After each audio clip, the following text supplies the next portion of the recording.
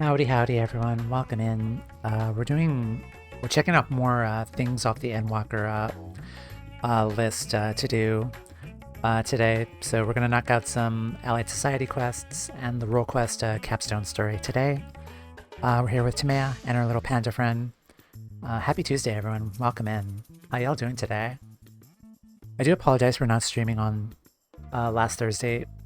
I think I was just too tired and burned out, really, to have the energy to stream on Thursday, but eventually we will get back to Hildebrand again, time permitting.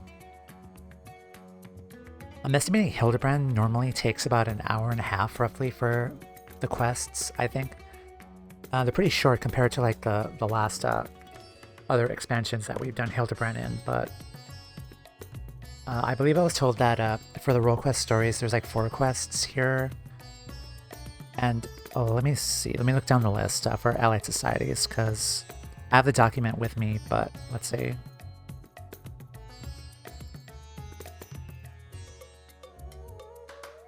Yeah, role quest Capstone is 4 quests. There's also another quest called Tales of Newfound Adventure. I don't know what that is. Oh, let's see. Allied Societies. Okay, so I did those. Inter-societal quests.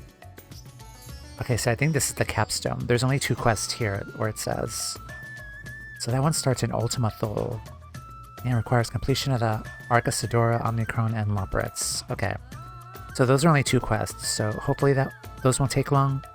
We could probably slot in the other quest to the Tales of the Newfound Adventure, because those are only 2 quests too. Shadowed Pasts. Okay, so we're not going to waste any time here.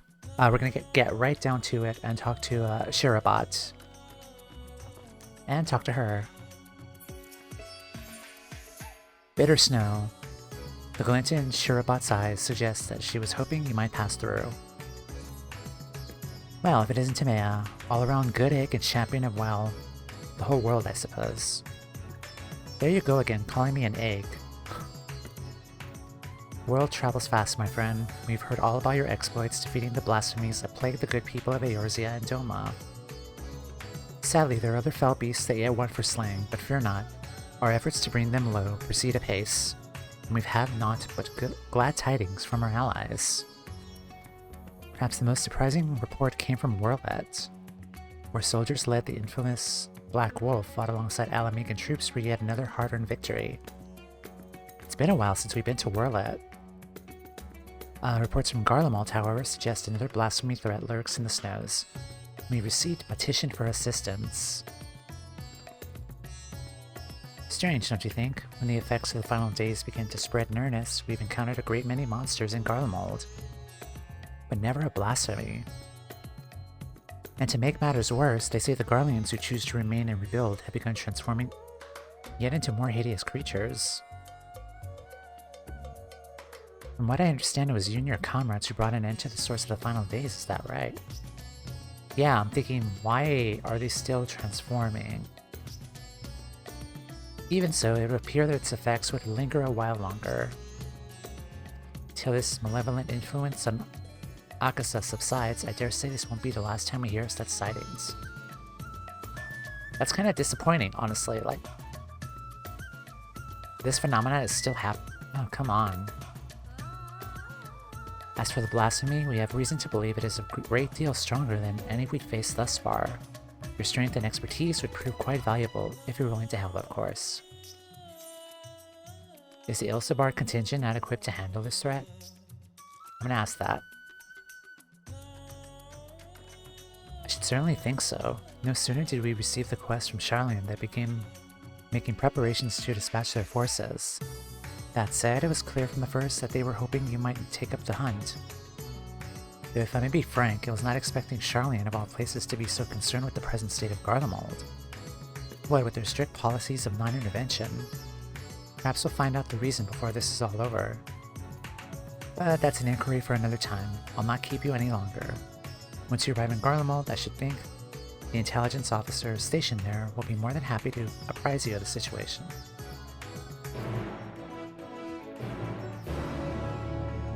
Alright, time to head to Garlemald, so you know what that means. Cold outfit. Let's go.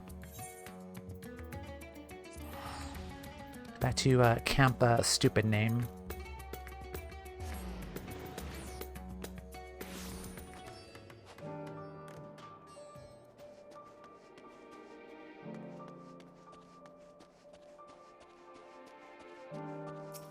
Hi. Toumeya, V. Toumeya, it's an honor to have you with us, miss. I presume you've come to assist in our hunt for the blasphemy. Maxima and Lucia will be pleased to hear it, if you would come this way.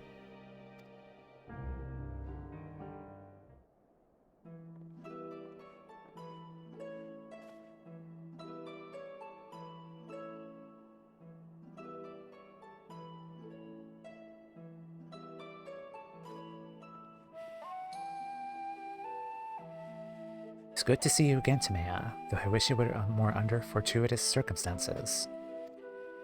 We were reluctant to call upon you, knowing that you but recently returned from the far reaches of the heavens. We are no less glad for your aid. Now then, I believe it's best if the man who first discovered the blasphemy explained the situation.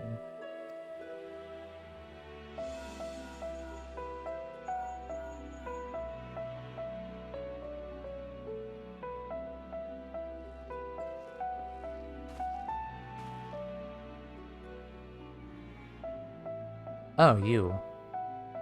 Toumeya, good. We may forego introductions then. Thank you for answering our call for assistance. As for the situation at hand, it concerns a joint effort between the Forum and the Loporrits to find a new purpose for the moon. While there is no longer need for a vessel to evacuate this star, we believe the moon may prove of use to the people of Etheres. After much contemplation, a rather ingenious proposal was put forward to transform the moon into a repository for man's knowledge, an archive of heretofore unseen scale. Wasn't that the main purpose since the first time you guys kind of considered that idea? Wasn't that what you guys were already planning to do already? Sharlayan has long had the honor of boasting incomparable repositories of the world's knowledge, but it's far from perfect. Should calamity befall us, natural or otherwise, the wisdom of ages we have long labored to preserve would be lost. But the moon is beyond any such risks. Once more, it is beyond the jurisdiction of any one nation. Thus did we consult the allied nations of Eorzea, the Far East, and Radzat Han. They agreed to assembling a survey team to take measure of the moon and its potential as a repository. Yeah, considering the moon has like tons of space now, we could put like tons of like books and stuff in there. Our plan for assessment was forestalled, however, by the presence of an entity we believe to be a blasphemy from the Tower of Babil. That's a good shot of the tower. I like that.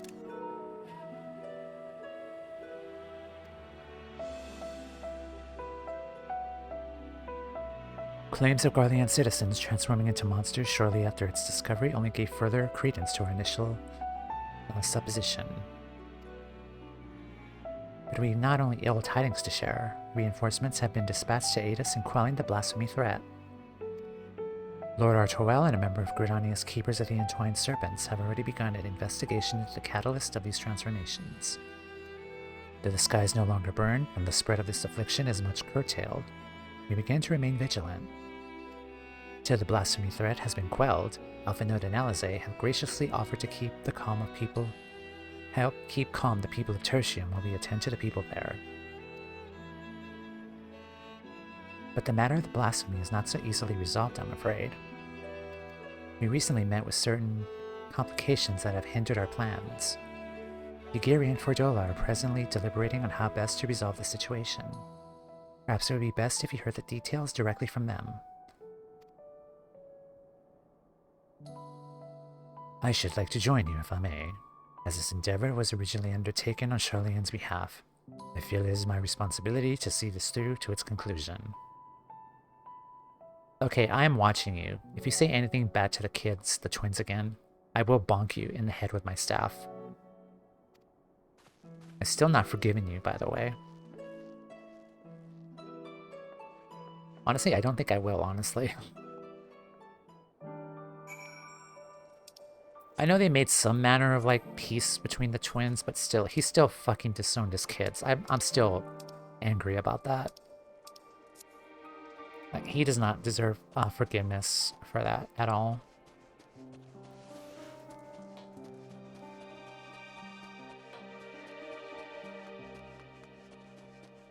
Hello. Somehow I should have known you would turn up eventually. I am everywhere.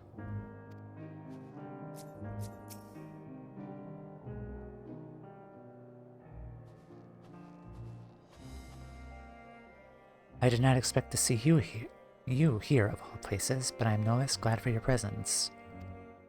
I presume more to the blasphemy is what brought you here, in which case I believe it may be best if a member of the reconnaissance team's guard explained the situation.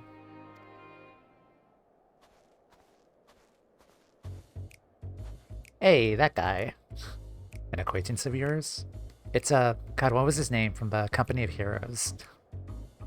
The leader. Long time no see, Lawrence. Aren't you the captain of the Company Heroes? It has been a while since the role quests, and we've gone through a lot of shit since then. Aren't you the captain of the Company of Heroes? Who, me? No heavens no. Just a lowly sword for hire, hoping to fatten my purse with a touch of mercenary work after taking my leave from Limsa. I'd reckon you sooner find Miss Beard's treasure than the Company of Heroes captain. And neither have reason to make themselves known, lass. Ah, bullcrap. You did not come all this way to hear about me, did ye? The blasphemy we're all after is making its nest in the upper reaches of the Tower of Babil. The auxiliary sector, I believe it was. But it wasn't alone. A sizable horde of beasts were circling around like knights protecting their queen.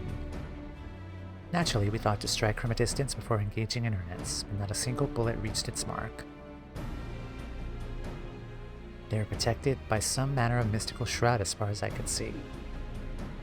Without a keen eye for magic, I don't see anyone getting through. By the time we understood the futility of the situation, we'd been spotted. Retreat was our only option. Pains me to say it, but there won't be any brute force in our way through this one. My understanding was that once transformed, these blasphemies are completely devoid of ether. With what energies could it create such a barrier? That's the question, isn't it? My first thought was some heretofore unknown technique for conjuring shields. Needless to say, I'm out of my depth when it comes to matters of magic.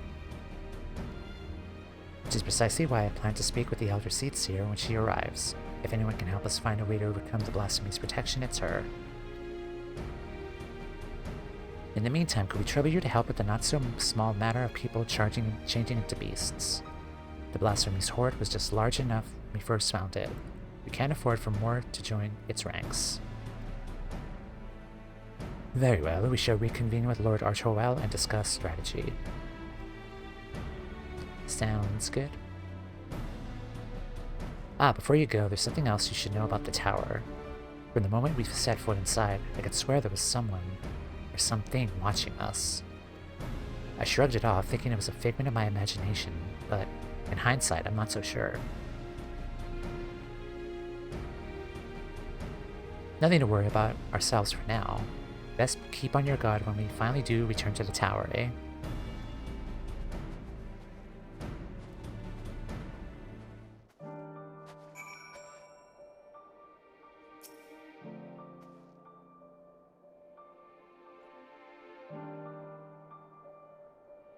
Arnvald sends his regards, by the way. He asked me to tell you not to push yourself.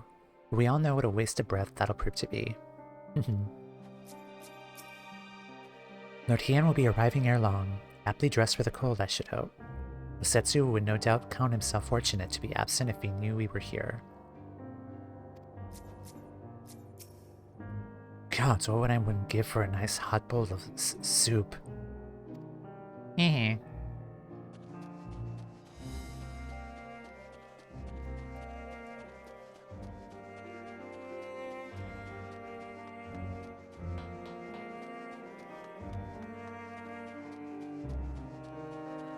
Yeah, if I do stream on Thursday, I think I'm gonna go back to Shadowbringers. I want to finish 5.3 with Marie. So that'll be fun to run a Seed of Sacrifice again, if anyone is interested. Under normal circumstances, I would never dream of leaving the Elder Seat to your side. Considering the nature of these blasphemies and the calamity they bring, she insisted a representative for Gridania precede her arrival. It would appear the investigation into the recent reports of refugees transforming is well underway. No shit, Sherlock. Toumeya, 'tis good to have you with us, my friend. Indeed, the road before us is not an easy one, and a woman of your talents will prove invaluable to our efforts. We've but recently returned from reconnaissance, wherein we made a few rather surprising discoveries. First and foremost, we are pleased to discover that no one residing within Camp Broken Glass or Tertium has turned. No doubt thanks to the concentrated efforts of Maxima, Alpha Node, and Alizé. However, we have reason to believe those who did turn all hail from Locus Aminus. They did say, I think, earlier that the place Corvos was Grahatia's homeland. They renamed it to Locus Aminus, if I remember correctly. Locus Aminus is Corvos, right? Grahatia's homeland. Oh, fuck off, Fortuno. You mean Corvos, the Garlean's ancestral home. The very same. The ill effects of the final days began to manifest there. A number of Garlean refugees from the region sought sanctuary in Garlemald. The capital was already in ruins when they arrived.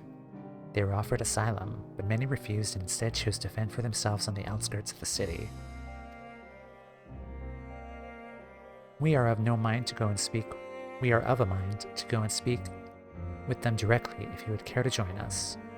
Perhaps together we can learn what other recent circumstances have triggered such terrible change among their people.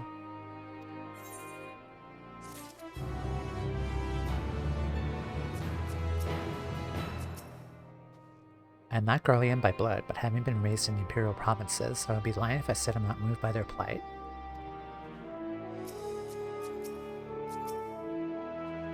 Locus Aminus suffered greatly in the wake of the final days. 'Tis only natural they would have sought shelter at the capital. I can but imagine their horror upon arrival. Okay, I do want to check the map here.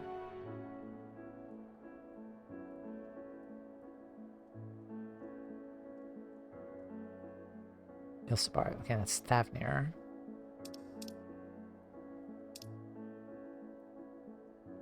So they're saying that Corvos is on... Hold on. Like, Corvos is from the east. Like, it's on this side, right? That's what I'm assuming. I'm kind of curious if we're going to see more of the Ilsabard continent here, like in later expansions. Because this can't be all of Ilsabard, Garlemald area here too. I mean, though to be fair, we don't know how large this continent is here, because these clouds here kind of like cover everything. I'm kind of assuming that maybe these clouds will go away once like new expansions drop, so they could expand more on this land. It kind of feels like it's that way. They're covering up this area, so they could add like new areas here, like Corvos, and maybe like add Warlit here somewhere too. We do know Warlit is in this area. Warlit is like somewhere around here, and like Corvos is probably like here to the east. There's also this area too that we have not really explored yet. And then of course there's also this side here to like the eastern side of Hingashi. We've only seen like this area here from the variant dungeons. Okay, this is the empty, or like the burn. There's Dalmasca's here at the bottom. I forgot. So I am curious if we're going to see more of these areas down here. But alright. I'm just, theorizing. Frozen Hope. Our Torel is eager to begin his inquiry. Time being of the essence, I believe it is prudent we split into 2 groups and cover as much ground as we may, as quickly as possible. I will go with you. If... Fudge. You and Master... Damn it. If you and Master Fortuno would inquire after the people of Victor's spoils, the 2 of us shall see what we may learn at Liminal Station 4. When you finish, pray meet us there.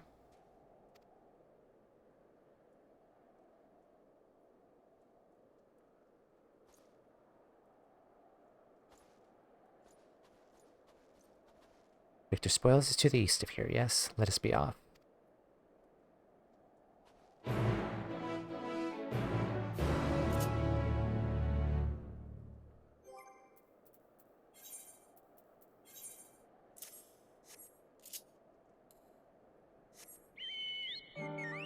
Normally I would let passengers on Mr. Beaky, but Mr. Beaky does not like Fortuno either, so you could just walk there, old man.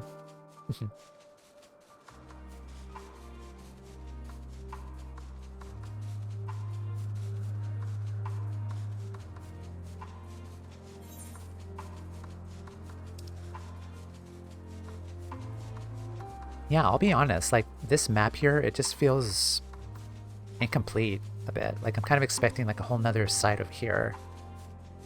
Like, I know, like, down here it's just, like, mountains and stuff, but I really wonder if they're gonna, like, expand here, this side, here, later on. Like, they could do that.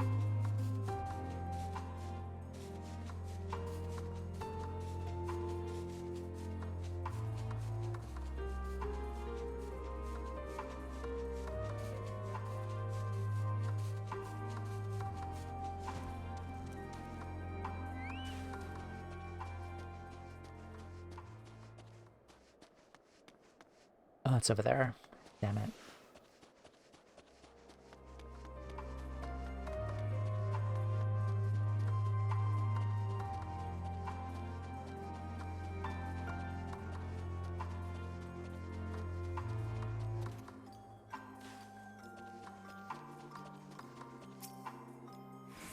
That they should choose to reside here in the cold, I can but presume they will not be amenable to conversation. Even so, we must not be deterred. Come.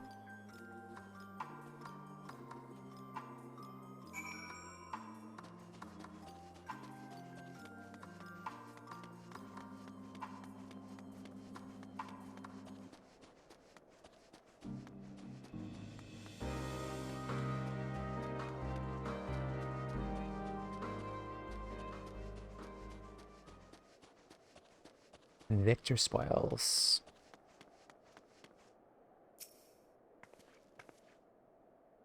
Shall we meet back here when we have finished? Can't imagine by you or anyone else would feign interest in our troubles, but if you insist. You'll find a great many of the people here were in the military at one time or another. Some retiring with honors and others without. Sadly, I'm one of the latter. Borne one too many scars in battle. Even so, my contributions were enough to warrant leave to move to Locus Aminus. It was a land of warmth and bounty. The Corvosi rebellion, admittedly, proved troublesome for a time. It did not take long for the Second Legion to quell their uprising. You could practically drown in the calm and quiet. Then one day the skies came alive with flame. We were overrun by all manner of foul beasts born of our brothers and sisters. The Second Legion barely had time to assemble their forces before they were overrun and snuffed out. Barely escaped with our lives. We were greeted only with more wreck and ruin of our arrival here. We've not the strength to take our home back from the Corvosi a second time. There's nothing left for us anywhere. Yeah, valid. Oh, hi. Hello. Hehe. Hi, Mard. Right. Questing 2?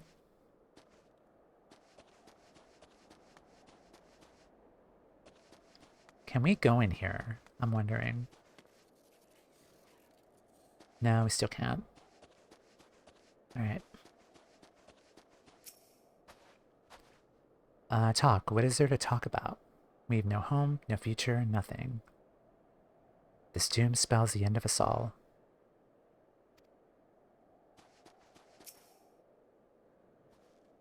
Come to hear our grievances, have you? We've more than you have time to hear them, I'm sure. Yes, I was planning to do the exact quest when I knew... Oh, that's convenient. Yeah, welcome in. We've lost not one, but 2 homes. Our loved ones, our livelihoods. There's nothing left. I served my time with the military, for what? To lose all my friends, my son. And there was naught to show for it but our claim to Locus Seminis. Or so we thought. Calamity was visited upon us for reasons we know not. And we thought to flee, it followed on our heels to Garlemald. Ruin and ash at every turn.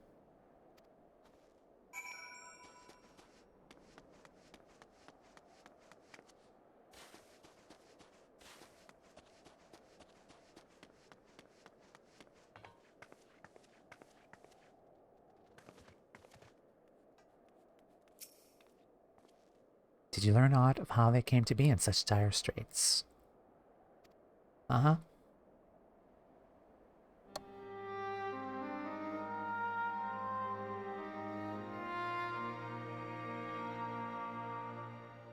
I see. I've heard much of the same.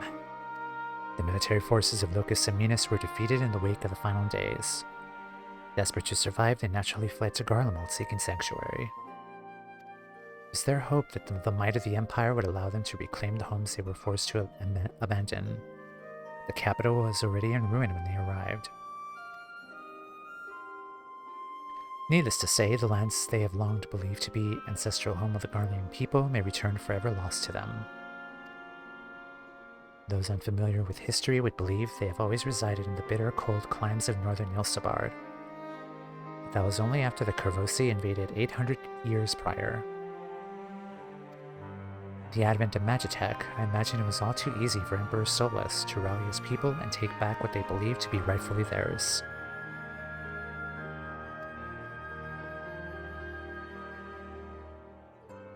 Yet history would tell us true, that the land they call Locus Seminis has been known by other names and served as home to myriad peoples. Indeed, one need only look back to the Allegan's reign in the Third Astral Era to give the lie to Garlean claims of sovereignty.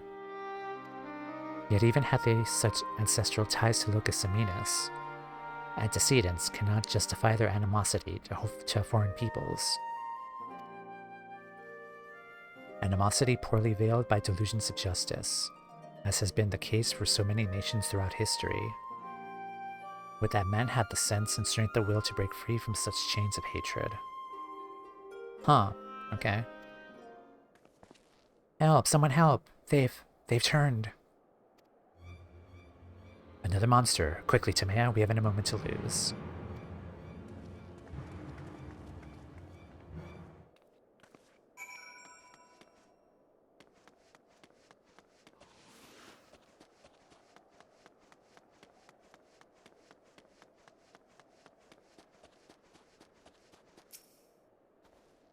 One of my mates seemed unwell, so I thought I'd come over to look in on him. Next thing I knew, he... No one appears to be injured. Did he not attack? He just walked off in the direction of the tower in a daze, as if I was calling out to him. He could not have gone far. If he would go after him, I would remain here and see that all are accounted for. Sounds good.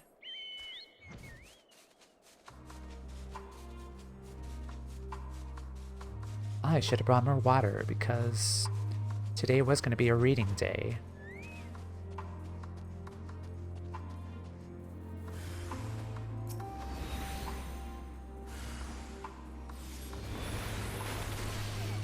I'll lure mine over here.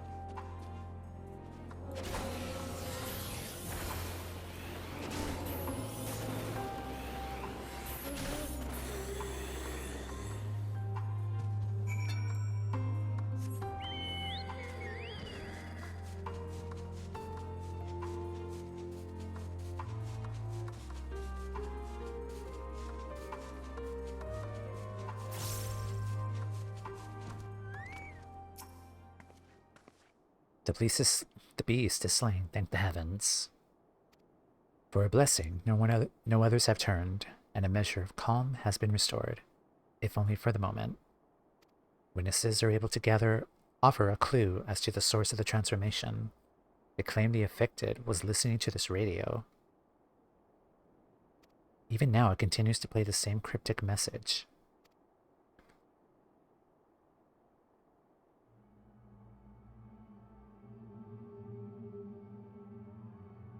Empire, no more.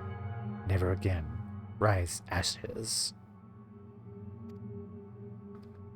Though distorted by radio static, you could hear a voice saying the Empire is no more. Never again shall it rise from the ashes. I don't like the creepy music. Alright, I need a water break. Just one sec.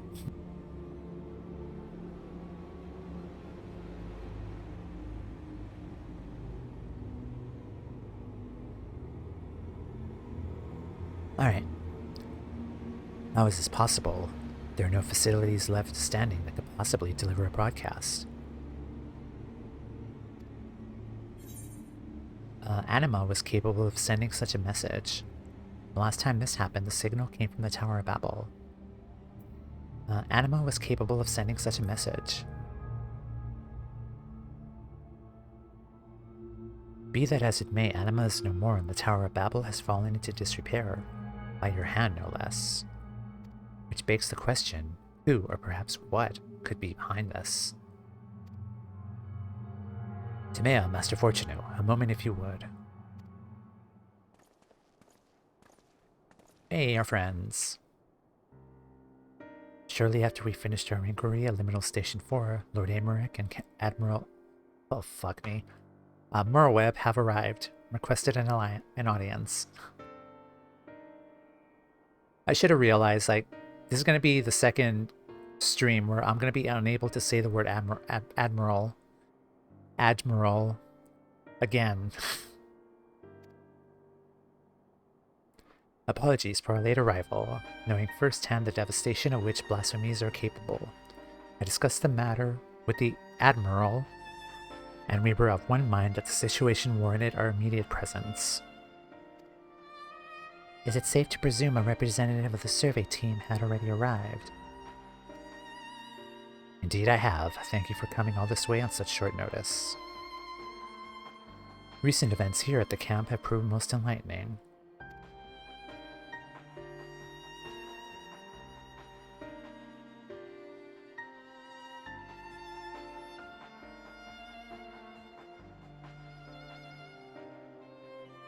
And this is the aforementioned radio. Empire, no more. Never again. Rise. Ashes. A harsh reminder of the misfortune, sufficient to push one some wayward view over the edge, it would seem. Yet there still remains the question of who is sending this message, and from where. Glory. Everlasting. Garlemald. For glory everlasting for Garlemald. No, it couldn't be. You recognize this message. A mantra often spoken by Lord Nerva. Anyone who lived in the provinces under his authority could scarcely forget those words. He sought to claim the throne after the assassination of Emperor Varus, did he not? After civil war broke out, he all but disappeared according to the intelligence we managed to gather. How could he have managed to breach the tower undetected? To have done so and remains unnoticed by creatures infesting the tower seems a nigh impossible task unless... he was also turned. Do you think the voice in the radio is Nerva?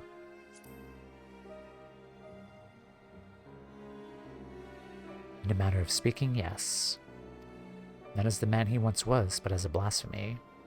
Robbed of the throne and forced to watch the empire he longed to command crumble before his very eyes. If such loss did not drive him to the same fate as Quintius, the despair he felt no doubt overcame and turned him. Nerva's delusions of grandeur aside, the Garlean plight sounds not unlike the Sahagan, desperate to preserve their spawning grounds. Indeed, though unscrupulous by any measure, the Garleans found solidarity in their ideology, as did the people of Ishgard in the church. Adrift without home or purpose, it's all too easy for despair to take hold. Would that a remedy were as simple as offering them land as we did the Sahagan? In all likelihood, the Garleans would refuse to settle for aught less than what they believed to be their ancestral homeland of Lucas Saminas, a claim the Corvosi would readily take to arms to denounce. We do well not to further fan the flames of animosity twixt them. Then perhaps at the very least we can offer them a peace of mind, and a means to regain some semblance of stability in their lives. To offer them true comfort and stability, Garlemald must be rebuilt.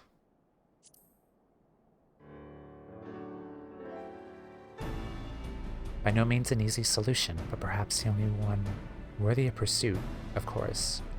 This new Garlemald must remain a sovereign nation, free from the oversight of others. Aye, they would see no meaning in it otherwise. If I'm not mistaken, Alfinid and Alizé have already made strides in helping the people here regain some normalcy in their day-to-day living. A most important first step. But it will mean little without proper leadership.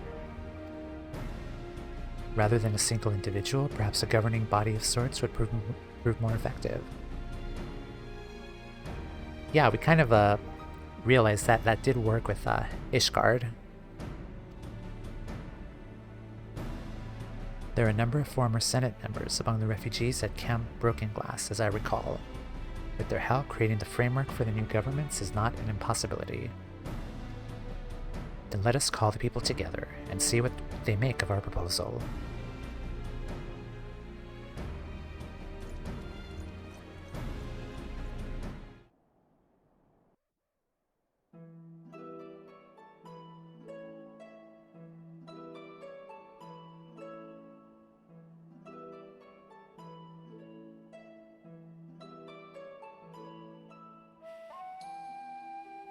The final days has taken much from you all. I can but imagine the pain you feel in the face of such an immeasurable loss.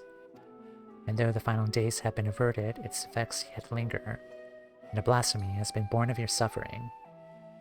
Decisive action must be taken before further harm is wrought upon you. To overcome such adversity is too great a task for any one person, but as a people united, there may be hope for the morrow. While it is not our place to decide how you move forward, we would offer a small measure of guidance. You would tote a number of former members of your Senate yet remain among you. Would you be amenable to an interim government led by these individuals, until such a time as Garlemald can be rebuilt?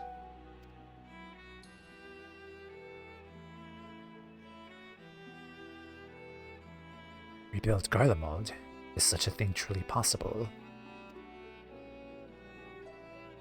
Even if we do cobble together some governing council, they won't be making anything of that pile of ash we dare call Garlemald. I was wondering about this. As time goes on, like with new expansions, are we going to slowly see... I'm kind of hopeful we slowly see, like, Garlemald kind of come back from this. Kind of rebuild itself again. Kind of similar to what the Doma Enclave was, too. Like, of them rebuilding Doma again. Like, they kind of, like, reveal, like, a new area for Garlemald, for the Garlean people. Kind of like the Doman restoration kind of thing. That'll be kind of like some fun side content to do for this, as a way to, like, donate resources to them and get money, too, along the way, because I really enjoyed the Doman restoration fronts on my alts and on Toumeya. It was a good way to make money, but also we kind of saw the progress of them rebuilding, in a sense, with all of, like, the Doman characters that we've gone to know, like, throughout the story so far. Fingers crossed, I really want to see them create a Garlemald restoration side quest, and us kind of seeing the progress of them rebuilding their homes again. I would really love to see that again. 14, please. There's no going back to Locus Aminus, either. Rack and ruin. Those are our only options.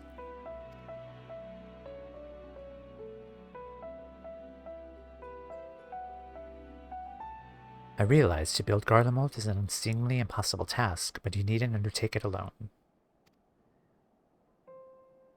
My children are working with members of the First Legion as we speak to begin an organized relief effort.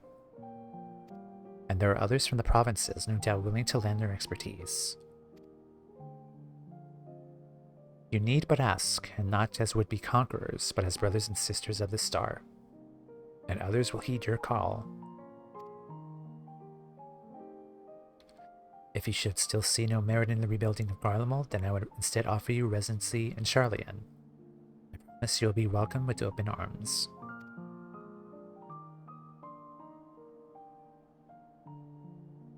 Sharlayan, so now you expect us to go and lick boots in some country you never even heard of.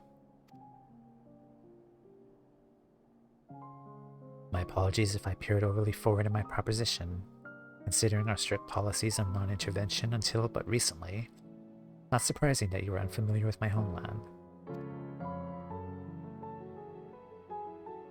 It's an island nation to the north, home to myriad peoples, which is why I believe it will not prove difficult to accommodate you and yours. To be clear, you would not be migrating to Sharlayan to live in servitude.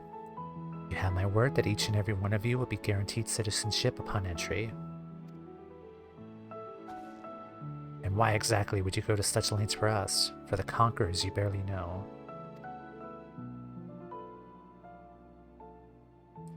Sharlayan was long aware of the coming doom that would be the final days, and so we were preparing to evacuate the star, taking as many people and resources as our stores would allow.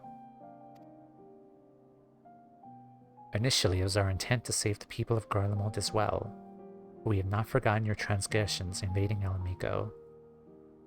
Your rejection for our entreaties for peace.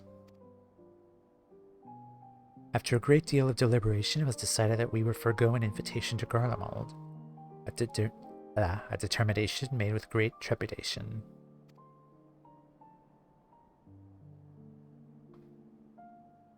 We had to convince ourselves it was ultimately for the greater good, though I could think of at least one individual who continued to protest. Yeah, 2 people. To ignore the plight of those one might conceivably save is not wisdom, it's indolence. Oh, he was talking about his father. Okay. Sage counsel I brazenly cast aside when confronted with the final days in earnest. But Toumeya here and her companions refused to forsake those we were otherwise unwilling to save. With great risk to themselves, they achieved the impossible, and opened my eyes to the error of the Forum's decision.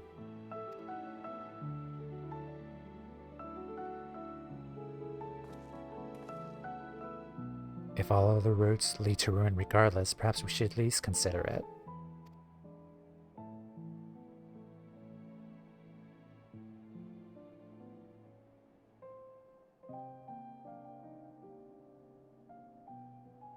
Then it will be my pleasure to invite you all to Camp Broken Glass, where you shall have warm food and beds both.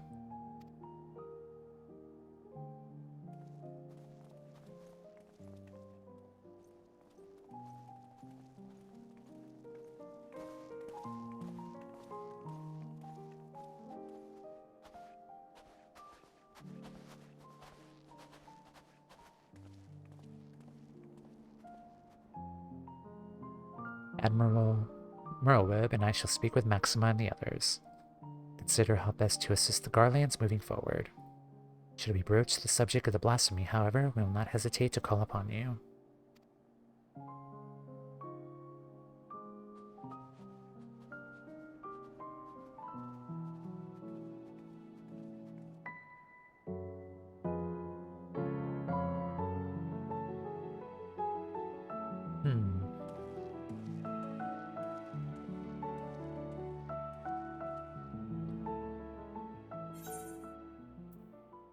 Strength, dexterity, vitality. Intelligence, mind.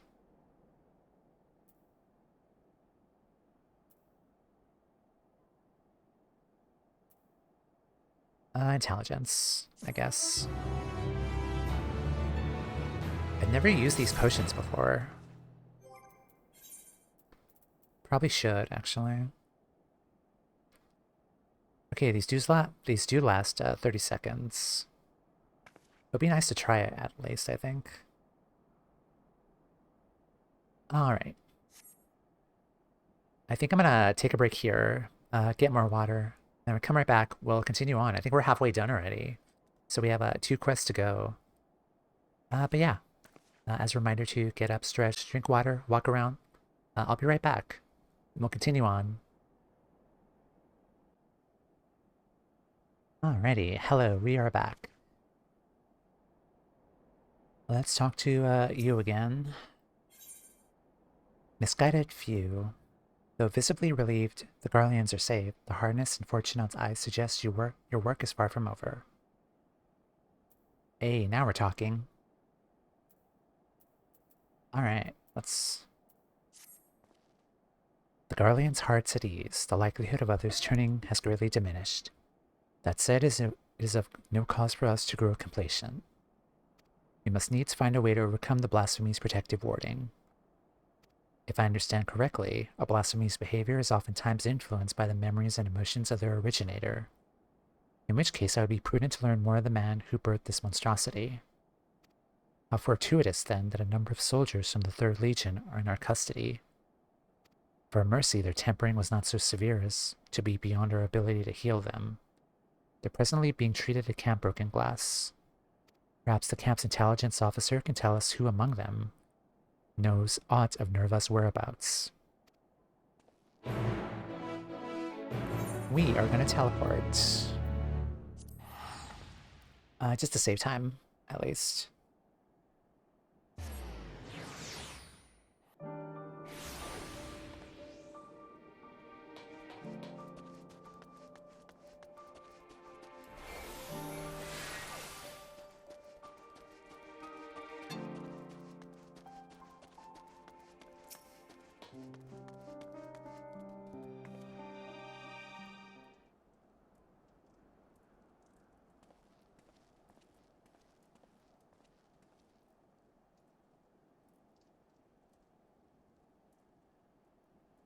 I see. Perhaps it's best if you speak with Virgilia, legatus of the 3rd Legion. She's still on the mend, but the Chirurgeons aren't like to oppose a brief conversation. If you would wait here a moment. I think we fought her in the duty when we were coming over here. Do you remember her?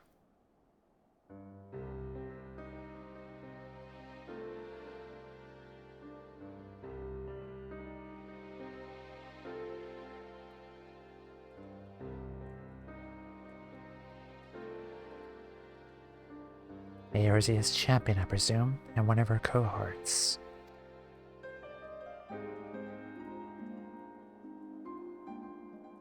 What business have you with me? The Sabbat is faced with imminent crisis, and we believe the knowledge you bear may be key to stopping it.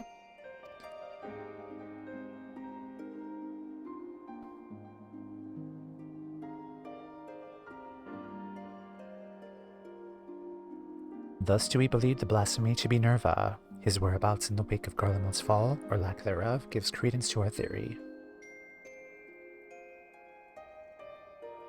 Lord Nerva.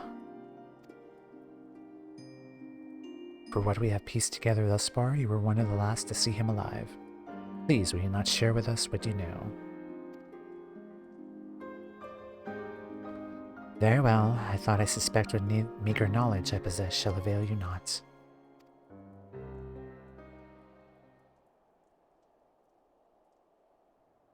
I last spoke with Lord Nerva's shortly after the warning sign with the 1st Legion began. Cloistered within the lower levels of the Cenaculum Imperialis, he spent the better part of the day listening attentively to the radio. He seemed hopeful, or perhaps desperate, for news that the tide might turn in our favor. The next day I left for the front line. It was there I heard a terrible noise, which I assume came from the Tower of Babil. Then darkness took me, and I remembered naught after that.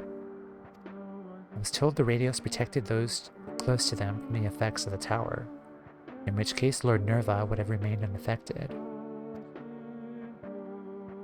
But he has ever been devoted to Garlemald, for glory everlasting, he would say.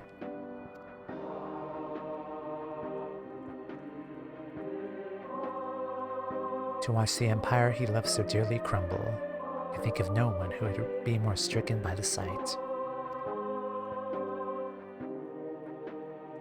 It would seem we were right to assume what became of Nerva.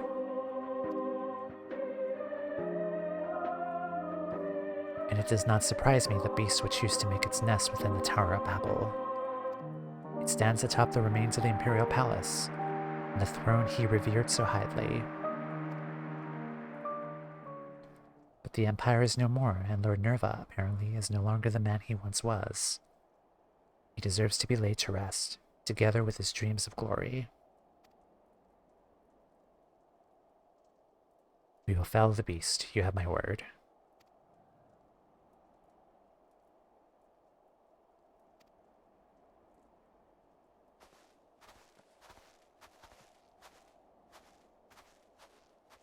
Apologies for the interruption. Kane-sama has arrived and we're ready to depart. It is good to see you, Toumeya, Manfortunato. I have spoken with Lawrence of the ward protecting the blasphemy. I am quite confident that the manner of aether-based magic bars our path. If I may be so bold, Elder Seer, we reached the same conclusion initially. But that simply is not possible. These creatures born in the final days are devoid of ether. As such, they would be unable to produce such a barrier in a manner to which we are accustomed. Do you suppose it's possible they manipulated Dynamis to achieve a similar effect? I too thought to dismiss the notion of a barrier filled by ether. That is, until I stepped foot here in Garlemald. Even now I could sense streams of ether flowing towards the tower. Its purpose was, after all, to harvest the reserves of energy sufficient to reach the moon. Even if one is capable of manipulating ether directly, it stands to reason control of the tower would alleviate such a need. It is merely conjecture, of course. I cannot say for certain until I have examined the currents with mine own eyes. I might ask you to accompany us.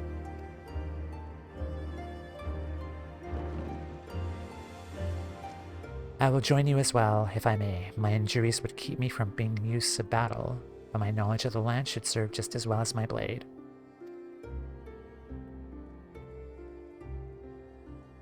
I would not be opposed to your company, but it is not my decision to make. She may go, as long as she remains under watch by you and the others. Very good, might I suggest we begin at Regio Urbanissima. I sense the greater confluence of aether in that vicinity.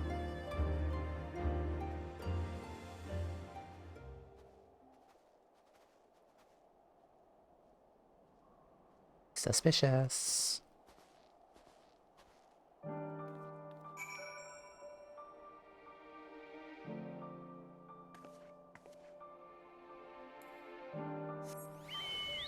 Oh, sorry, Mord.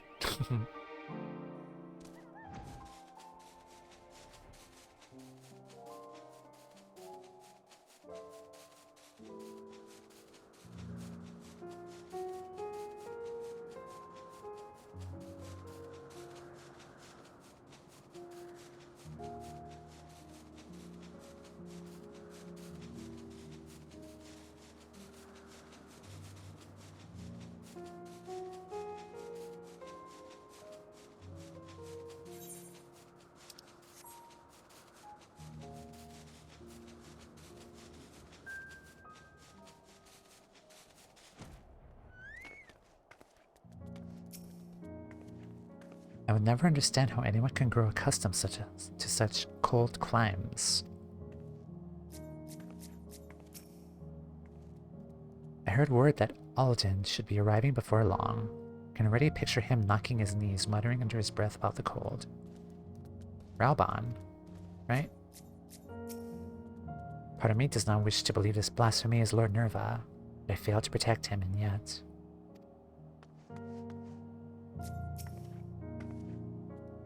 Sure, it's just my imagination, but I can't help but feel we're being watched again.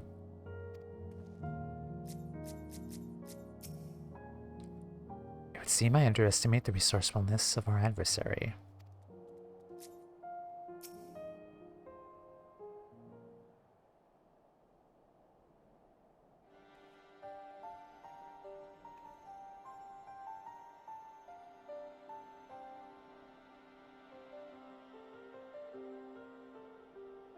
As I thought, the ether stream here flows towards the tower, as do all others in this region, no doubt.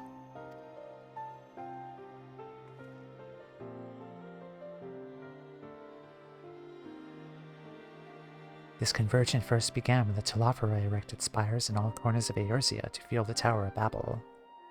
But once destroyed, this divergence of ether should have ceased.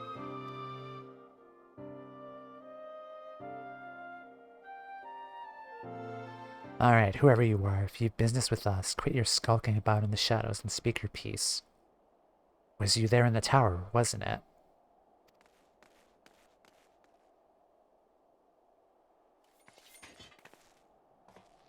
Hey. My, you're sharper than you look.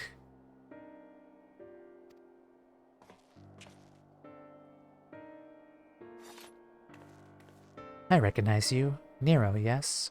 Why are you following us? I should have killed you when I had the chance.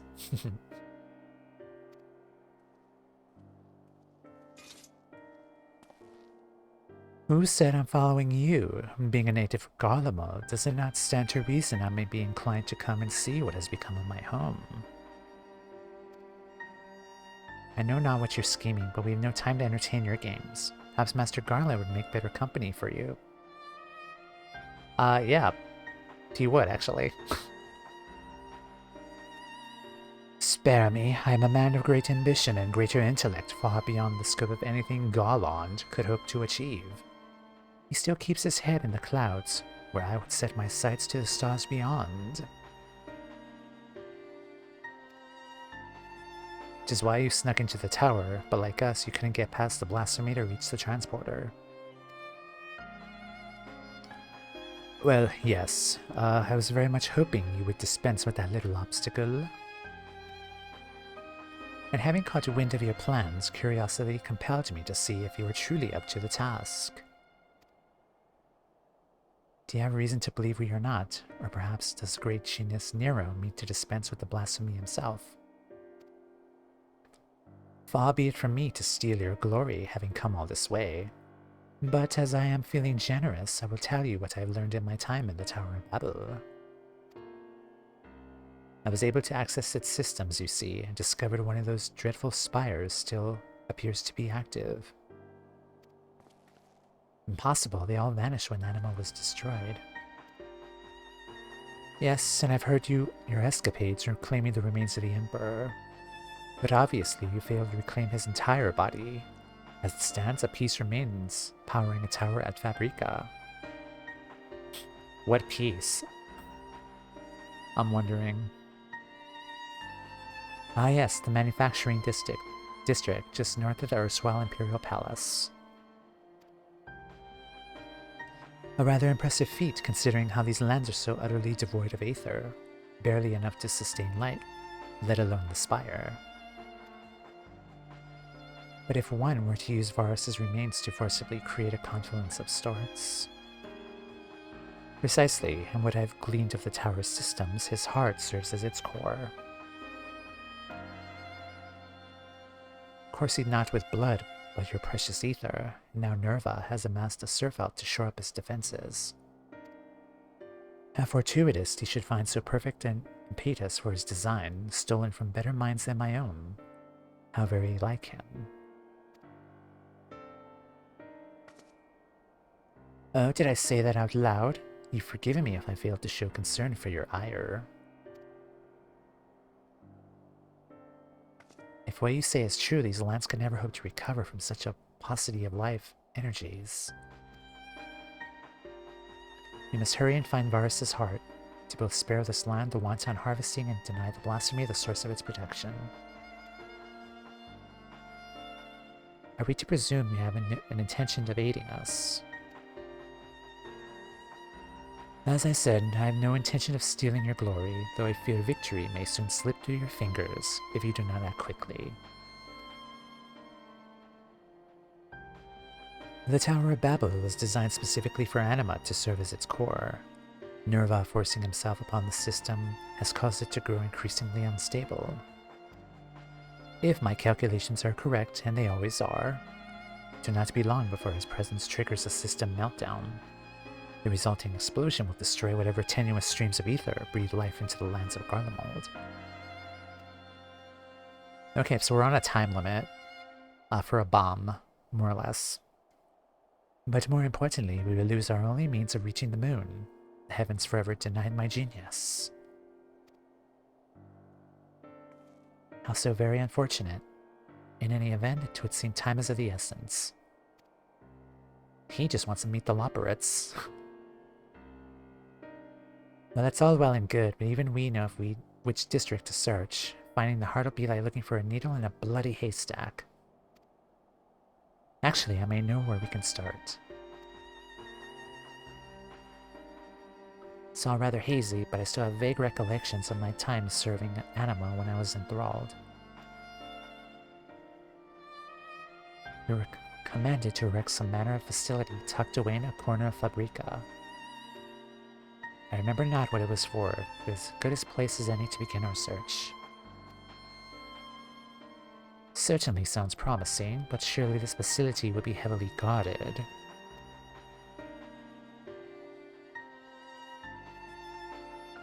Maybe it's best to divide our forces. If it's just the four of us, it shouldn't prove too difficult to sneak inside and find the heart. Meanwhile, our main force shall stand ready to storm the Tower of Babil when the barrier gives out. Leave it to us.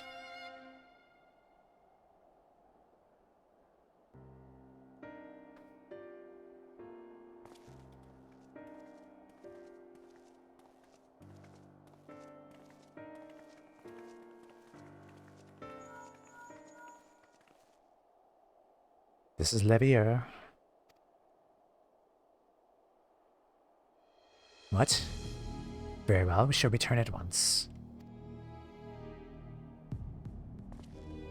A number of Garleans have left camp for the Tower of Babil.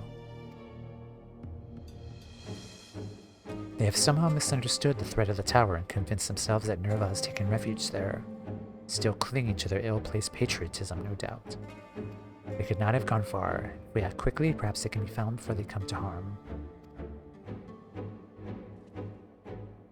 A wise man would not waste his time on a few wayward refugees. I thought you Charlian scholars knew better.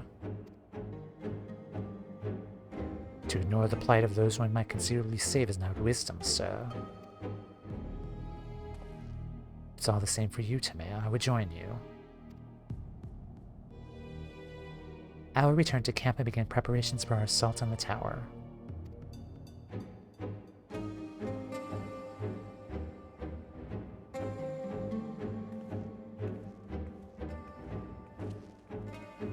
And I suppose I should go as well.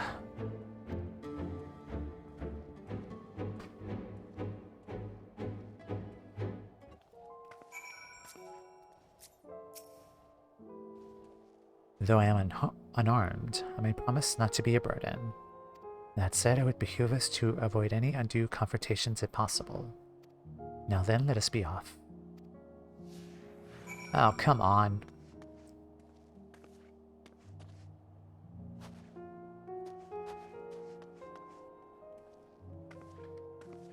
So you're doing the same quest, Mord. I'm kind of wondering, it would have been really funny, like, if other players were doing this exact same quest, like, they have their own fort, you know, just walking alongside of them, and we could just see them.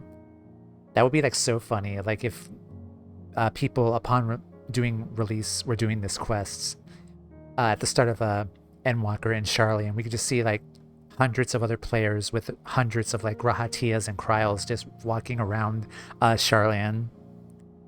Though I feel that would probably break the game. Yeah, that would be funny, yeah. Though to be fair, I don't mind seeing hundreds of Grahatias, personally, but yeah. Though I think that would be impossible, though, considering like having so many NPCs just walking with other players like in plain sight would probably just break the game, I think. Which is sad. So no infinite Grahas, I guess. No trace of them here. Let us keep searching.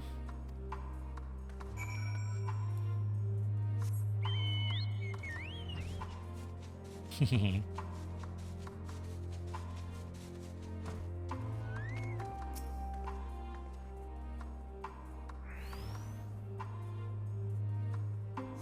Help, someone, please.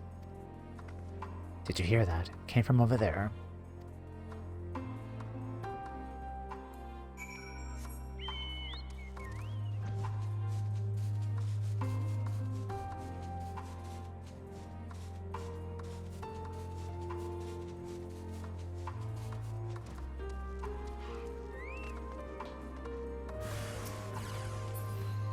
I'm gonna lure mine over here. Come here.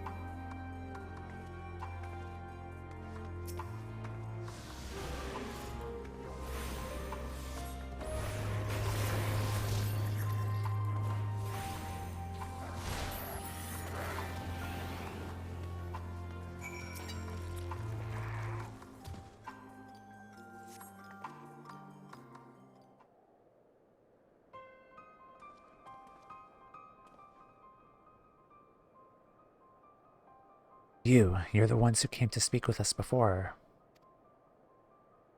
We heard Lord Norva had returned, was assembling his forces in the tower, but...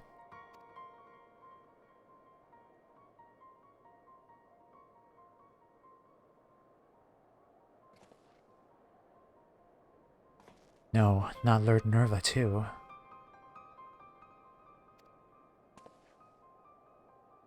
Then there really is nothing left for us. I'll not deny your situation is dire, but you are not without the path forward. I believe you the passion and conviction needed to rebuild Garlemald. If you shall choose, or failing that, you could begin a new life anew in Sharlayan. Rebuild Garlemald? No, there's no point in entertaining so lofty a dream. We would sooner die than suffer life under the rule of another.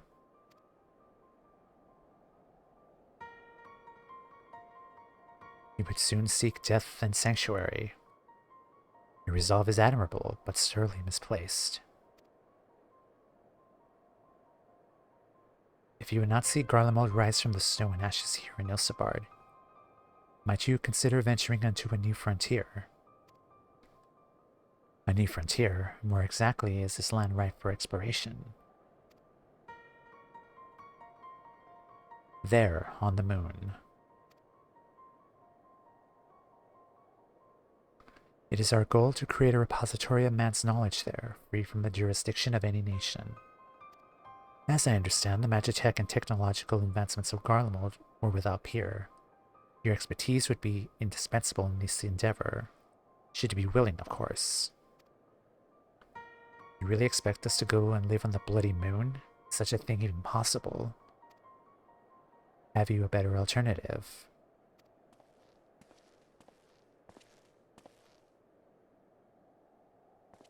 Lest you forget, Garlemald did not rise to grandeur from contemplacency, in the present or rumination in the past.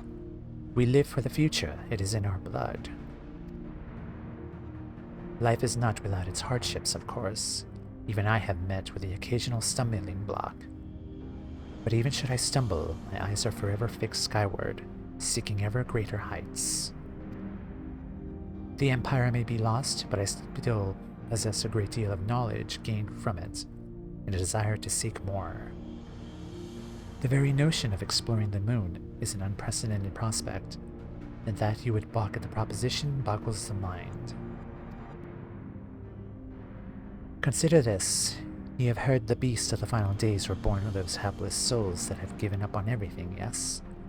If that is indeed the case, can you tell me why you still stand before me? Because deep down you believe your life is yet worth living. Deep down you've longed to reach for the unreachable. I mean, he does have a point about that. But perhaps you don't. If you should choose to lay down and die here in the snow, that's none of my concern.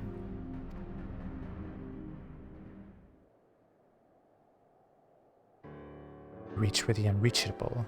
That sounds like something I would have said back at the academy. Alright, we'll go. I suppose it's better than dying here in the snow, as you so grimly put it. Then we must first dispense with the blasphemy that commands the tower. That's my job. Hard to believe that Lord Nerva, of all people, could be turned into one of those monsters. Please, you must stop him. Put his soul to rest. Thank you, and sorry for causing all this trouble.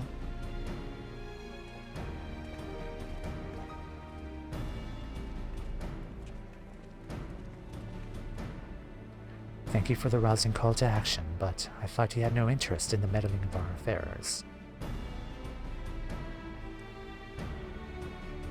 Lest you misunderstand, I abhor the idea of my countrymen blindly following nobles they know next to nothing about.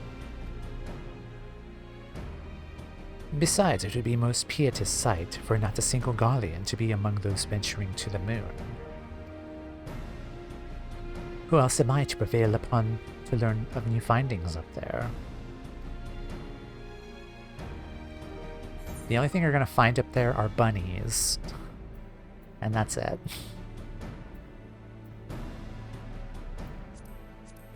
$11, 1, 6, 3.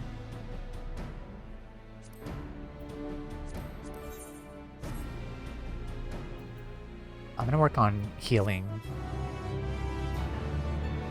So I really need poetics to kind of gear up because the last couple of quests, like from the Alliance raids and MSQ, have kind of barred me because I'm unable to queue into like Alliance raids because my item level is just so freaking low. Like,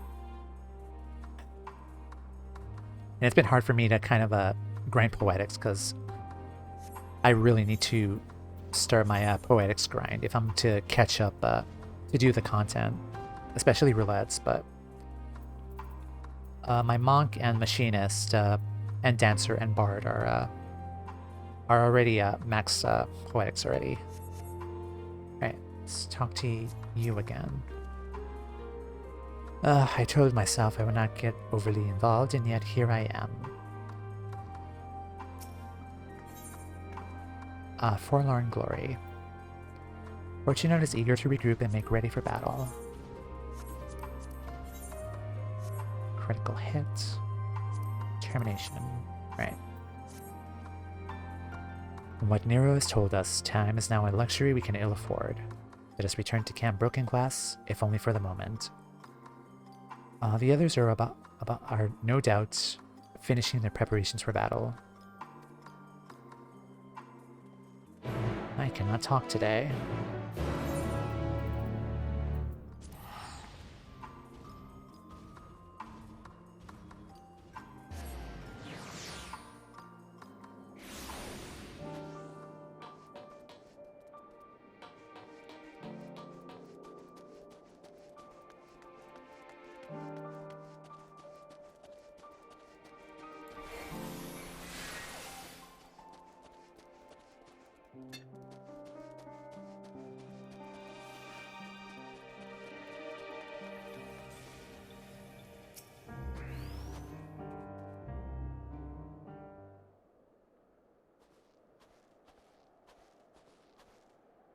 I should hope the other's absence means all proceeds apace.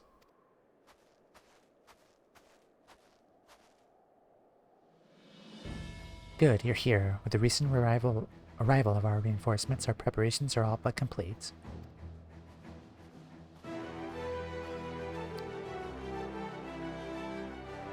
How are you guys not shivering? Like, it's freaking cold. Also, Rauban, is your left arm protected from this cold because of your injury? I mean, like, how are you guys not bundled up, especially you, Rauban? Apologies for our lateness. It seems we're at least in time to begin delivering the crushing blow. Aye, and if the fates are kind, this will be the last we see of those damnable blasphemies. Commander Alden, Lord Hien, thank you both for coming.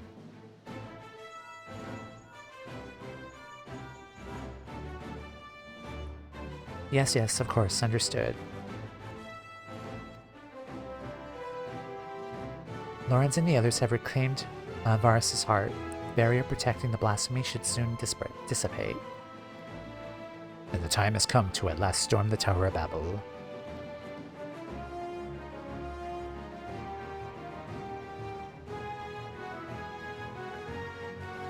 I guess Rauban is such a badass, like he's so fucking cool, that the cold fears Rauban.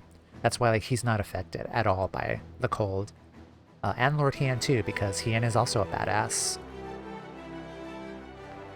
Admiral Merweb and Lord Amaric await our arrival at its base.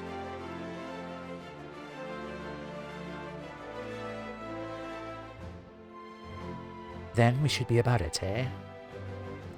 I suppose this is as good an opportunity as any to keep my hammer from rusting over.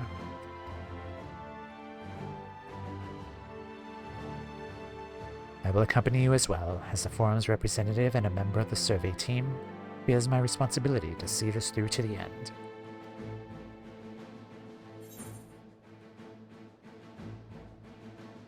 I mean, are you sure you wouldn't rather wait here? Despite appearances, I am no stranger to the battlefield. Indeed, I've seen my fair share, traveling the world in service to the Forum. Oh yeah, he was a sage, apparently. Though I may not be the equal of Alphanode and Alizé, we shall not find ourselves wanting. I promise you that much. Fine, come along then.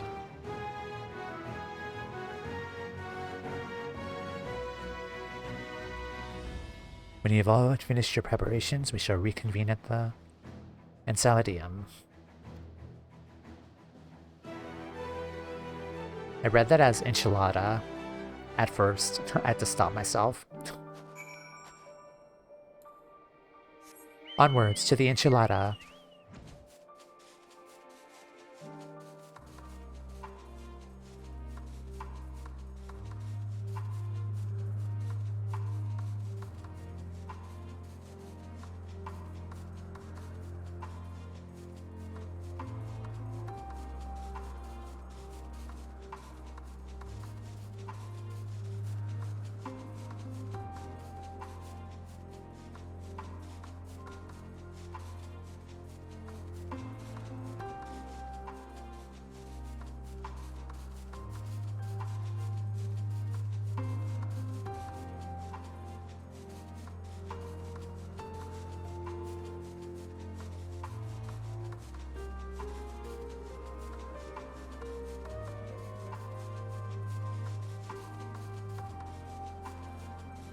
Alright, you are glowing.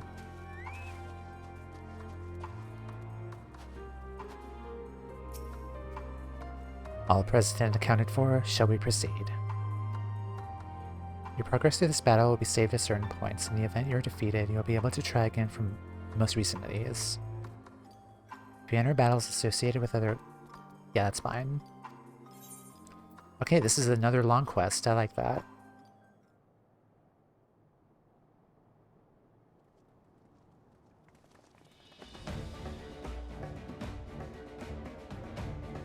The squad. Hehehe. Our objective is simple. Locate and eliminate the blasphemy Nerva. Though the barrier guarding him is no more, a number of beasts will surely block the way at the auxiliary sector.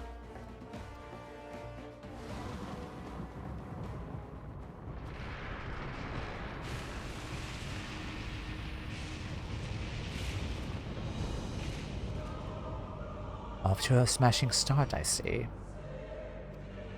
It would seem the tower will reach its limits sooner than I anticipated. If we are to save the transporter, we must hurry and find Nerva, now.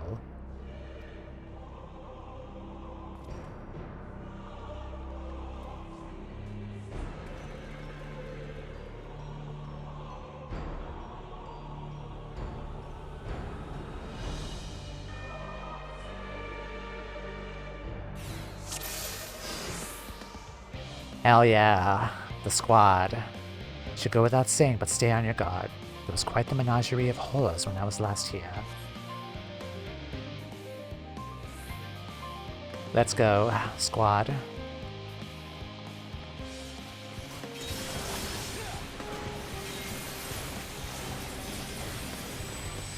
To arms.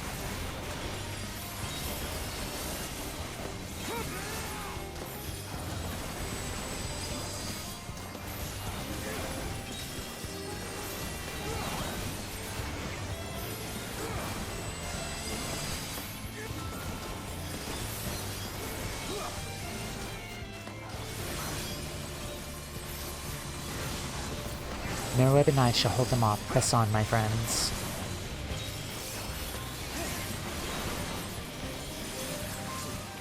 The path has been revealed. The winds favor us.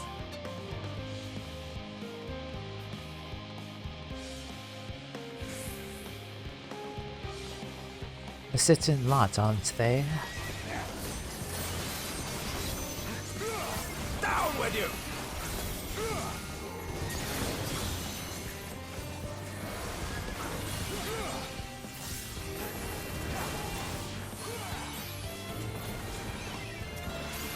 I shall hold the line here. When you see an opening, take it, and do not look back. Alright, Baymeric.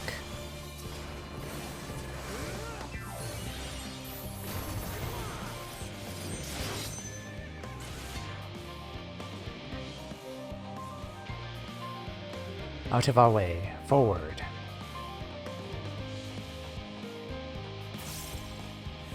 Never did make things easy. Let us get this over with.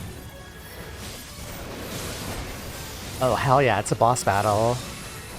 That is so cool.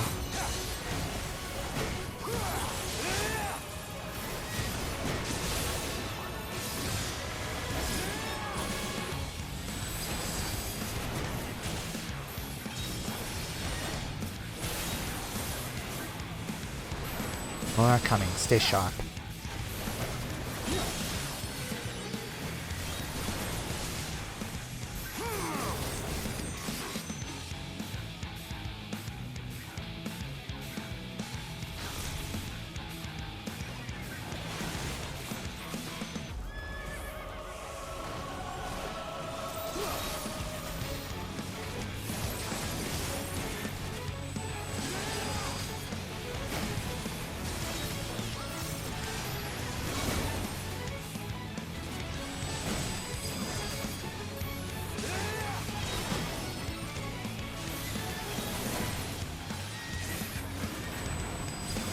There's no end to them.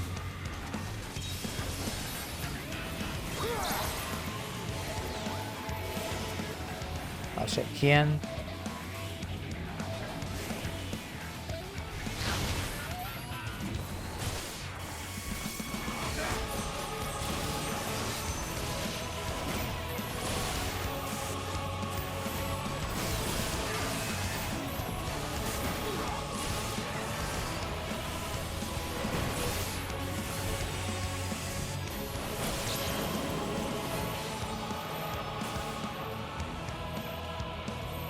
Gather.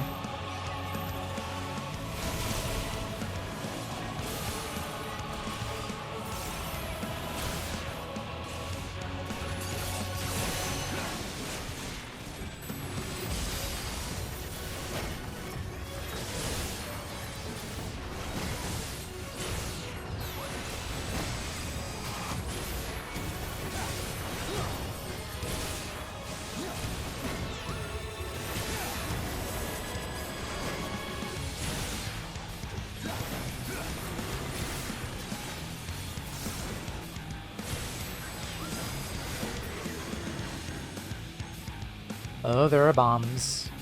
That's a...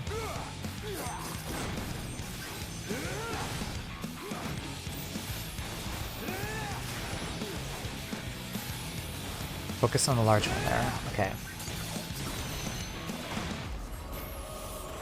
With me, Toumeya.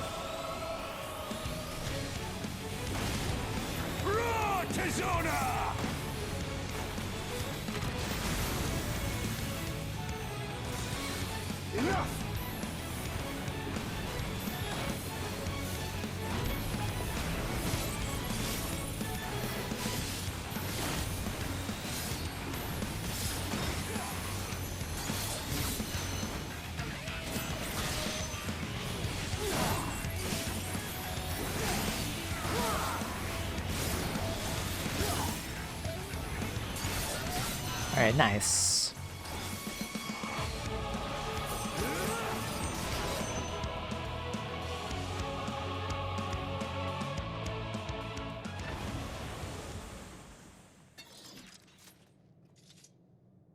Is that the last of them?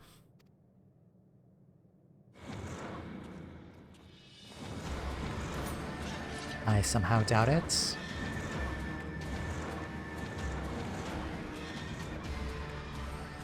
Of course not. We cannot afford for them to impede our advance any further. Commander Alden, let us hold them here. Master Fortuno, take the others and go, quickly. Understood.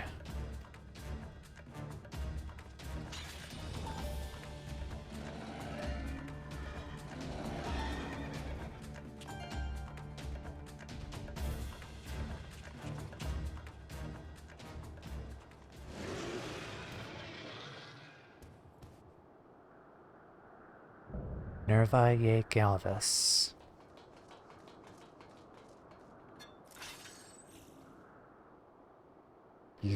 Leave now. Garlemald is mine. Mine.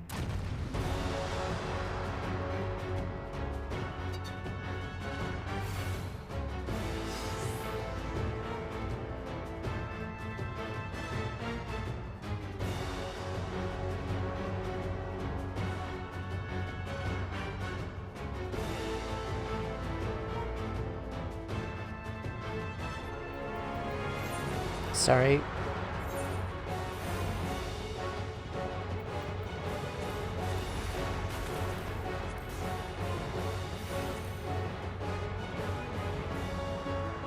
It's a cool shot of everyone.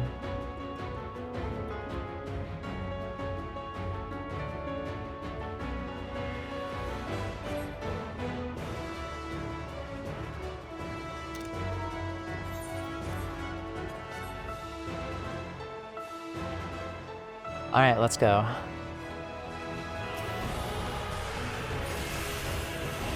He sends here, Nerva, for Garlemald, her people, and all who call the star their home. Blasphemy or no, I'll not suffer anyone who gets in my way. For glory everlasting, for Garlemald. Iron Nero.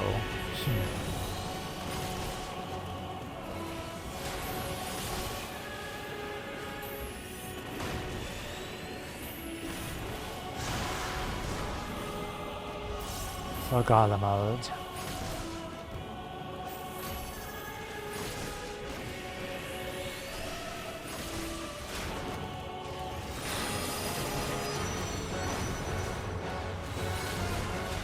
Ow.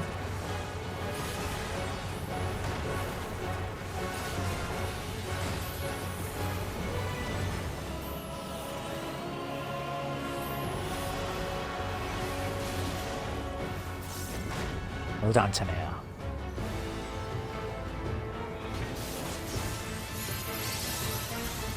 Hey, rescue.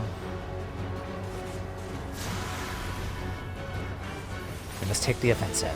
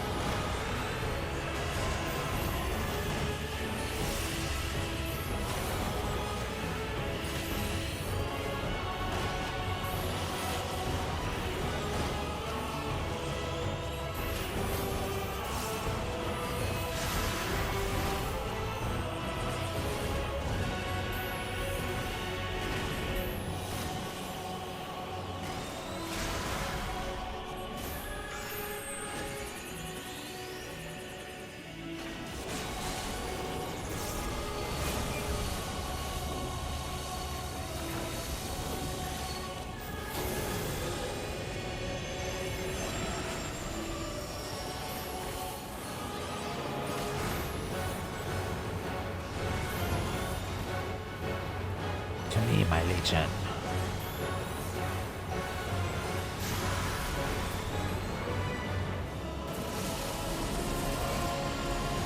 Alright.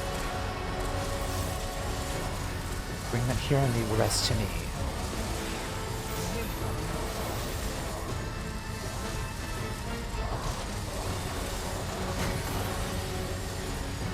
You could thank me later.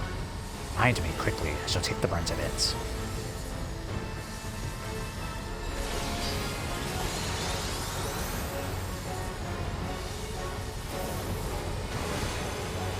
We must drive it back.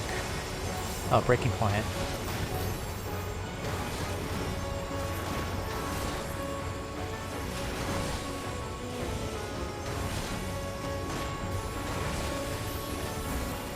Godspeed, good.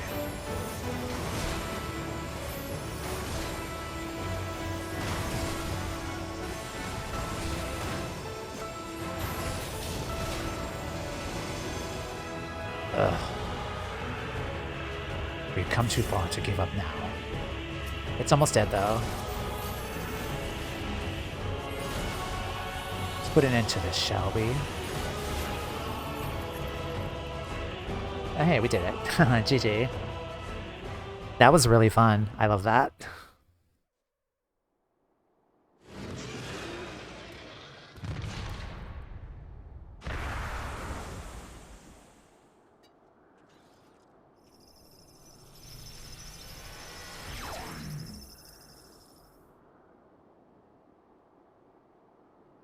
For glory everlasting, indeed.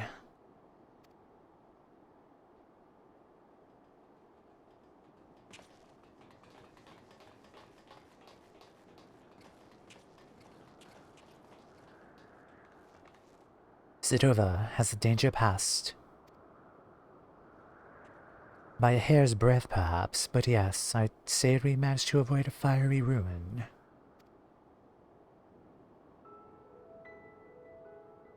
Our path to the moon is open once more. The duty of Sharlayan has ever been to chart the course of history, not to change it. Thus did we fervently hold to our policies of neutrality and non-intervention. In truth, it was all in service to our plans of exodus, to abandon this star to its ruinous fate. Harsh though it may sound, I still believe it was ultimately for the greater good. Thanks to you and your comrades, however, it was fate that did not come to pass. Sharlayan will now find a new way forward, not merely for the preservation of knowledge, but for the betterment of the star and all who call it home. I believe I speak for all of the Forum when I say it to be an honor and a privilege to work towards such a goal alongside the allied nations. Aye, an age of true and everlasting peace is finally within our grasp. We will seize it together.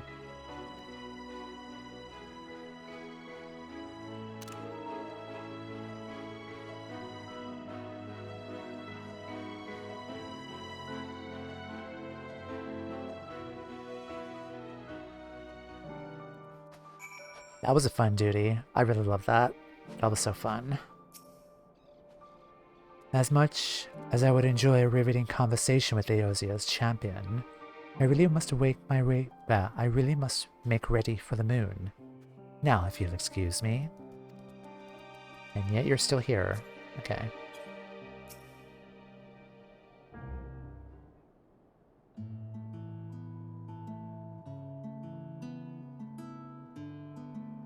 Tis a relief to know we're no longer in need for battle. Despite my experience, I must confess I am less suited to it. The allied nations' leaders, meanwhile, demonstrated an aptitude for combat far above what I might expect from diplomatic figures. And you, my friend, I see now why you're so regarded as Eosia's champion.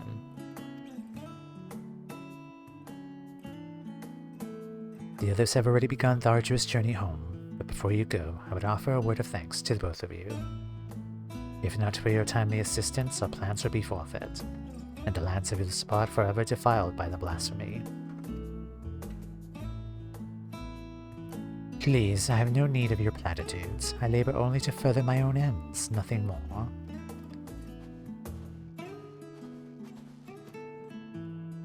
We've heard the news, thank you for everything. With Lord Nerva laid to rest, we've the peace of mind to move on without regret. Oh hey, Bunny. There you are. Now what's this I heard about you clearing out the Tower of Babil? Are you finally ready to return to the moon? Oh my god, a talking hare. Ah, what fortuitous timing. Allow me to introduce you to Livingway of the Loporrits, a moon dweller and overseer of the survey team. Livingway, these good people will be the moon's first residents. I trust you and the other Loporrits will take good care of them. Pleased to meet you? Residents? Oh no. I mean, yes, splendid. After many long years of planning and preparation, the moon is absolutely most definitely ready to accommodate your stay.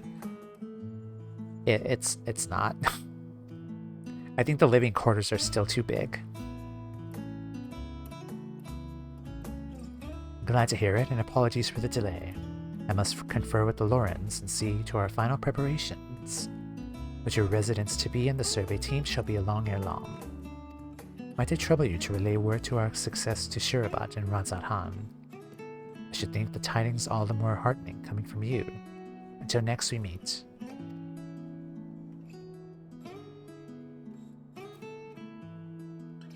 This is such a mindfuck. Like the very serious, prideful people of Garlemald, like talking to the Loporrits. But wait, you're not leaving for the moon without me.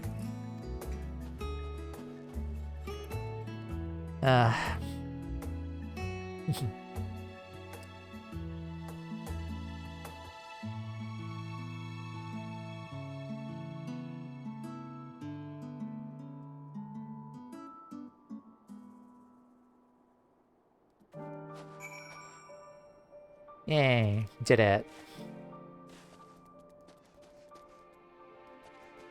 Woo. Alright, let's head back. Razat Han.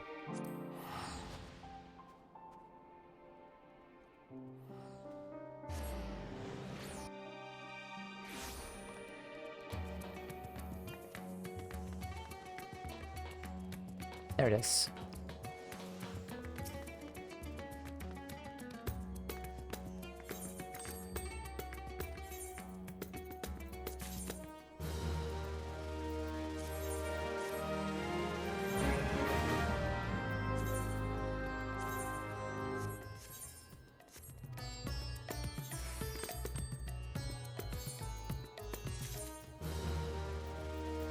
A dish rack.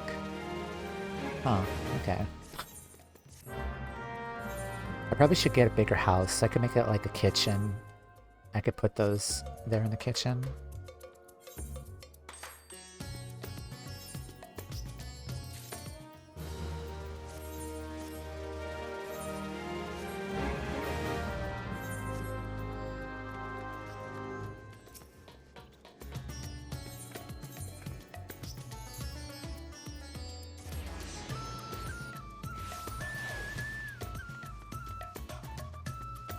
Oh, let's... Since we're done...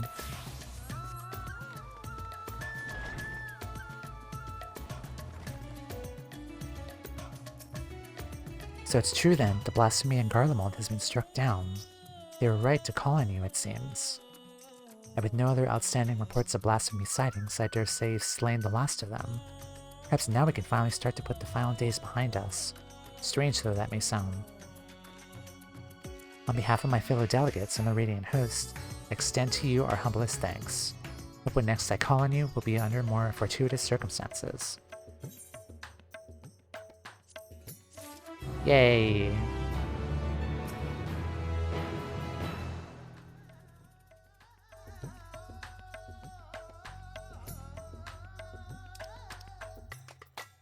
Some of our parts. Yay! Blessed relief. Alright, we got a title though. That's cool. Alright, yeah, that was a really fun kind of continuation of it. Let me just go to my document here and we'll check those off. Yeah, it was a fun story. It was good to see the leaders again. It was good to see like all of the other minor characters too, like Fordola and Lawrence too, in that. Since we've quested with them before. Alright, Roll Quest Capstone. Check those. Okay, those are done. Awesome. Check those off the list.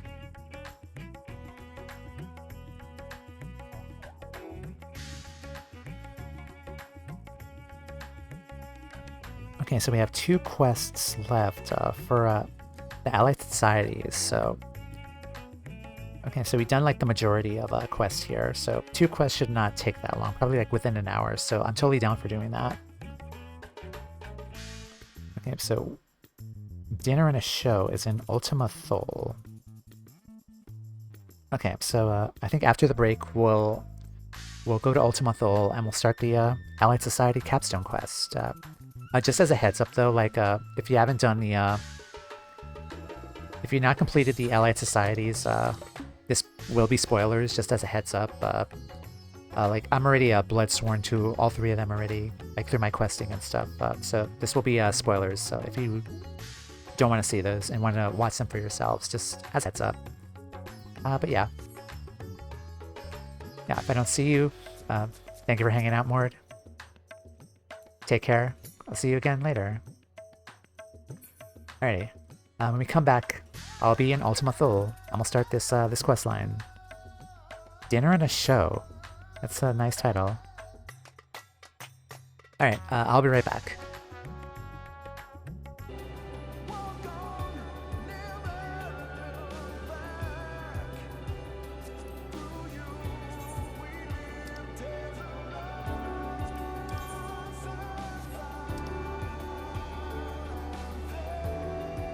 God, this song makes me cry. Hi, we're back. We're here again. God, I love this song so much. Okay, hi Jammingway. Dinner and a show. The manager's work is never done, so Jammingway's muttering would indicate. Here for a status report, Toumeya, I quite understand. I get so terribly anxious whenever I have to step away from the cafe. Why, just the other day I returned to find Garlemald had snuck behind a counter to bathe in the soup. Such incidents aside, the last dregs couldn't be more successful. We're bustling with business and Elysian is thriving. Yet as the manager of this operation, I'll be remiss to not ponder new ways to make juice a little more happiness out of this carrot. This unit hastens to indicate that the current levels of juice and happiness are within optimal parameters. Any attempt to push either beyond capacity may prove disruptive to the present equilibrium. Of course it would be disruptive, you glorified can opener. I love their banter so much. A threat to the status quo it may be, but innovation is the lifeblood of business.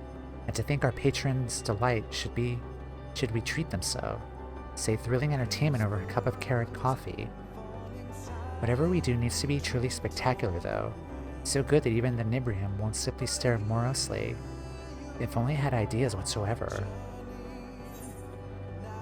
The dreaming ways are full of ideas. Can't vouch for quality though.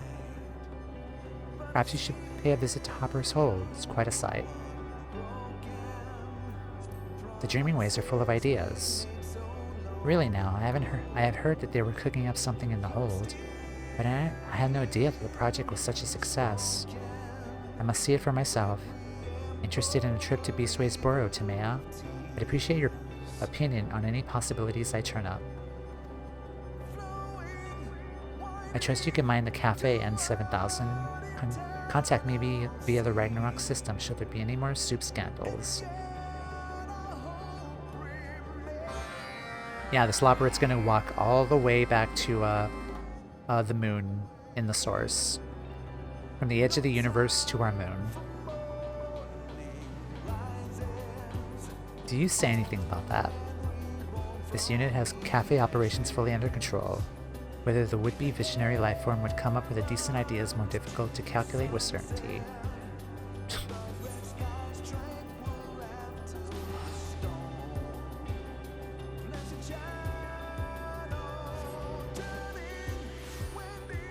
Oh my god. I need to get more Aether Eye tickets.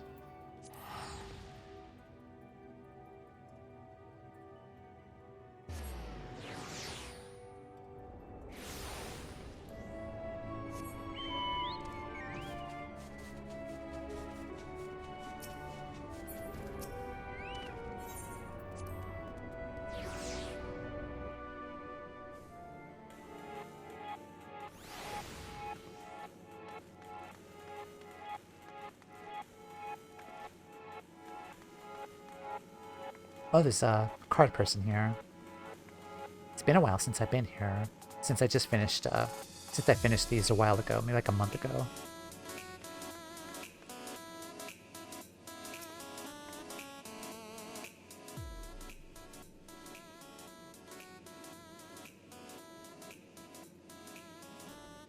So this is the new Hopper's Hold, eh? I must say it's a significant improvement over the crates and buckets. As for these stations that everyone's hopping to join, that one over there is a true work of art. I particularly appreciate their taste in subject matter. Let's see. That is really cute. Like, I have to take a screenshot of that. Like, all of the hard work they put into, like, drawing this. Yeah, it's cute. There's the theories, all the happy bunnies. It's also a nice touch that they added the bluebirds there, considering what we went through with Medion. That's so cute. However, one can hardly expect half a dozen civilizations to share the same aesthetic sensibilities. I shudder to imagine the pontification and gunfire that would ensue if we asked our patrons to paint a mural. Those machines reminded me of N7000 right down to the years. It would fit in quite well with our current staff. And again, that would hardly be an innovative addition, wouldn't it? We already have more condescending numerical projections we could possibly need. I suppose music is another matter of taste, though those Loporits certainly seem to be having fun. This is honestly like my favorite thing here, like the whole DJ booth and the music here. I think like this is my favorite part of this area. Do you think a mortal dragon would enjoy being blasted by laser lights while it sings its ancient melodies? No? Pity. A shop, perhaps our patrons would enjoy a selection of knickknacks sold alongside our regular menu items. Though mining those Omicron coins requires a truly exorbitant amount of processing power. And what if increased circulation led to a drop in Omni token value? Mother forfend. This station looks familiar. I wonder if Cookingway has any new recipes to share. But there is quite a bit of carrot on the menu already.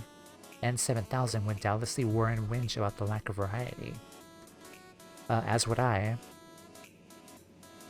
Yes, is that a broadcasting station? Oh, I do so love a good transmitter. I wonder what sort of messages they're sending.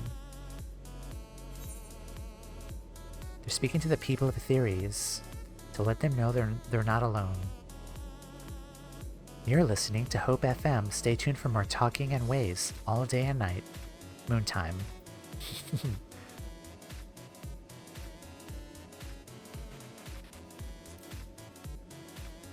Color me intrigued. Ensuring widespread access to receivers seems like a hard work, but well worth the effort indeed.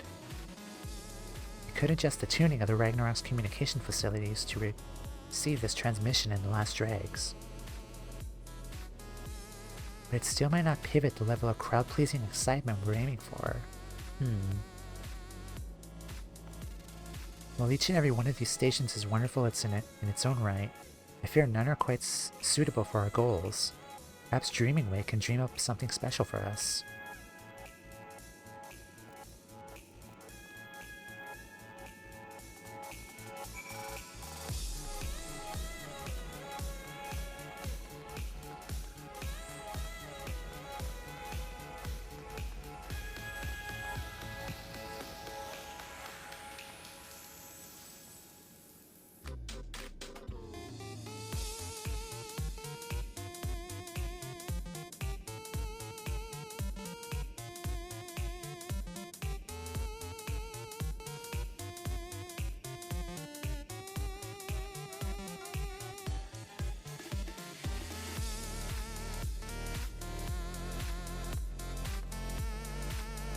Alright, I needed a water break anyway. It's good to see Dreaming Away again. Do you think you can get me one of those shirts? Ooh, Toumeya, is that Jamming Way? It's been so long, I started to think they were avoiding me. You opened a cafe out in Ultima Thule. That's one mother of a dream. And business is booming. Well, I am honored to be consulted by your upcoming event. Now we only need to work out what it is. Have you spoken with Talking Way yet? You received letters from listeners across the star. Surely one or two have mentioned exactly exciting happenings on the theories. Wait here.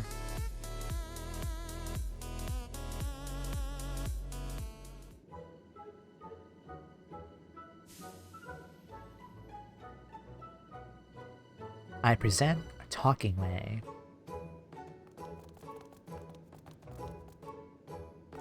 Pleasure to see you again. I'll be happy to assist in your endeavors however I can. Forgive me, have we met before?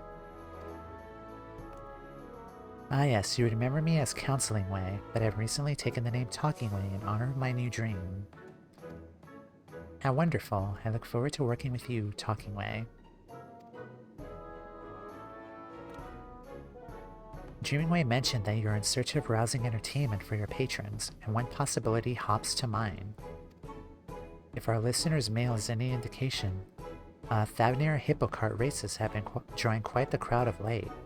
Folk come far and wide to see those hippos hurdle, 'tis said. Hurdling hippos, why that does sound exciting. We could set up a race course in the necropolis to give the Last Drake patrons a prime view of the action. Yeah, but with the hippos like that, though. A stirring contest of speed and skill, the likes of which Ultima Thule has never before seen. Surely that will pique even the neighbor's interest. Any ideas of how we might approach these hippo racers, Toumeya? Their leader is a friend of yours. You really do know everyone. Hope we can count on you for an introduction.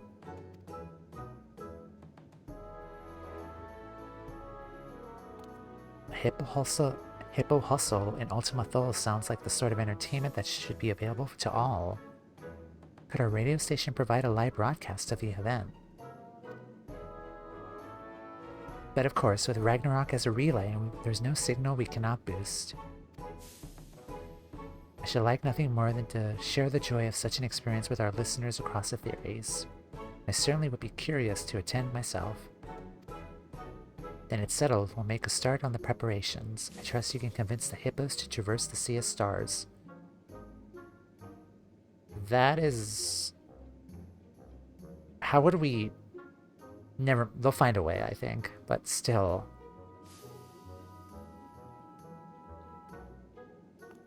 To Thavnir, you said you were looking for a woman named Tyrna, correct? I can hardly wait, in fact, I can't. See you there.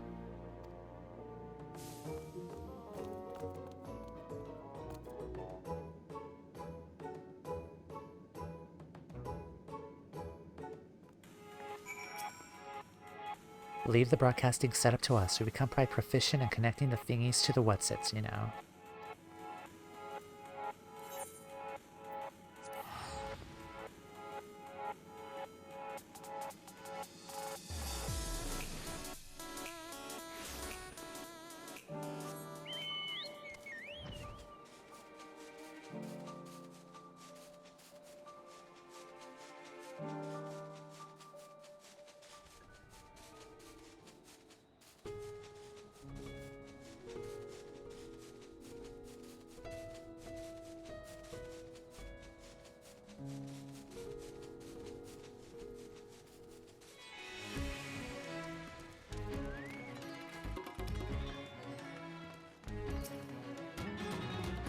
This is my first time meeting an Arcasadora in person.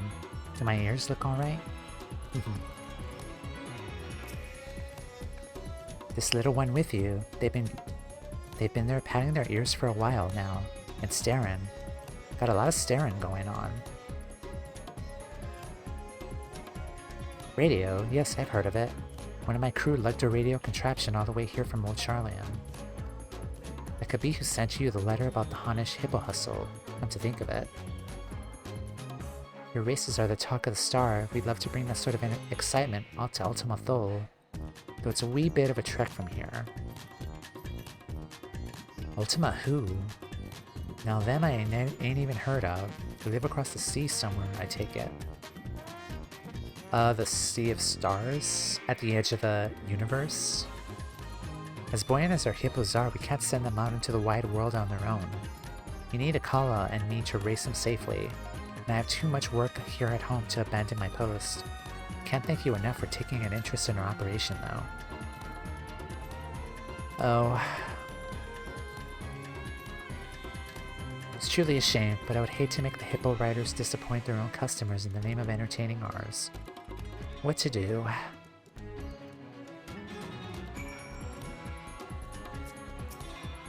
Dreaming away and talking away, we're excited for this plan too. We mustn't give up just yet. I'm calling a strategy meeting to be held. Wow, that post over there looks like a good place as any.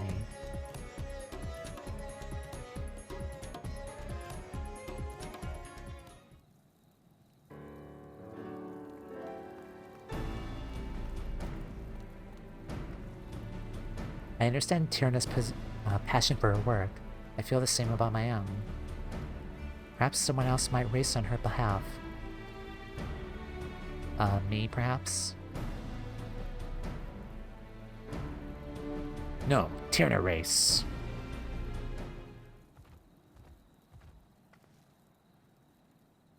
I heard your conversation. Akala, I want to race Tyrna, and I know Tyrna wants to race.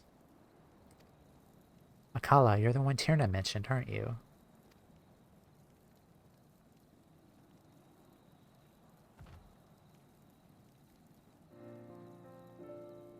Never. Tyrna's work ends. When she finishes with hippos, she teaches us the common tongue so we fit in. She teaches us Honish manners and fairness in trade. Oh, is that a ogle in the background? Looks like it. Aka, I find your language difficult, but my speaking improves. Tyrna say so, but Tyrna has no time to ride hippos now. Yeah, it's ogle. She cares about hippos and the hippo riders, her kin, always. She helps us. But she forgets we can help her. Always we want to help her. I see, Tyrna's a great leader, but she takes every responsibility upon herself. No wonder she has no time left to race hippos. Always, Tyrna listens to you. You must talk sense into her. Yes, I quite agree.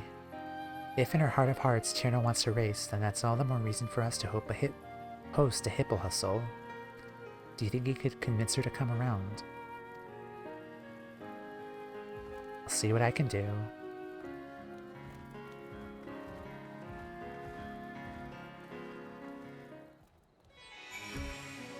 Hi, Ogle. Toumeya, what a surprise. You're here to speak with Tyrna as well. Just wear her down until she agrees. It'll be fun. No. Good luck with talking sense. You hold it right there. I know that look. But you'll find ain't so easily persuaded. Okay, that's fine. Talk sense at Tyrna. You know how important our delivery business is. You helped get our start. So why talk me out of it? Reasons. I know you live for excitement. You want to explore the unknown. You can make deliveries later. Opportunity is knocking now. That sounds a bit forceful, really. And this one is not really... It doesn't really elaborate much on anything, but... I know you live for excitement. Don't you want to explore the unknown? Of course I would. There's only so many times you could race the same course without it starting to feel like a chore. But too many folks are relying on our services for me to go gallivanting. They'll survive a few days without shawarma delivery. Again, a bad option to choose. Kala's worried about you, you know. This one, also not a good idea. Doesn't your hippo deserve a change of scenery? Kala's worried about you, you know. I told him there's nothing to worry about. I miss racing to be sure, but the hippo riders come first. Business couldn't be better, and I like to keep it that way. Surely it won't fall apart in one day, no. Have I led you astray before? Not that one either. I recall a heartwarming lesson learned during the inaugural Hanish Hippo Hustle. That was a race for the ages, to be sure. It was all thanks to our team here. Like I always say, you can only do so much by yourself. I do say that, don't I? But here I am acting like a Kala back when he first got here. Guess I was right that him and I ain't so different. In more ways than I knew. Alright, fine. Hippo riders will pull together to keep things moving and down there. You'll have your race. Wow, first try. Getting good at this.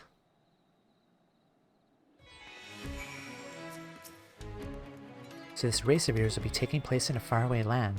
I'd best join you, for everyone's safety, of course. If only you knew. You talk good sense. You win, you win. Just give me a moment to speak with Maru and Gasa.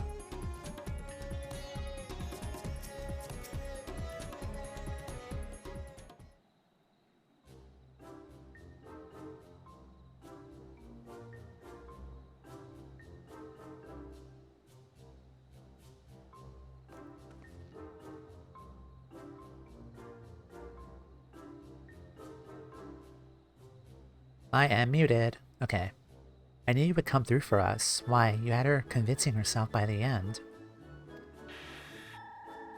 N7000, is that you?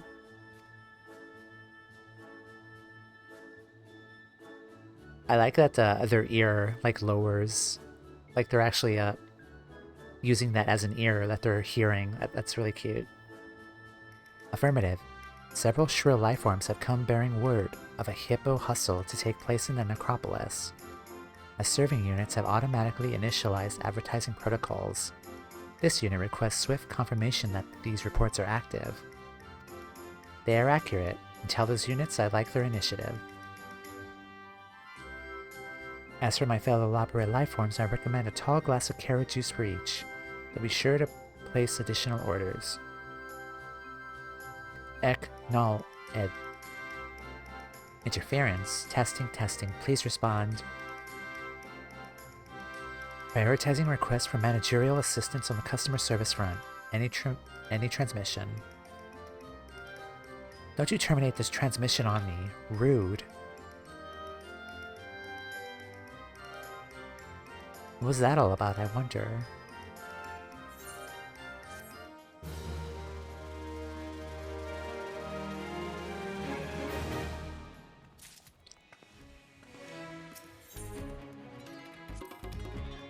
I'm coming, hold your hippos.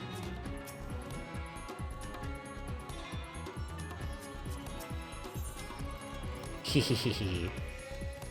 A dream worth chasing. Damningway appears more moderately concerned about the unidentified calamity that may or may not be befalling the last dregs at this very moment. Initiating a new call doesn't work either. I doubt it's anything serious, but perhaps you should check on N7000 just in case. You typically carry at least one object suitable for a light bludgeoning, do you not? Yeah, he's on my shoulder. I'm kidding. It's my staff, yeah. I'll work out the finer details with Tirana and see the hippo riders safely to Ultimato. I trust the cafe will be intact when we arrive. I was talking about my staff, by the way.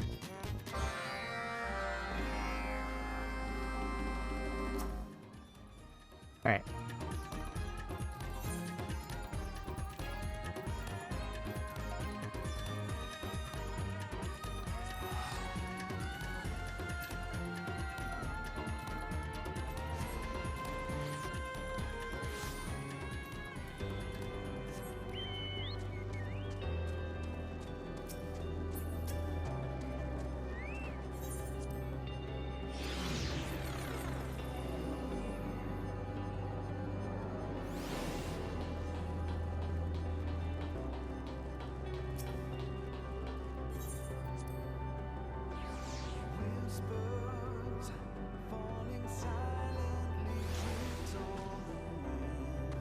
I'm a-comin'.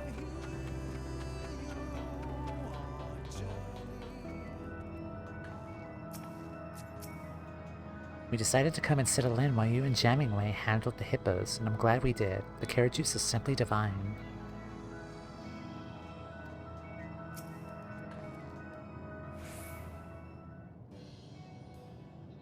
Your return is most welcome, however, one managerial lifeform remains conspicuously absent. Understood. This unit will initiate idling protocols until Jammingway arrives. Carrot-based refreshments have already been distributed to the newcomer lifeforms. As such refreshing refreshments they were. Furthermore, as your sensory organs have detected, the usual customers have vacated the premises. This unit will now convey additional context. Once upon a time code. So, to sum up, we no longer need worry for lack of patrons. In fact, the last dregs being empty is quite inconceivable.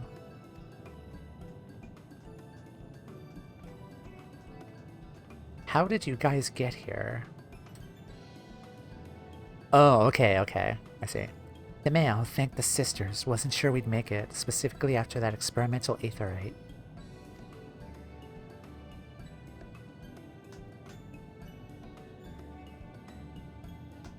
Oh, where are our customers? You had one job, you buttons for brains.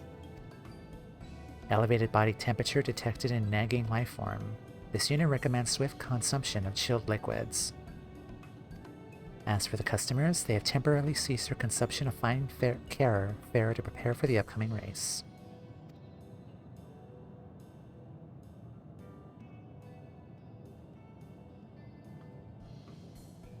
The Corellians procured a transport vessel with the assistance of Stigma 4. Presently, the global citizens and freedom fighters are conducting a joint test drive.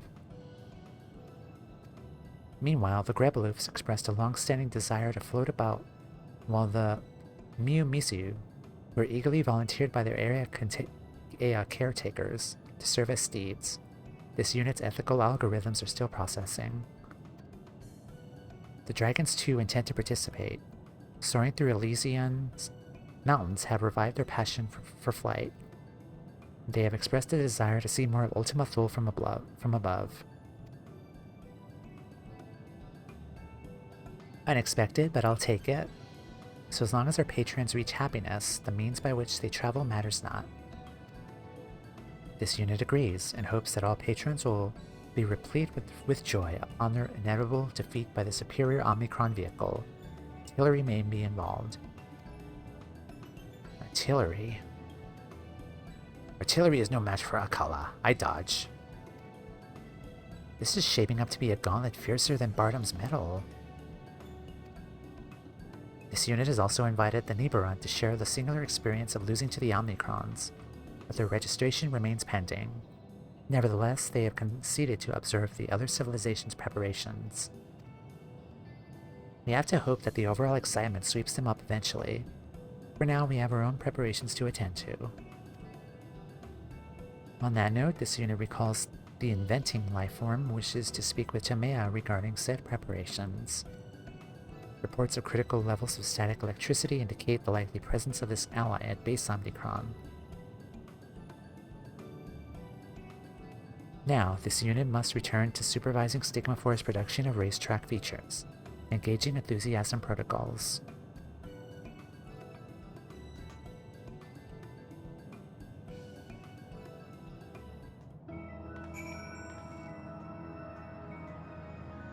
Dreaming Way? This would be a best broadcast yet. I could feel it.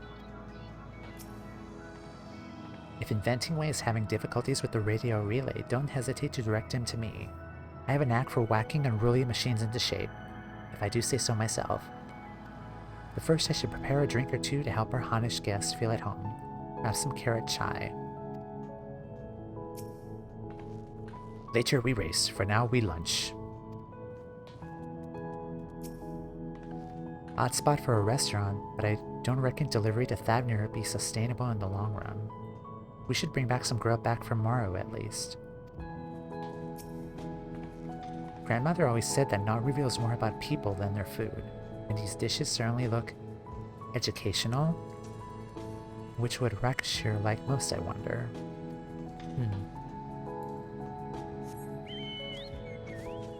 Inventing way.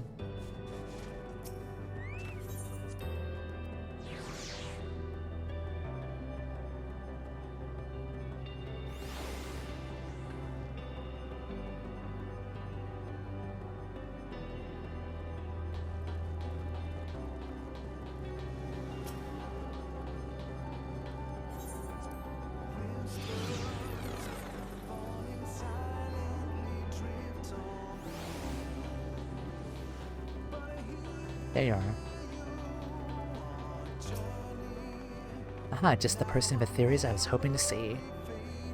As our Omicron friend Dallas relayed to you, this race is no longer a mere spectator sport. The people of Ultima Thule will be bringing their best their civilizations have to offer, and they mean to win. Should the Arca Sedora then be left to defend Aetherius' honor on all their own? Nay, says I. Mother put her faith in the myriad peoples of the star for a reason. Fortunately, we brought a number of moonhoppers to help prepare for the hustle. Little help from good old Venting Way, there's no reason that one can't haul you to victory.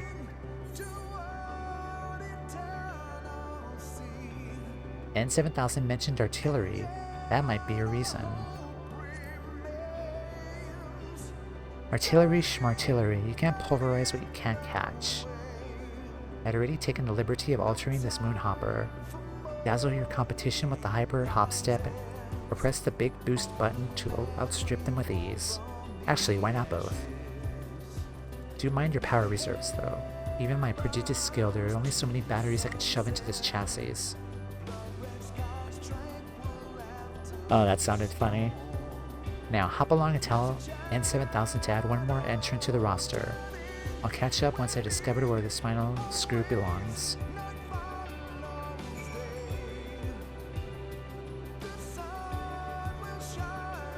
Sorry, I'm just looking at the quest list here, and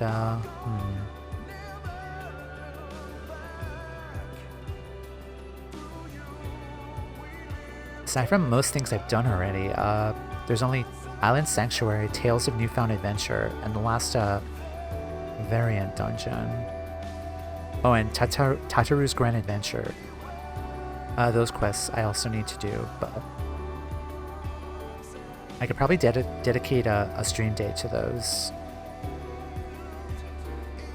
I probably won't do the variant dungeon today. And I don't want it to end early too either, so probably do another 2 hours, 2.5 hours roughly. Probably like a good 5-hour stream.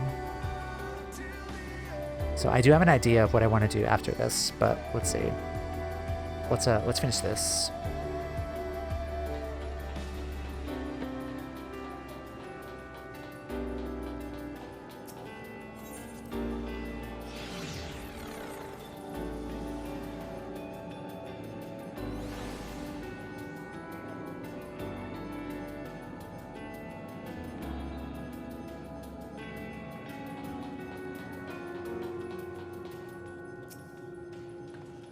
Jammingway asked for my help at the starting line, me being an expert and all.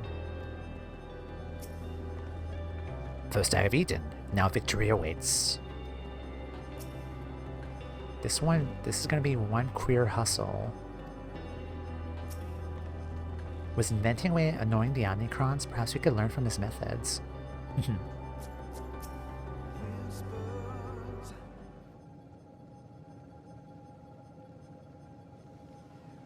Race preparations continue in accordance with projections. Did the inventing lifeform raise any matters of note?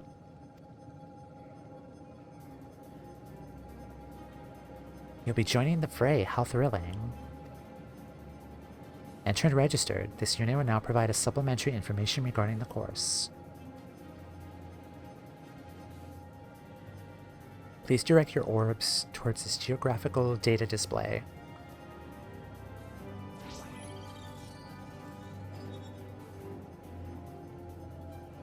The race will begin at the starship Ragnarok in Ostrakhan Deka Octo. Once Jammingway and Ogle signal the commencement of hostilities, competitors may proceed across Reatara towards Ostraka Tria. Passage through the checkpoint rings is mandatory. Those rings look rather lofty. How are the hippo carts going to get through? Also, they're in the air. How is that going to... In Ultima Thule, emotions become reality. You only need to believe to make your hippos fly. Okay, imagination and believing. Gotcha. Did you just call me an Ultima Thule? Because I'd have to be to believe something like that.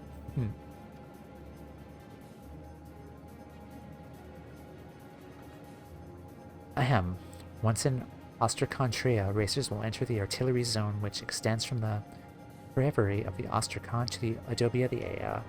This exciting enchantment is sponsored by the Alphatron civilization. Wait, you're serious about the artillery? What if my Saurua gets hit? Out of concern for the curiously smooth four-legged lifeforms, Stigma 4 is presently manufacturing non-lethal cannons. Encountering these painless projectiles will result in no more than explosive removal from the course.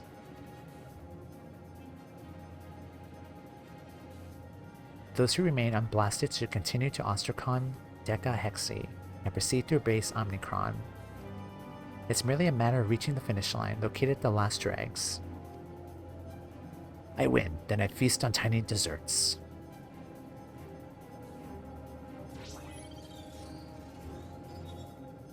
Note that in accordance with Omicron contrast protocols, there are no restrictions on contrivances mechanical, magical, or maniacal. Maniacal? During the race, that concludes the briefing. Well, at least I packed my rainbow Galai. Sariesh will be happy to run for it, no matter where she is. You brought Gulai? Why you not share? Sharing is caring. We've been through this, Akala. Your hippo's never shown it a lick of interest. You just like throwing things. Go ahead and make your preparations. I need to make sure N7000 isn't understating the firepower of those cannons. Once that's taken care of, I'll relieve your Moonhopper and meet you at the Ragnarok.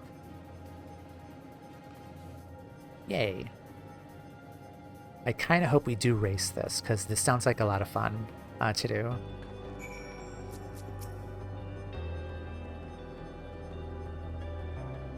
Recalculating advisability of free-for-all.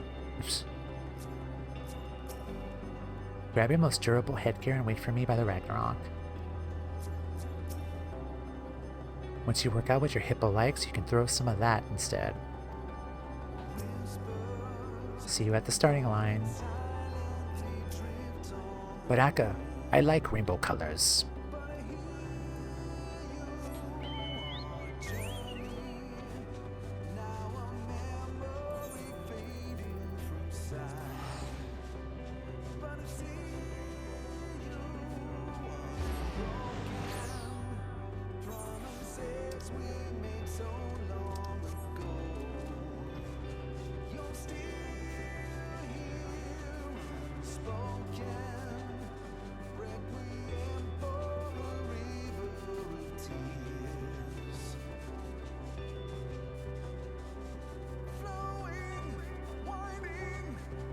I cannot say how much I love this area. Like, I think this area is like my favorite in the game.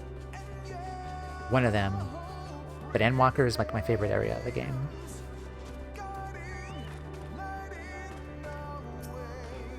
Also, please let me race this. This sounds like a lot of fun to do.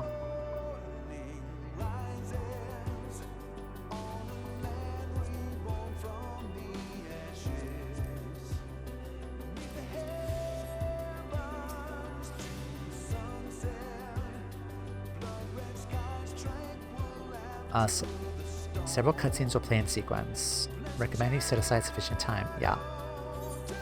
Let the games begin. I have a feeling I'm not gonna race this. I'm kind of sad about it.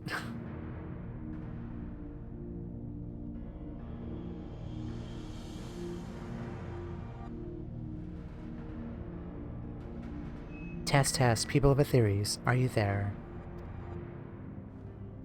We are your hosts, talking way and dreaming way, coming to you live from the very edge of the universe. And here among the stars, the hyper hustle is about to begin. This contest for the ages will see competitors race across a land as barren as it's beautiful, vying to be the first to cross the finish line. I am curious though, in this quest line, if they had like cameras installed, because I feel like this is something that they would kind of broadcast instead of like on the radio. But do people in the source have TVs? Maybe? Like some kind of like monitoring thing to watch?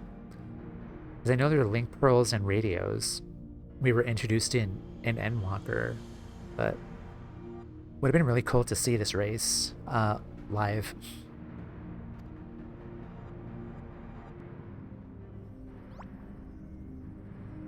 Nod. You won't want to miss a moment of this, folks. Now let's introduce our racers. Hauled by the speedy Saria as a courier as fast as she is reliable, all the way from Thavnir, it's Tierna the Hippo Rider. Yes! Next, Gasajura as fearsome on the track as he is fearless on the battlefield. Honed in the fires of the Hanish Hippo Hustle, I Atala.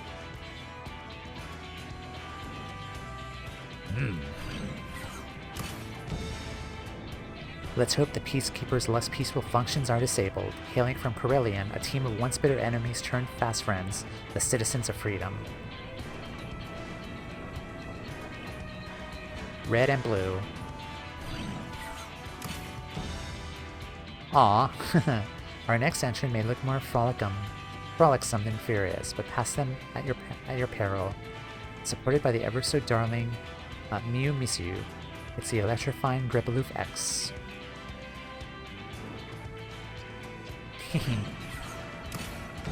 Oh dear.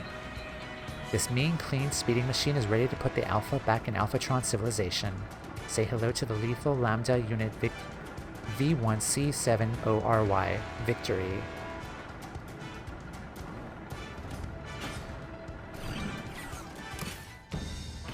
Below, what wisdom rides the winds of Elysium and fair peaks once forgot, Dragonstar has joined the fray.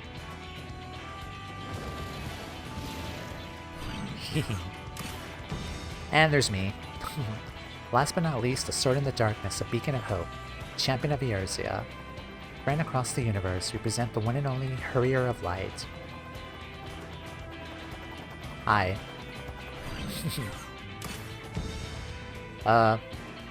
What's this? A Nibiron Challenger. Psst. Are they supposed to be there? I thought the Hurrier was our last participant.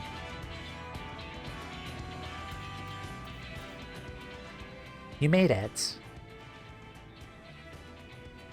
Did you prepare a vehicle?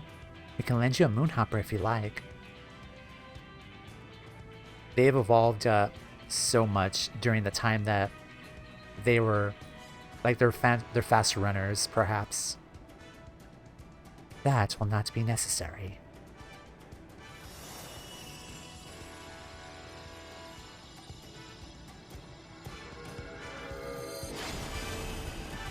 Hey.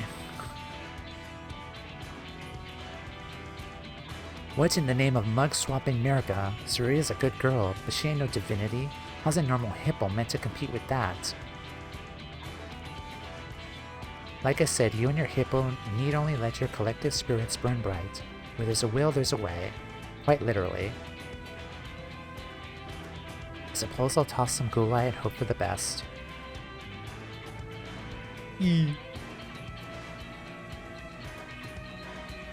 Racers, are you ready? Ah, this is so fun.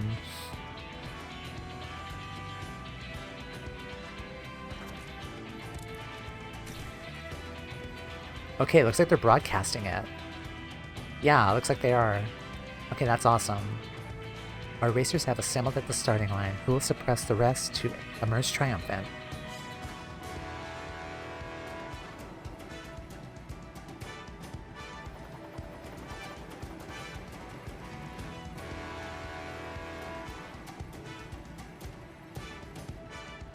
On your mark, get set, go.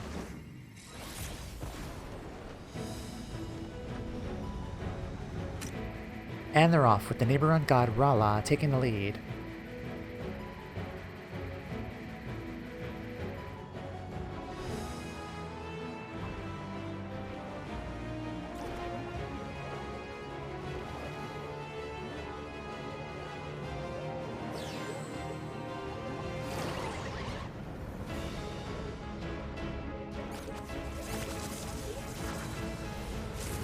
Oh, got sabotage. Sweet mother, a juicy jolt from the Misu Ryu has sent the Lambda unit tumbling. Does it spell defeat for victory? The other competitors race on. They're now entering the next area, the field of automated artillery. Obstacle course. I know I butchered the name wrong, but the text is going too fast.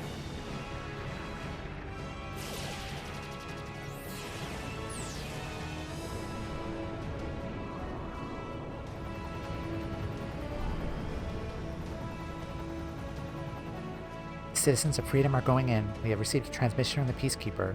There is not compared to the carnage of Corellian. Yeah, you heard it here, folks.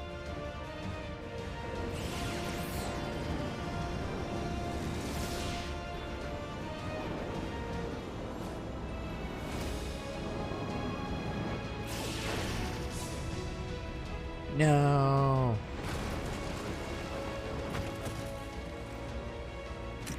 And the Peacekeeper is down by double cannon blast. How fortunate that the Corellians wear helmets.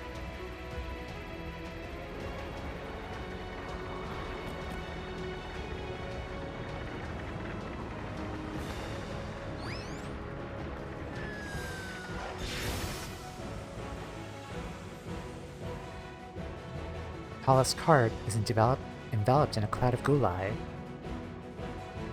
A ploy to distract competing hippos, perhaps. Or did he fall prey to rainbow temptation? Happy Pride.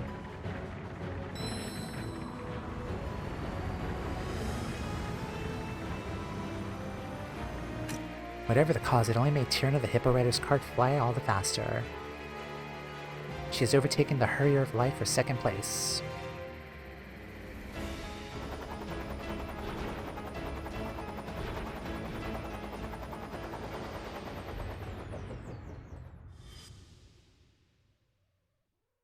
Oh, come on. To claim victory, you must overtake Tierna's Hippocart and the Nibiron's Rela.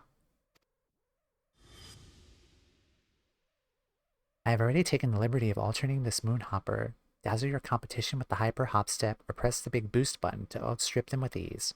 Actually, why not both? Hyper Hop Step, big boost button. Do mind your power reserves, though. Even with my prodigious skill, there are only so many batteries I could shove into this chassis.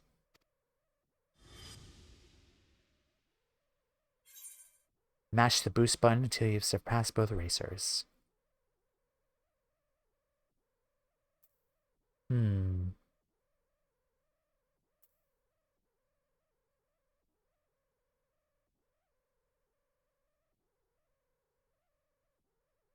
Mash the boost button. The boost button is limited from what I could tell. Here. Use boost to overtake. Judging from what we did the first time, though, I feel like using like our sprint boost first would kind of would give us like a disadvantage here. I feel like we'd probably use it at the end though, so we should probably save it though. So grab Suria's attention with the hyper hop step, then boost past Rala. I'm gonna go for that one. Nod.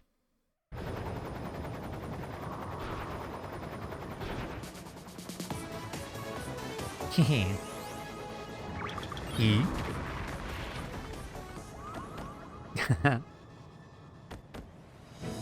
The hippo is halted, overwhelmed by the euphony of my song, no doubt. Bye. And the Harrier of Light has taken second place to the cries of This Ain't Over, Toumeya from Tierna the Hippo Rider. Alright, boost. Mash that button.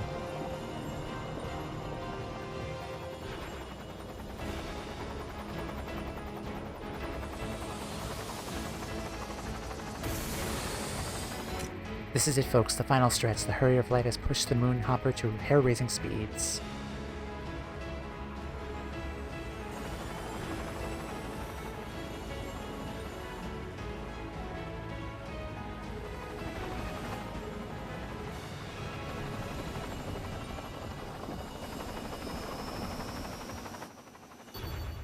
Who won?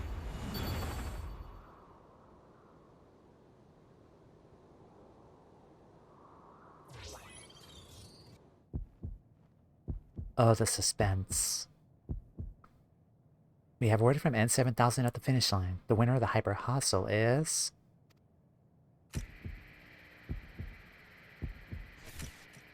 That's me. Hurrier light by a nose. Yay.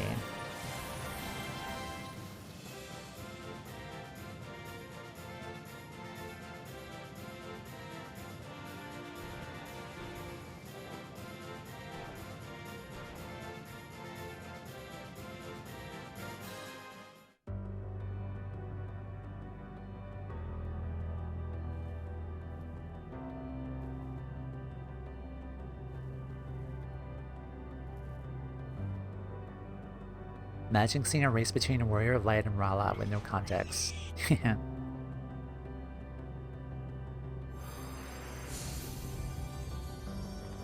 Welcome in, Sonic. We do not understand. Our chosen form was suitable, our performance flawless, yet victory was not ours to claim.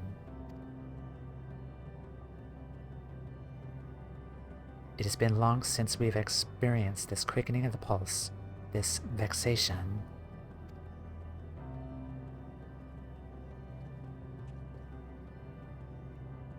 That's racing for ya. Just when you think you've got it, some grinning idiot comes shooting past, takes the gold. And sometimes you gotta be that grinning idiot. And that's the thrill of it. You never know if it'll go your way. You race with all you've got. That if you have said to have lost can only mean one thing. You want to win next time. Never race against someone whose playlist is full of Eurobeats. That's a dream worth chasing. Trust me, I'm an expert.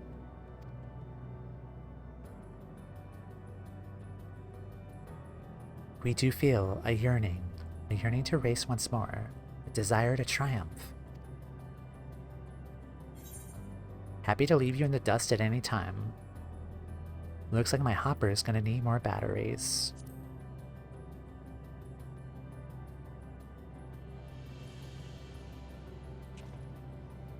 This as well, we will engage with the other patrons of this establishment to develop a superior stratagem. Dynamis readings indicate a positive effect on the local environment. In accordance with Jammingway's aspirations, the Last Drakes has ever become a great source of hope. Despite the significant expense, extensive property damage, and crushing defeat incurred, this unit rates the Hyper Hustle as worth it.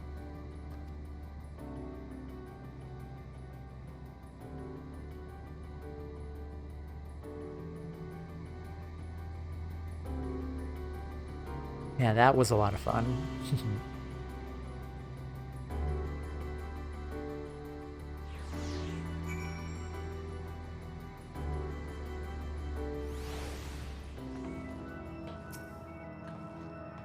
Congrats on your victory, Toumeya, though in truth I'm just relieved everyone survived. Yeah, right? Do you think we could fit a racetrack in Hopper's Hold? Ogle is looking at my my panda. You're as formidable on the track as in the battlefield. I shall do my best to learn from your example.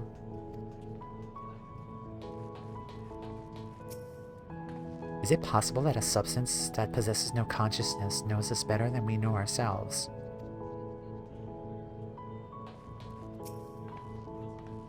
I can't say what's more unbelievable, that I'm gardening with the enemy, or that I still quite enjoy it. I was dead serious about the war, believe you me, yet somehow this feels meaningful. Congratulations, Allied Unit Toumeya. This unit has already requested the manufacture of an Omega unit to be cultivated into a worthy into a worthy competitor via racing trials. Please anticipate your defeat. Jeez. As two individuals, we seek only to be part of something more, which we have come to consider that's not perfect understanding we require, merely the shared experience of a pleasant meal. the boldness of youth, this as well.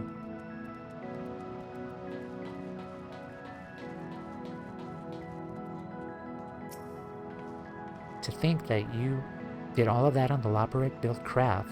I'm delighted we could play some small part in your triumph. I'm even more delighted that the neighborhood have finally found something to work towards. Still, I'll be glad to resume our usual service. Maybe make myself a nice carrot coffee while I'm behind the counter.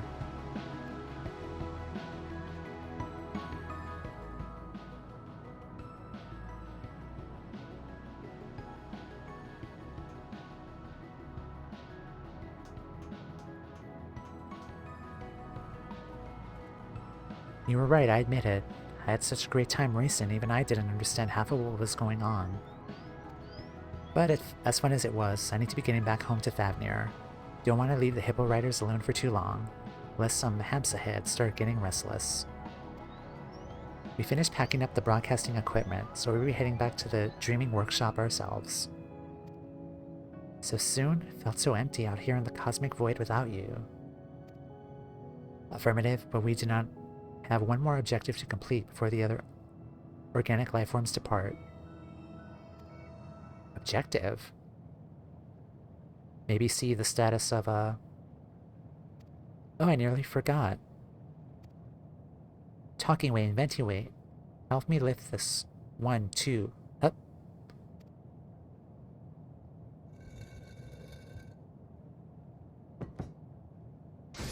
Oh, the trophy.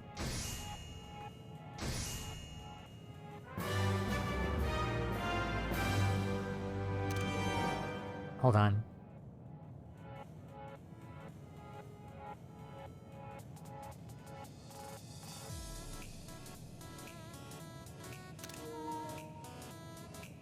A trophy befitting the victor of the Hyper Hustle.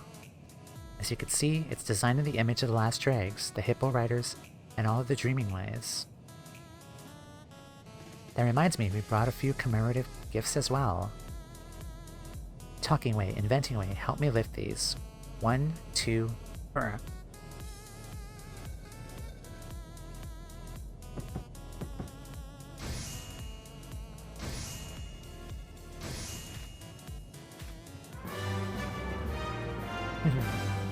One for the last dregs, and one for, Smarna. You have an eatery there too, I hear.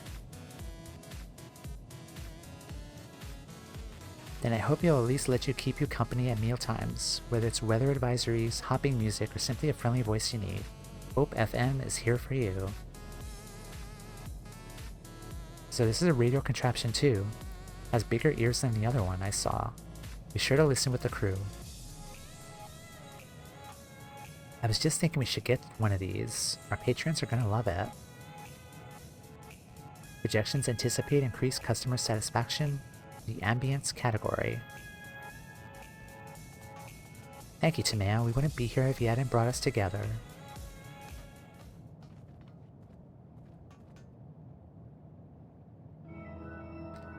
I think I speak for everyone when I say this day will shine like a newborn star in our memories. Hope you feel the same.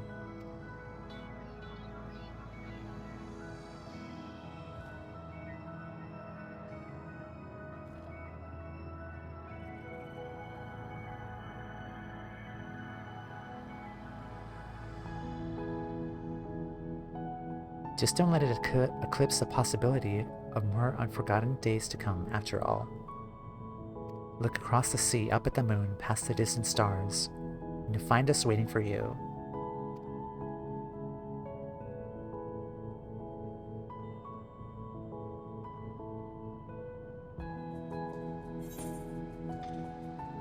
You got the trophy, the lop hop. The illustrated manual and the various steps comprise the lop hop, Loperit's impressively jolly dance.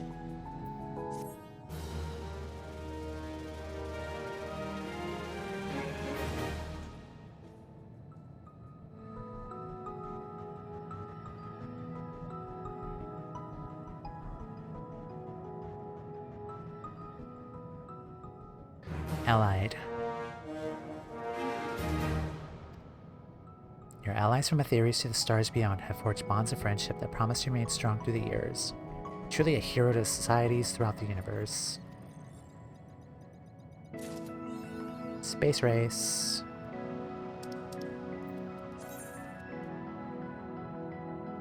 Nice. That was incredible. That was really fun. I really loved that. I think that might be my favorite allied society. Like, in the whole game. Like, Endwalkers was really amazing. Yeah, that was really enjoyable. Like, I really loved the story here.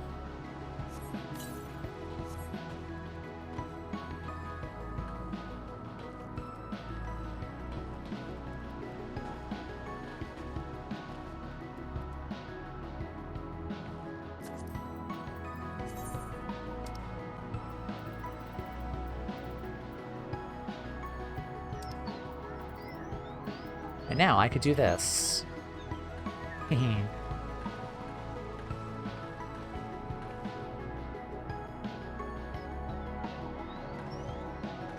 Love it.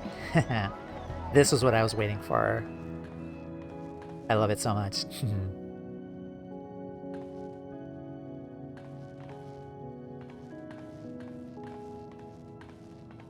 Yeah, that was really enjoyable. I loved Endwalker's Allied Societies. That was so fun. Okay, let me... Alright, we... 3 hours. I'm not gonna end, by the way, but... What else can we do here?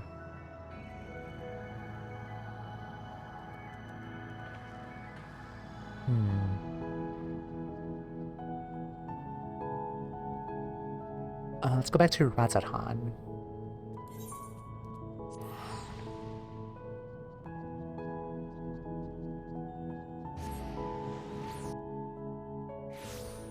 I'm still in the mood to do more quests here, so I'm going to take a break here, run ads, and we come back up. Let's do something else, more quests to check off the list, so I'll be right back. Alright guys, hello, we're back. There was an inkling that I kind of wanted to start the next bit of Hildebrand today, but I kind of decided against it, considering like it's already been 3 hours, and I feel like with Hildebrand quests, I really need to be at my peak in terms of voice acting, so I think we're going to push that to maybe next week instead. But I did have that thought in my head to maybe start Hildebrand today, but we're not going to do that till next week. My schedule for next week is Monday, Tuesday, Wednesday. Unfortunately, I will be working, so I won't have like a free early part of the week to start streaming there. But Thursday, Friday, though, I will be opening up ideas to possibly continue Hildebrand during that time, since I have like 2 days off, Thursday and Friday. But as for today, we're going to start another quest here. I think it's called Tales of Newfound Adventure. I don't know what this one is. It's called Shadows Past. I saw it on the document, so we're going to see what this one's about. It's 2 quests, so we'll probably take about an hour to do, and then we'll go from there. So let's talk to the Radiant Scout. That was not an image I expected to see, but okay. Something has this Radiant Scout unnerved. Ah, Mistress Toumeya, you couldn't have appeared at a better time.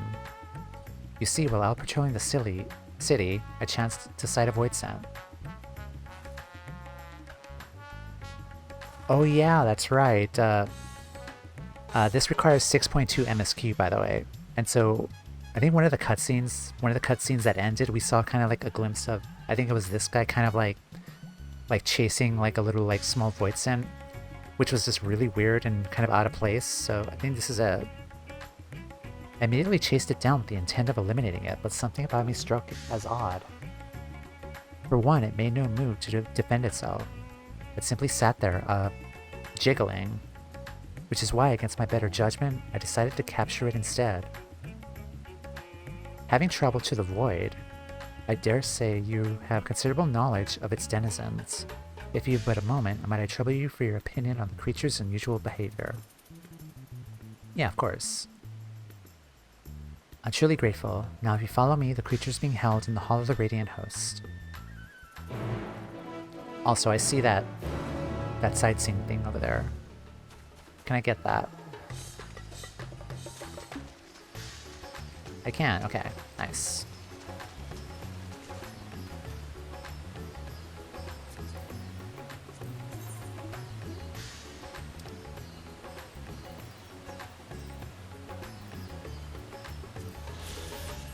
Yeah, I don't think I would have the energy for Hildebrand, especially like at 3 hours now, so.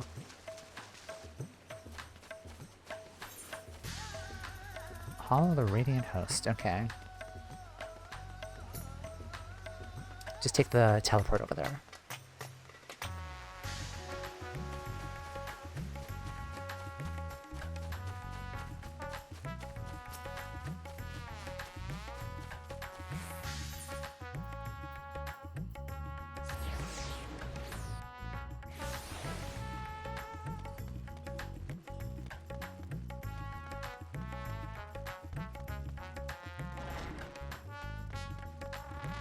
Sullen-eyed Void Sand.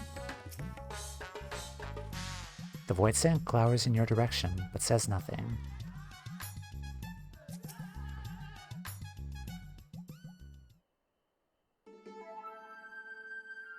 Here it is. Surprisingly docile even when I captured it, and there have been no reports of attacks prior to that. Even so, it's the nature of the Void Sand to prey on people for their aether. Perhaps it bides its time, waiting to carry some manner of scheme. You, I remember you. Yes, you were at Troya. Please, you must help me. What do you need help with?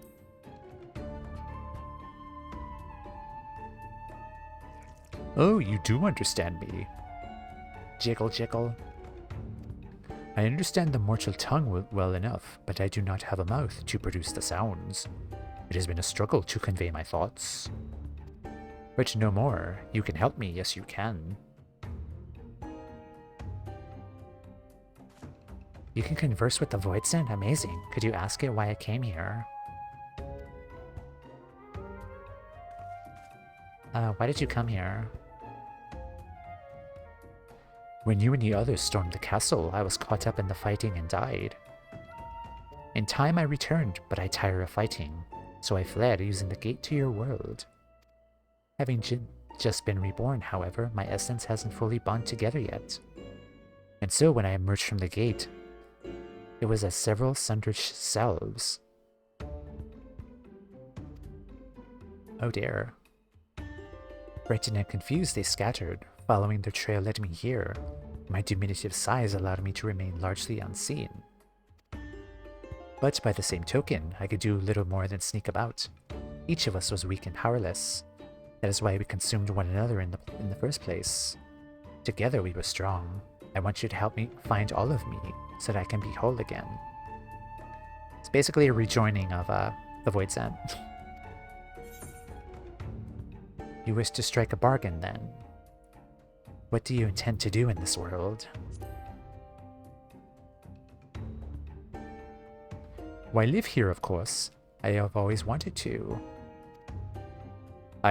We still remember the past, you see. Still remember when we were mortals.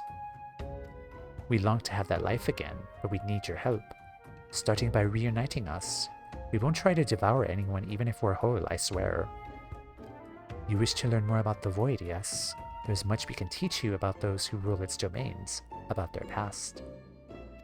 Find the others and they'll tell you all they know. No eating, no tricks. Do we have a bargain?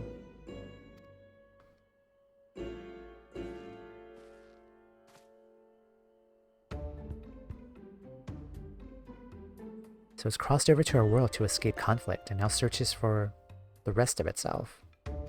I understand Void Sand are quite reliable when it comes to fulfilling a pact, and I dare say having one as an ally would benefit our research into their world. Very well, if you would be so kind as to search for its kin, I will consult my superiors on how best to deal with them.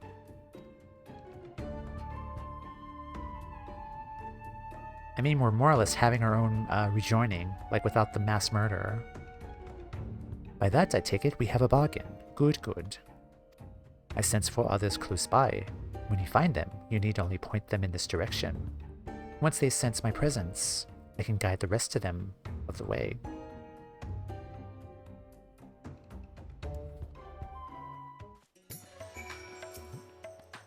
Like me, the others have an interest in the lives of mortals. They are bound to be here in this city. And thanks again for your help. If you could see the other void sent back here, I will tend to the rest. I was not expecting this kind of quest before. But okay. Apparently it's on the list, so... Wayward Hectai. What's that? I asked you to search for me in exchange for knowledge about powerful void scent. I was still wanting to see this and that, but I suppose a deal is a deal.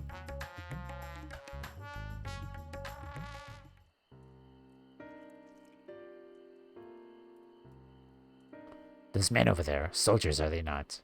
We used to have soldiers in our world too. There were lots of them during the Contra Memoria. Ah, back when Reaver's warding, are you? I hear you fought well against the void scent that slipped through. Come now, I merely did my duty. We all sworn to protect our nation, no matter the cost.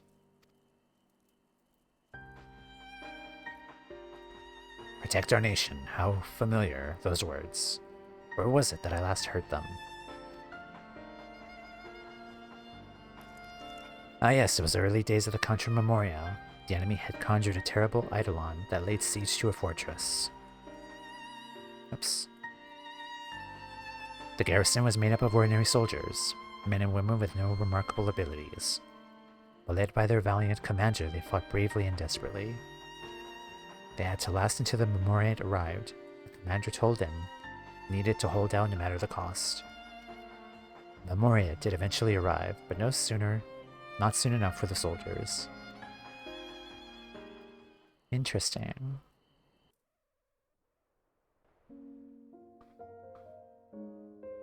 Having struck down the eidolon, the Memoriate and his servants searched the castle for survivors. They only found the dead.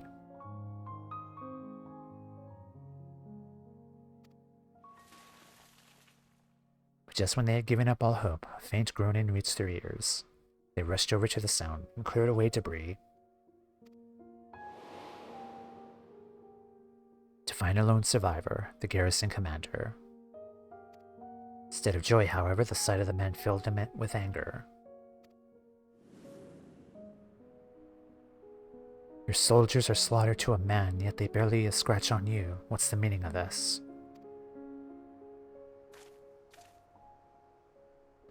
The eidolon was savage, but mindless. It was a simple thing to hide myself between fallen debris.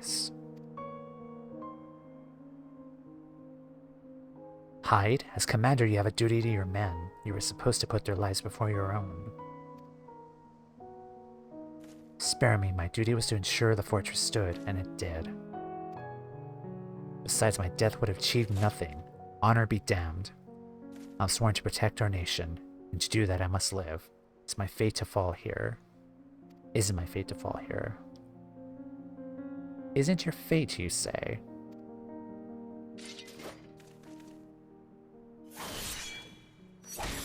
Jeez.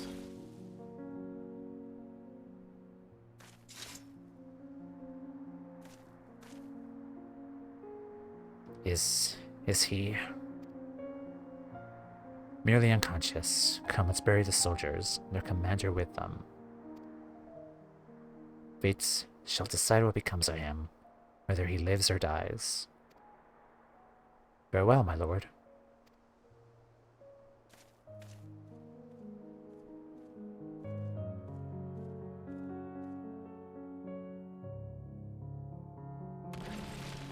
Oh, jeez.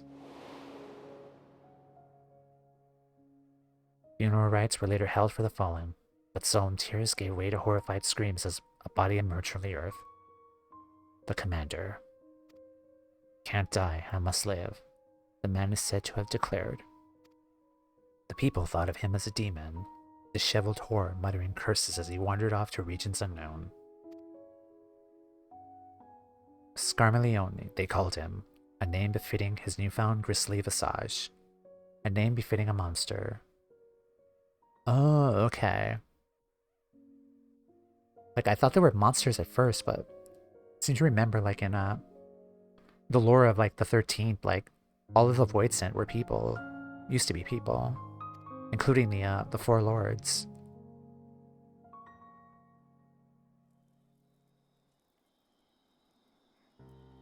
Okay, I see why now, like, this questline is on the list. We thought we buried him deep, but a mortal's desire to live is not to be underestimated. You're immortal, so I expect you understand that desire.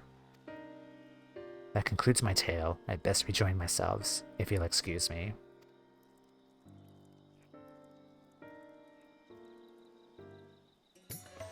I see, so there's 3 more of them, so I'm assuming each of them are probably going to tell us a tale of each of the 4 lords then. Okay. Yeah, I see why now that this is important.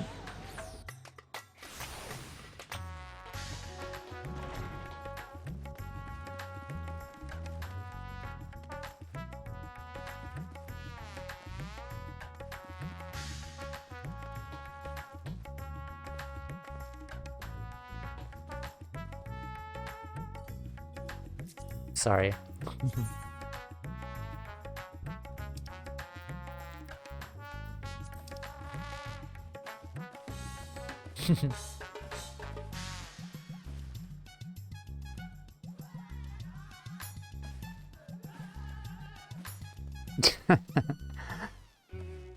Alright, I'm done.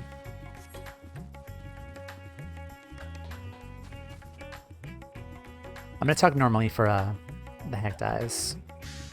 So this is where mortals consume ether. During loneliness more than hunger. How very like me. If you don't mind, though, I'd like to observe the mortals a while longer.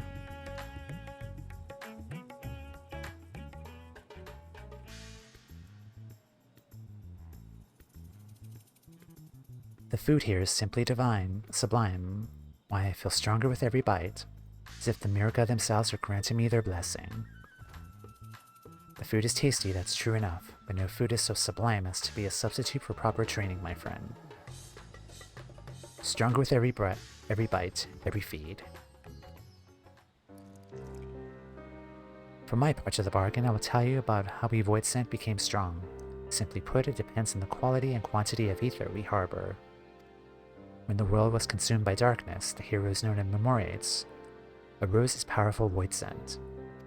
In contrast, the vast majority of mortals, powerless and unremarkable as they were, became ordinary Void Sent, like me. There were exceptions, of course, but one in particular I'll never forget.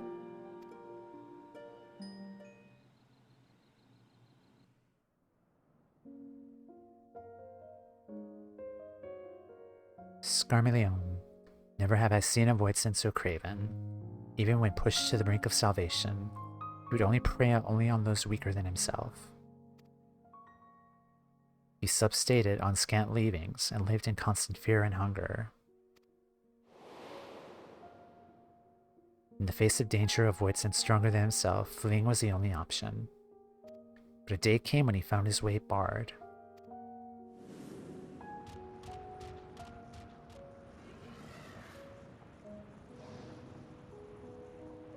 How pitiful.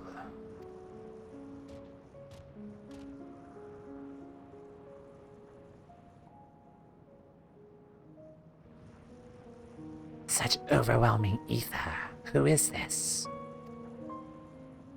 You fled instead of facing your foe. Why? Why? I'm too weak. Why else? I would have been devoured. So you had enough strength. You would have stood your ground. Very well, then.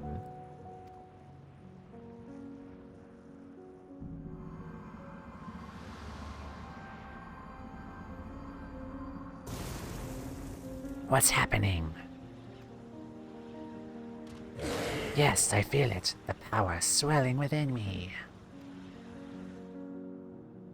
Lo, your foe returns.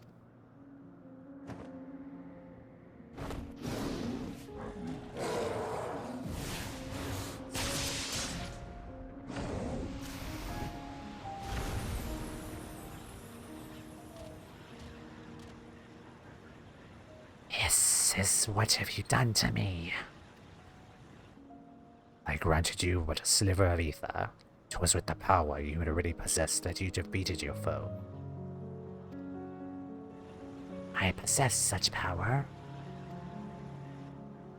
Fear clouded your eyes, blinded you to the strength you have attuned, feeding on the weak.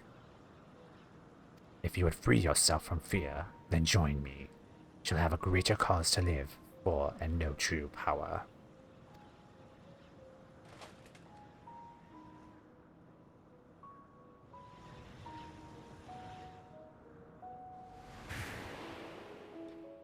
Curious how in a world without death the fear of it could be the key to great strength.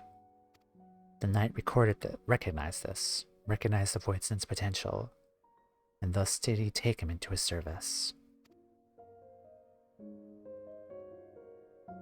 Also, I just realized, like, this is 6.2 MSQ, so 6.3 MSQ is when we encountered the last two elemental lords, so they're probably going to talk about Scalamaione and Barbarisha here for this one. Determined as he is to live, it wouldn't surprise me if he were still somewhere out there. He'd even be more powerful now, I expect, from all the devouring he would have done since. Unlike your world, eating actually makes you stronger in ours. I must be going now. The others are waiting.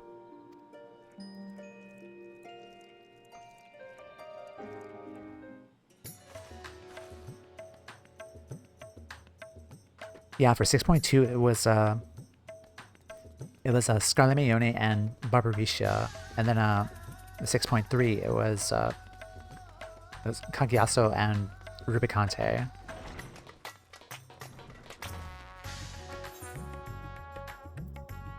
Kama.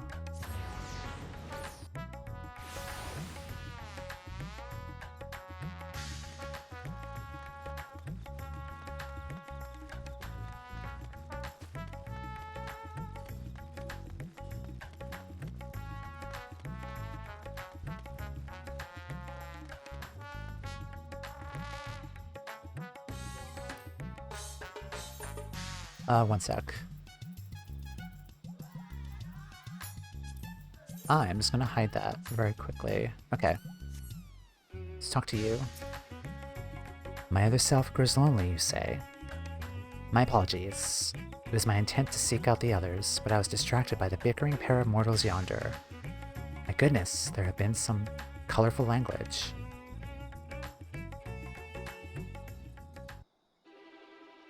To hell's with you and your father. You should have needed his permission just to leave the goddamn house. Please mind your language. What would father say if he were to hear you? It's always father this, father that with you. I'm sick of it.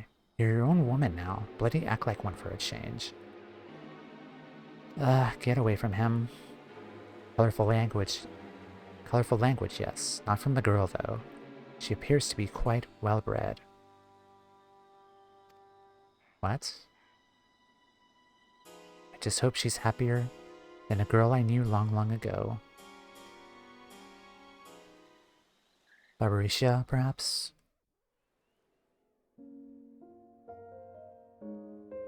That girl was born into a royal family of thugs who secretly found themselves nobility. She was raised as a noblewoman and had servants tending to her every need. But in the end, she was merely a beautiful bird kept in a gilded cage. Wanting her to be a proper lady, her parents presided over all aspects of her life.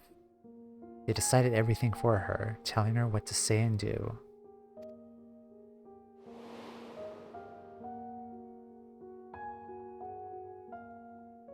Chafing from the fetters of her restrictive life, she solicited her handmaiden's aid and stole outside the manor, where she enjoyed a moment of bliss unbeknownst to her parents, or so she thought.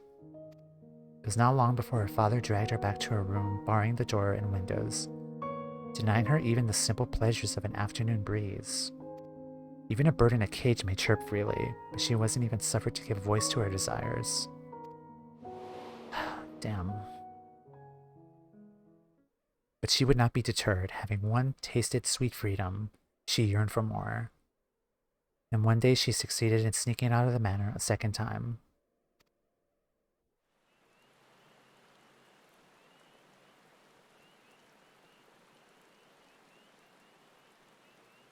You're late. I was beginning to think you wouldn't come. If you're expecting your friends, I'm afraid they're not coming. Oh shit.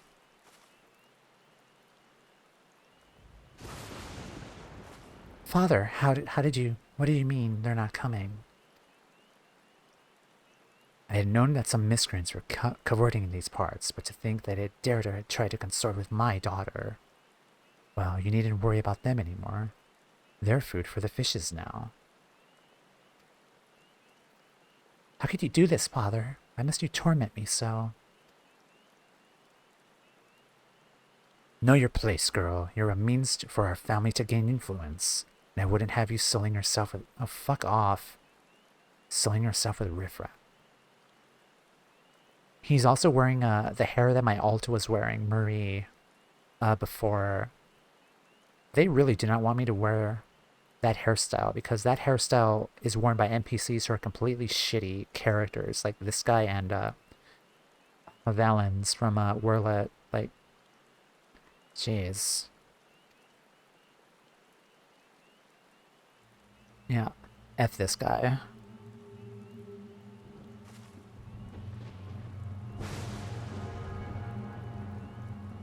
You will not leave your chamber save with my permission, nor will you disobey me again. If you do so, there will be severe consequences. Am I understood? I said, am I understood? To hell. What did you say? Oh.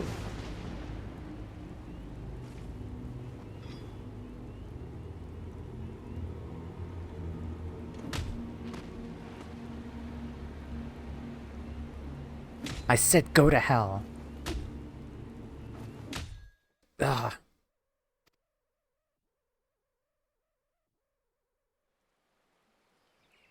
I mean, he did... Holy shit.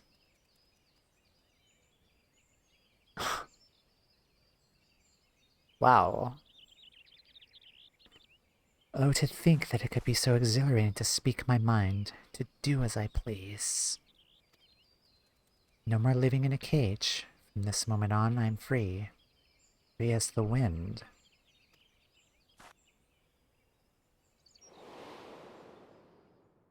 The young woman struck out on her own, and in her travels discovered her true calling.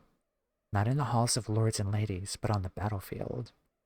She became a force of nature, famed for her striking beauty which belied terrible savagery. And with this new life, she claimed a new name, Barbaricia.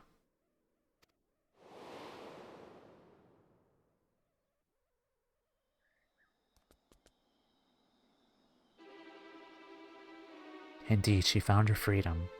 But did she also find happiness, I wonder? Suppose I'll never know, nor does it matter, for a world that once was is no more. Ah, but goodness me, I better rejoin the others.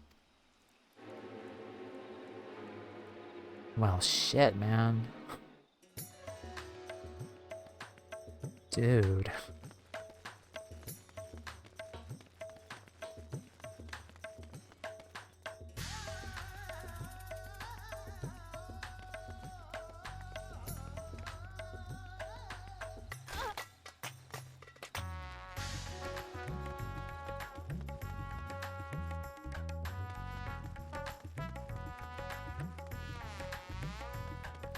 Yeah, I totally see why this quest is on the list.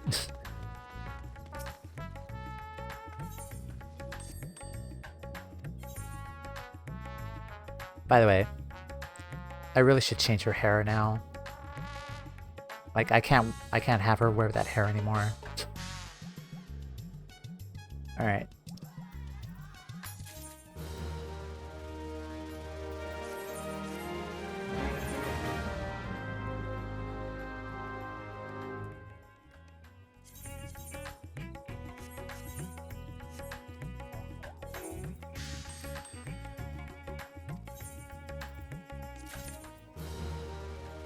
Oh, that's cute. Put that in my house.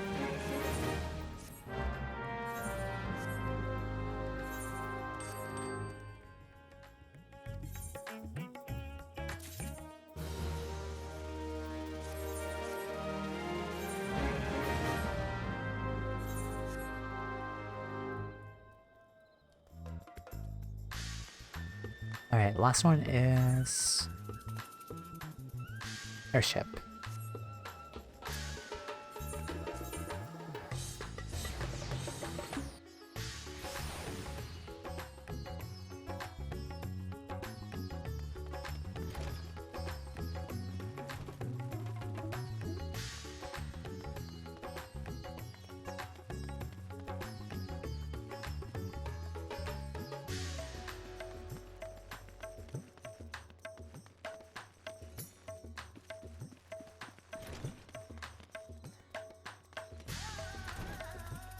Don't tell me it's above me. No, it's probably outside. Yeah, it's right there. Ah, what a refreshing breeze.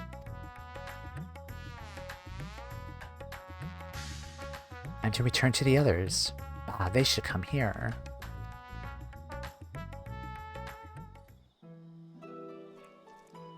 Would you look at this beautiful, boundless sky, mortals take to the air from here, do they not? Would that I have had wings to soar among the clouds myself. But we void sent are not wont to roam, you see. The mightiest among us carve out domains, while the rest labor to stay in their good graces. Now the master of a domain seldom ventures outside, for it is in one's territory that one is strongest.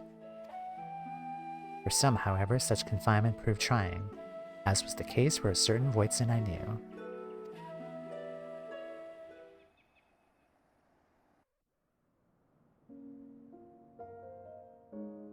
I speak of the free-spirited terror of Barbaricia. When she first established her domain, she whiled away the days waiting for her minions to bring her prey. The aether amassed from these offerings were devoted to the singular pleasure of caring for her silky flowing locks. But the resources of her domain were not without their limits. It was only when none remained to oppose her that she realized she was a prisoner in her own domain, and unless she broke free, she would inevitably wither away alone. Not knowing what to do, she had fallen to the depths of despair, when the hand of salvation came to pull her out. At this rate, my precious hair will frazzle and fray, had I only the strength to leave my domain. If it is strength you desire, that is easily granted.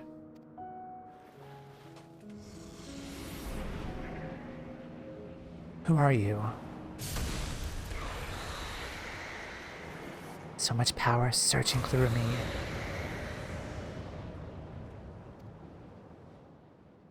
And what would you do with it? What is your desire?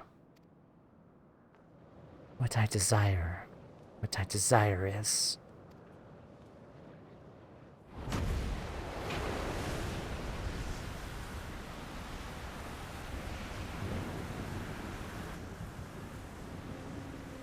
You would move your very domain. Impressive. That I could do such a thing. What have you done to me? I granted you ether, nothing more. It is your will that made it possible. My will.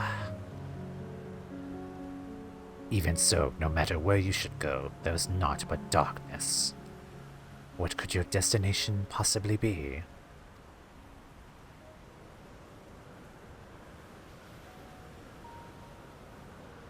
Destination, I have no need of such. I wish but to be free, like the wind. In a world that has met its end, rare indeed is the soul who desires freedom so ardently that she could will her very domain to move. Recognizing this quality, the knight would grant her more power, and a place of command in his mighty army.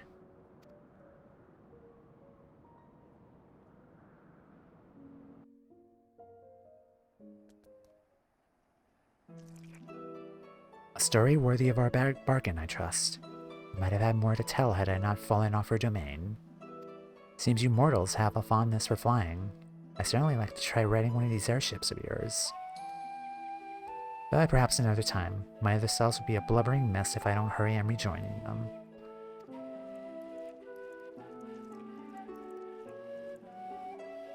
You have found the last of the Void Scent. Time to head back to the Hall of the Radiant Host.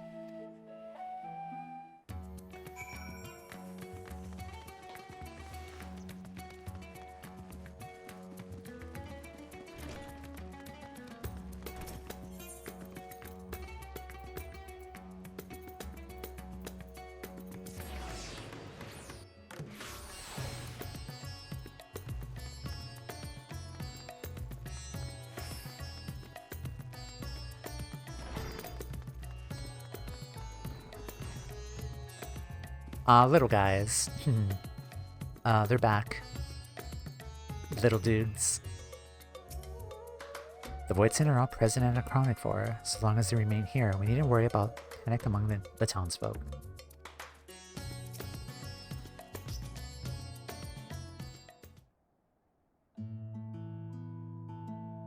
Thank you so much for finding me. I hope the knowledge I had to share was worthy of our agreement. More than worry, I say. They told me of Scarlemald and Barbaricia. How did you come to know the Archfiends? My other selves lived quite disparate lives. Oh shit.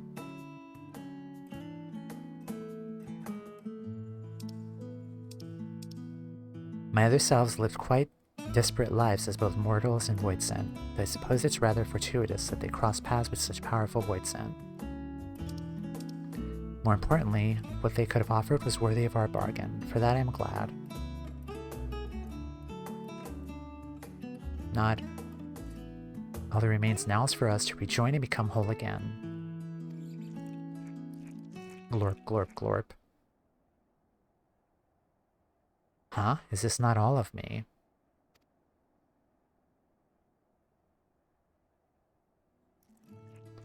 There could be no other explanation. There's still more of me lost out there somewhere.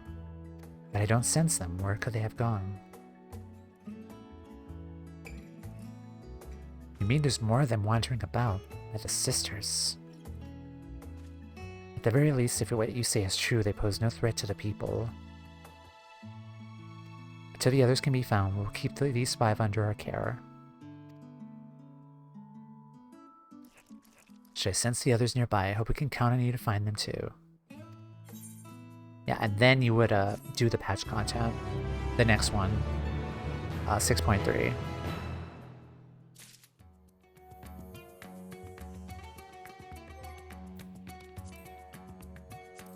Okay, and then let's talk to you again. Do tell us of your recent ventures when you next return. Promise to make it worth your while. Alright. Shadows pass once more. Somewhere in the world, ambitions writhe. The Radiant Scout is keeping a close eye on the sullen-eyed Voidsent.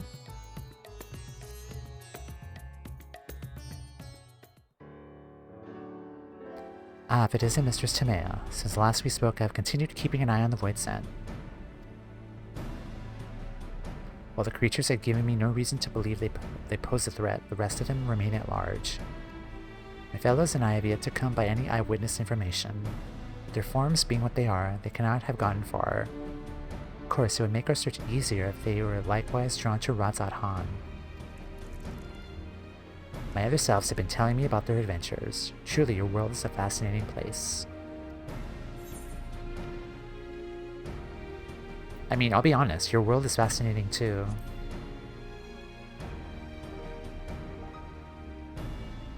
So you enjoy hearing my tales, so I'll be glad to share more with you. Once more I found the rest of me, that is, so the others have more knowledge and mighty Voidsent, you see. And the sensation, could it be? Oop, the jello be jiggling. Yes, I feel them, the rest of myself. They're very close now. There's 4 of them, and unless I'm mistaken, they're somewhere in the city. Please find them for me. I might be whole again. As before, by the way of payment, they will tell you about powerful Voidsent and their pasts. Now, the nearest appears to be this way. Perhaps a good place to start.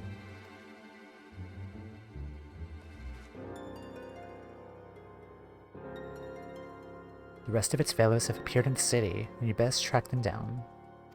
Judging by their direction, I expect the nearest one is in Dharma. Leave the creatures in your capable hands.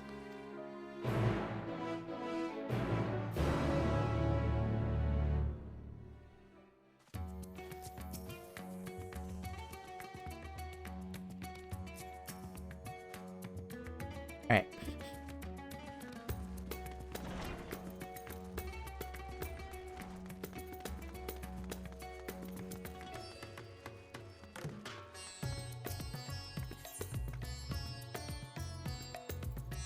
I said Dharma, right?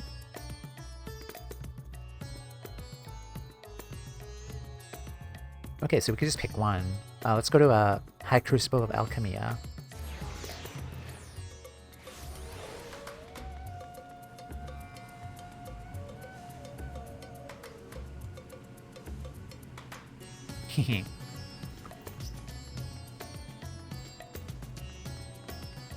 I think I'll probably do Hildebrand next week, though. Because next week is going to be another weird week for me, work-wise. I will say the week after, though. Let me actually look at my schedule.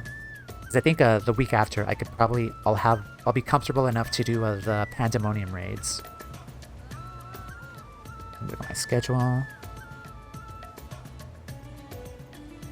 Yeah, for February, the 3rd and the 6th, I have free reign for Tuesday and Friday, so I could probably start the Pandemonium raids then. And then next week, Thursday and Friday, probably do Hildebrand and probably Tataru's Grand Adventure, those quests. Okay. What, I'm calling me, you say? I appreciate my separation anxiety, but I answer to no one, not even myself. I am my own master. I do what I like, when I like, but join the others at my own leisurely pace.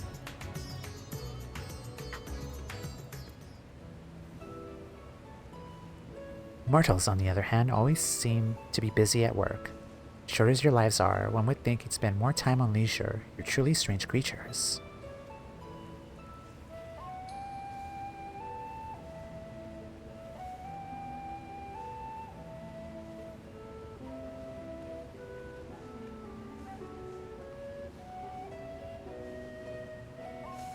Still burning strong, just like the start of the experiment. By the sisters, tending the flame is mind-numbing work. Someone has to do it, I suppose. Just wish it wasn't me. Tending the flame reminds me of a Voidson I once knew. He watched over a beacon fire, seeing to that it remained ever lit. Unlike that mortal, however, he did it of his own volition. Such an act served no practical purpose in our world. Even if night and day existed, we Voidson don't rely upon light. Yet he persisted. Though perplexed by his curious ritual, I found myself helping him with it.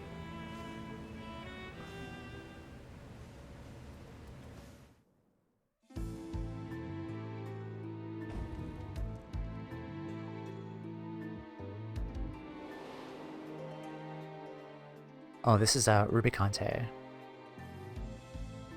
Rubicante was his name, and he went about his task dutifully. Others mocked him for his meaningless act. But it must have held some manner of meaning to him.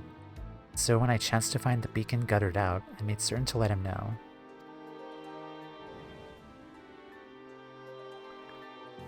For time out of his mind, this routine continued uninterrupted until that fateful day.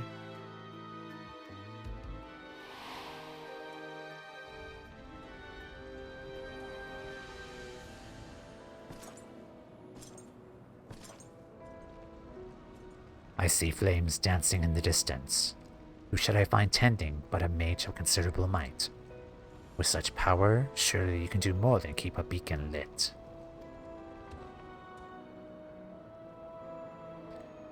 My flames serve not to smite others, nor to sate my hunger. Then what purpose do they serve? Cannot say for certain, but to simply behold this flame somehow sets my heart at ease. I see. 'Twould appear you seem to lack the power to comprehend the feelings engraved upon your soul. But such a lack is readily rectified.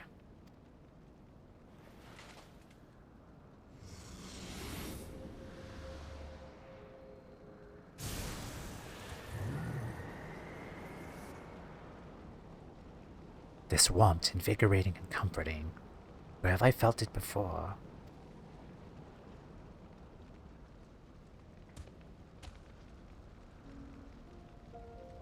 Of course, the sun, that which once shone its light upon creation. That it would set, never did it fail to rise again, and like the sun, my flames must never die. So that is the way of it. Through your flames you sought to recreate the sun's journey, recreate the world as it was before. Who are you, who could unearth memories buried in the deepest recesses of my heart?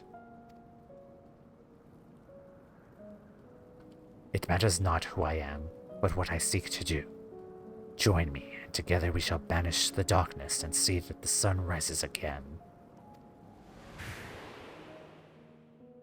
According to the mysterious night, the price to save the world was dear. The inhabitants of the neighboring reality must be sacrificed. To which Rubicante replied, I have sworn to use my power to save the world. Innocent souls must be consumed by my flame, then I shall bear responsibility for the sin. Thus did he choose his path of his own volition. His spirit lives on in me as an undying flame.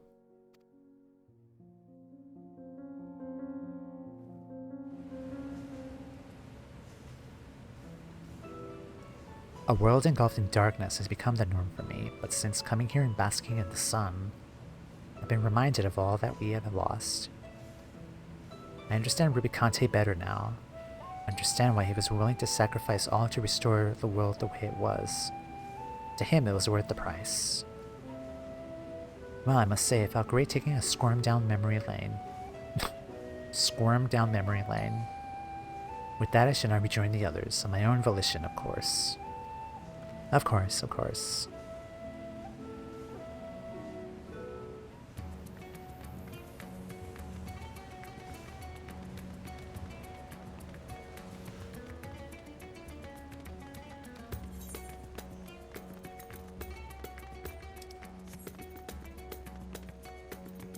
I don't know if it's the ADHD talking, but I don't know, that just bothered me that Cagnasso, the water lord, was not the next one. Like, Rubicante was always like the last one in FF4.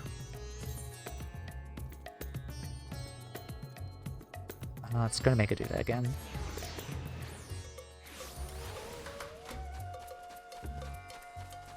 I'm probably doing them out of order, perhaps. Maybe.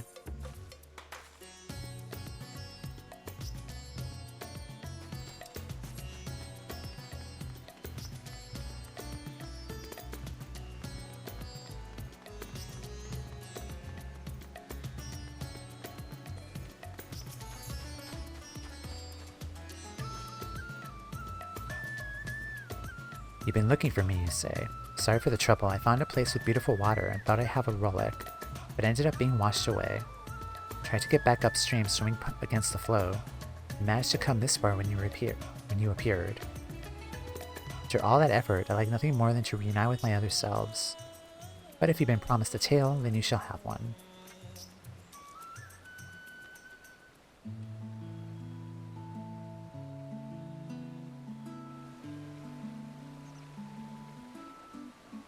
Nothing but small fry. See that mortal there? He fished me up, but promptly released me while I'm calling me a hideous slug. I don't know what that was about, but it worked out well enough. Oh, to be out in the open sea and catch something big. But until I can afford a halfway decent rod, I'll just have to put up with this tired old fishing hole. I know the feeling well, the desire to chase after big fish. I used to be a fisherman too, you see, together with my brother. but the Contra Memoria wreaked havoc on the ocean's ether, and nary any fish remained to be caught. Each morning we'd wake up not knowing whether we'd have food for ourselves to fill our bellies.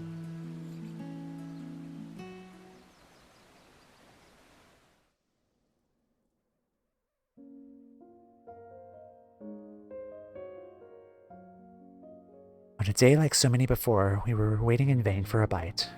My brother's face was fixed in a grimace. I assumed he was cursing the war in his mind, but it turned out he was thinking of something else altogether. And when he finally spoke, the frustration was plain in his voice. Even if there were fish to catch, is this how I'm going to live out my days? Sitting endlessly with a pole in hand. It's like dying a slow death. I can't take it anymore. More so than our privation, it was the mundane, unchanged nature of our lives that bothered him. In the next instant, he blurted out, "That's it, if there is a war, I'm gonna fight too. That way I won't be bored, at least."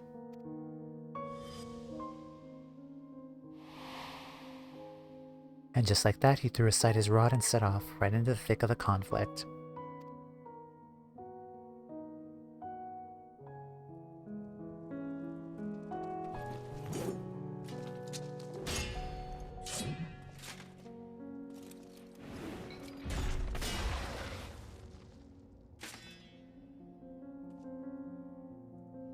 Damn it. It's over.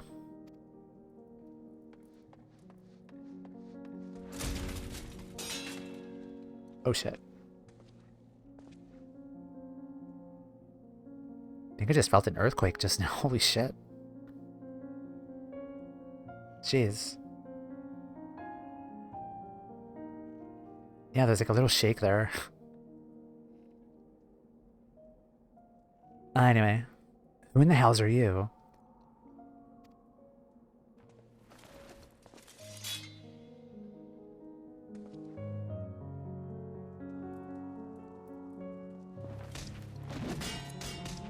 Yeah, just bringing fists to a sword fight. Okay.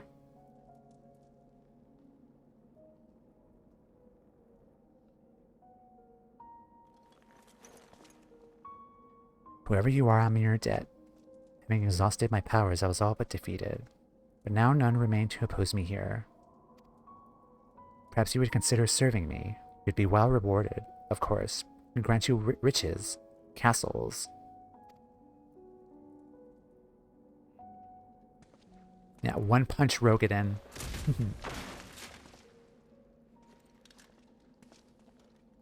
What is the meaning of this? Weren't you a friend? Friend, I'm just after some excitement. Come on, give it to me.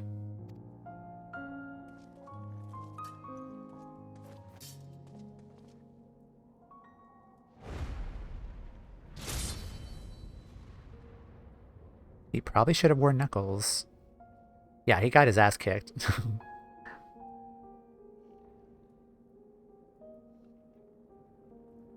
Oh, they both did.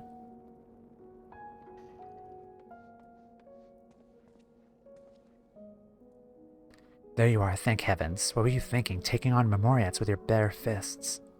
However strong you may be, you're lucky to be alive. Alive?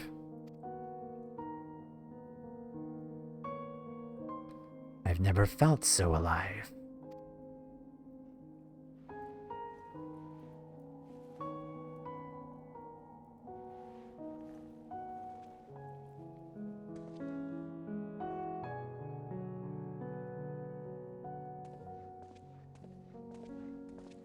Where are you going?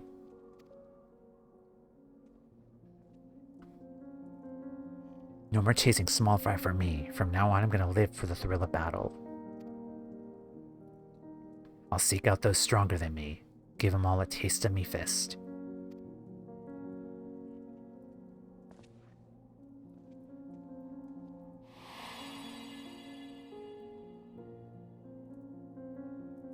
Never have I felt so alive as I did, risking life and limb, he said as he strode away, never to return. Sometime afterwards, a rumor reached me of a fearsome warrior. The man would arrive unannounced on a battlefield, trounced anyone and everyone indiscriminately, or disappearing again. Kagiaso, he was called, and cursed for a feral dog. That was enough for me to know that my brother still lived.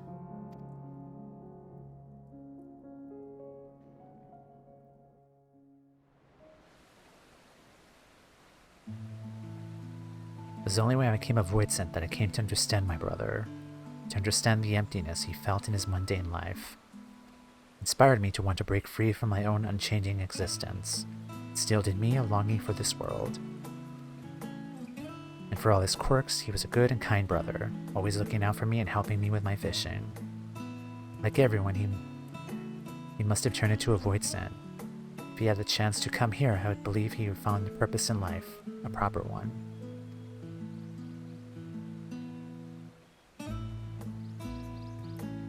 Hehe, thanks to you I could relive those old memories. And with that, I'd best go and join my other selves. Be seeing you.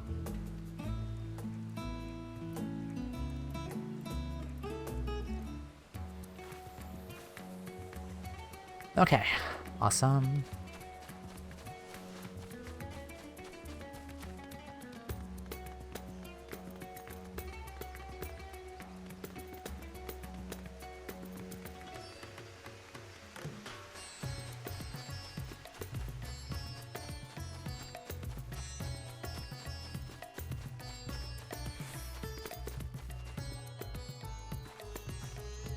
Alright, I'm gonna take one final ad break. I think it's gonna be like the last quest I'm gonna do for today. But yeah, I'll be right back.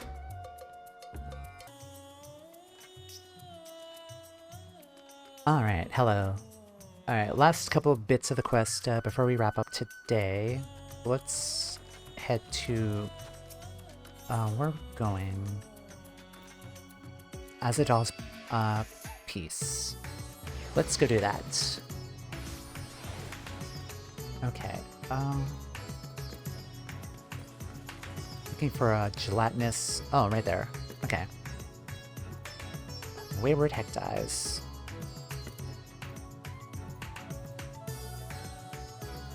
The rest of me here too. What a relief. I was taking in the sights of a village nearby when I realized I'd become separated. I'm glad I decided to follow the clamor and head to the city. There's so many mortals here. So many beautiful buildings.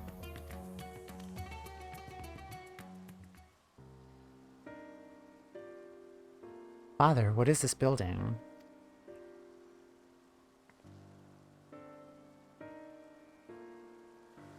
This, my boy, is the resting place of the great Azadal. Centuries ago, he journeyed here from the mainland and helped to end the war between the Matanka tribes. An act which laid the foundation for the nation of Radzadhan. So it's thanks to him that we all get along. Ah, a tomb, a place for mortals to remember their dead. Calls to mind people from my own past.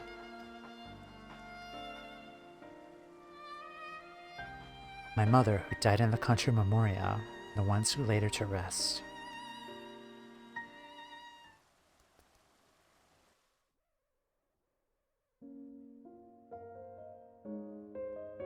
Long, long ago, there lived two powerful mages. It was said that none could match their might. Yet they nevertheless continued to hone their skills at their training ground atop a peak called Mount Ordeals. Until one day, fell fiends began attacking villages unprovoked. Upon hearing the grim tidings, the mages came to a resolution. Through years of training, we have mastered our flames. It is time for us to employ them for the salvation of the world. So it was that the pair descended the mountain, set about vanquishing the fiends.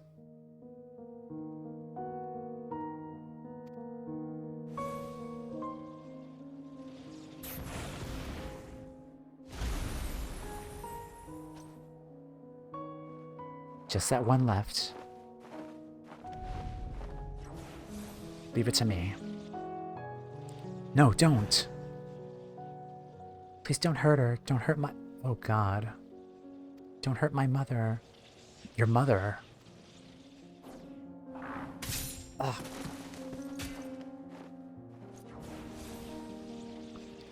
Please her. Save her, I beg you. What do I do?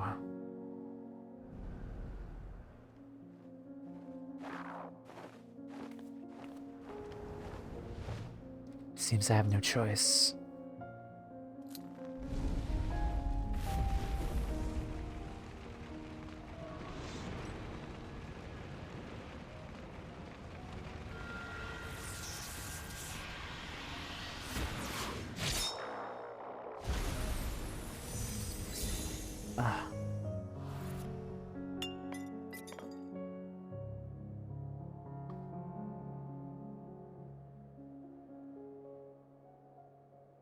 What? She's turned into a crystal.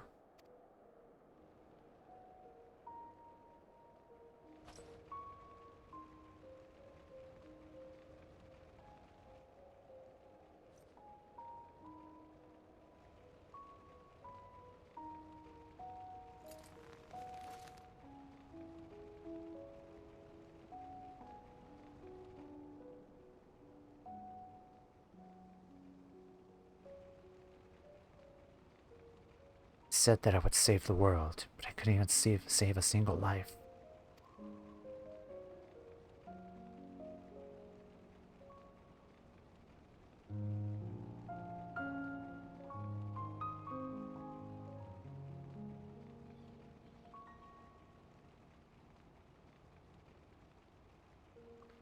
My flames were meant to be like the sun. They were meant to protect, to keep warm and light the way, and yet...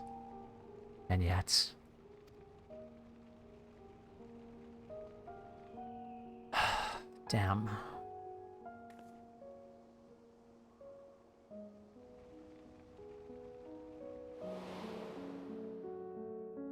In his great fury at his failings, the mage's face turned red as a ruby. Thus did the girl choose to call him Ruby Conte. So that's his name. We got his name. The mage returned to his mountain, where he buried his comrade. On the gravestone he etched the words of admonishment, continued his training alone. One day, when visiting his comrade's grave, he found that a familiar crystal had been left there.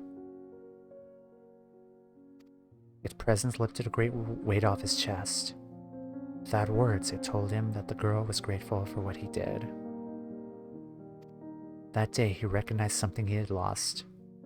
Descending the mountain once more, he embarked upon a journey, determined to use his powers for good.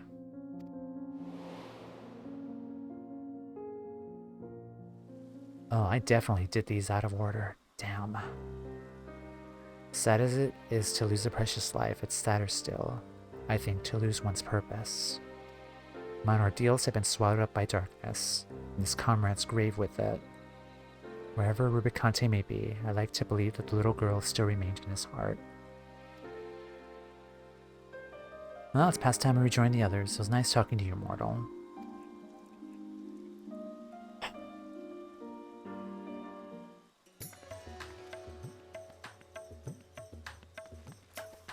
Alright, last one.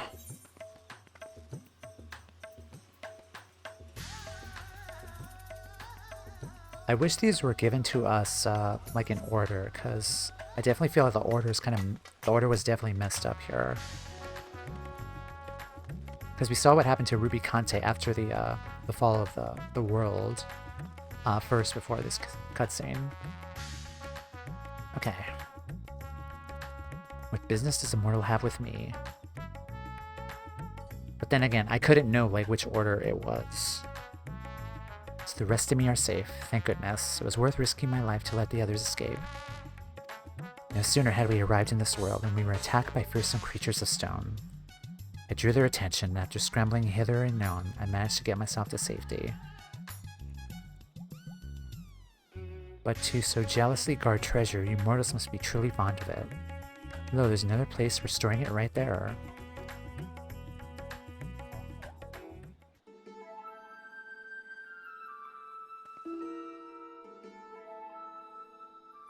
They say the mountain after mountain of treasures in there. We just need to find the coffers that act as portals.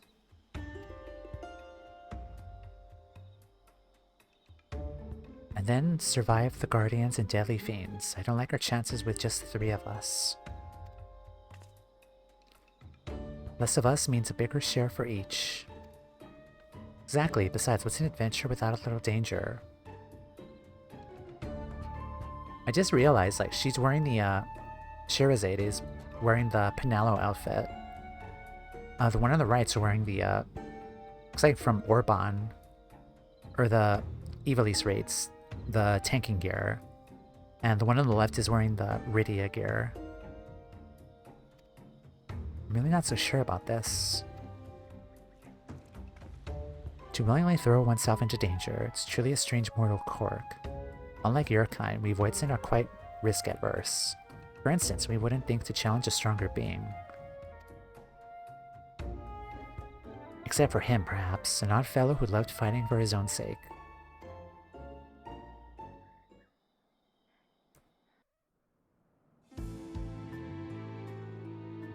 His name was Kagyaso. There was nothing he feared in his domain. Employing deception, he trapped his foes and drowned them in a bottomless mire. It mattered not how strong they were, all fell before him. Yet despite his victories, he never felt truly satisfied. And through a chance meeting, he would learn the reason why.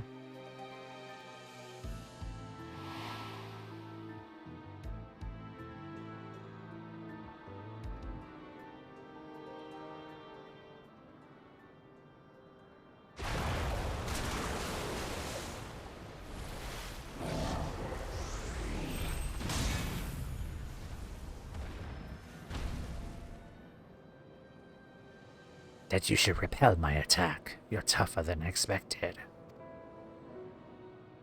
To whom do I speak? I am Cagnaso, and I bet you're the one they say is seeking out the strong. Well, if it's battle you want, then you need look no further. Lest you misunderstand, I do not desire fruitless battle. On the contrary, it would seem that it is you who seek out the strong. Why? When you're hungry, you devour. Doesn't matter who. Your luck ran out when you strolled into my domain. No one would risk themselves simply because of an empty stomach. Nay, my friend, the source of your hunger lies elsewhere.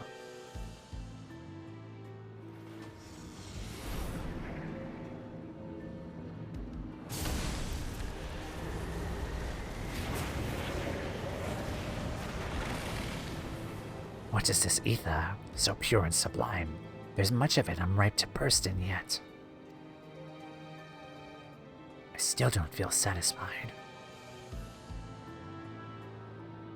Do you see, 'tis not of ether that you thirst, but battle. You'll not quench this thirst with a stagnant swamp water. Nay, not save that of a raging torrent will sate you.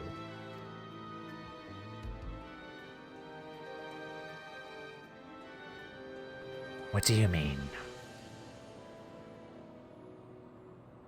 There is no joy to be in ensnaring your quarry. For victory to have savior, you must place yourself in the midst of danger. If you join me, I shall see to it that you never want for dread foes to grant you satisfaction. What say you? Why do I feel as though I remembered something important? Whoever you are, I would know more.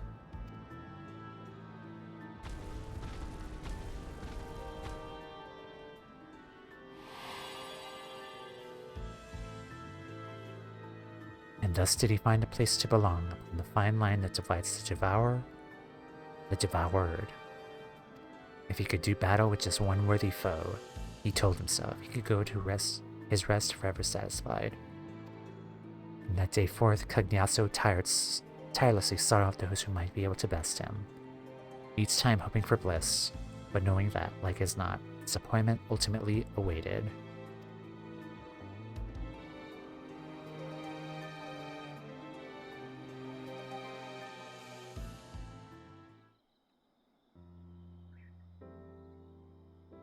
A yearning so strong, nothing else matters. Do you have such a thing driving you too, mortal? Looking back, it was extremely reckless of me to come to this world. It has been worth every bit of danger and more. I can't wait to share my experience with myself. I'll be on my way now. Thanks for coming to find me.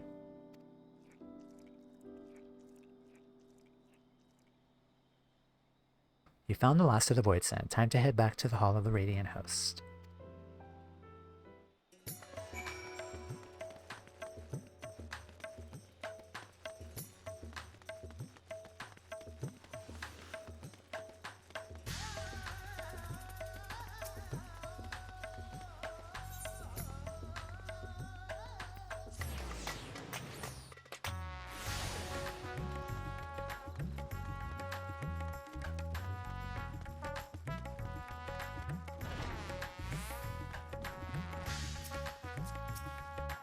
One, two, three. Is that all of them then? The little guys.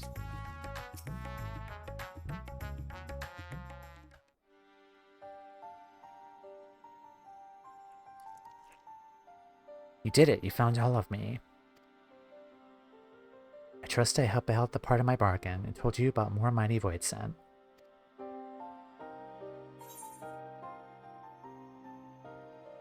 Those Void Scent fought fiercely, but they'll fight no more. I learned about the pasts of Kaguyasu and Rubicante.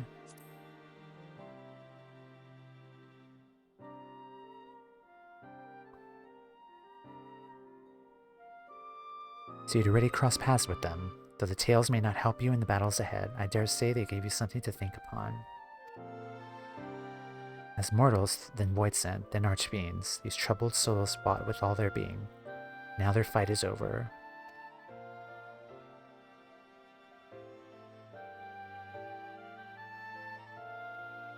Well, I myself have only heard the tales from the others. I'm to make their feelings my own.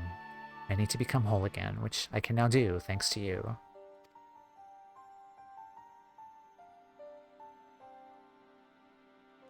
So all of them are accounted for, then by all means let us have them return to the way they were.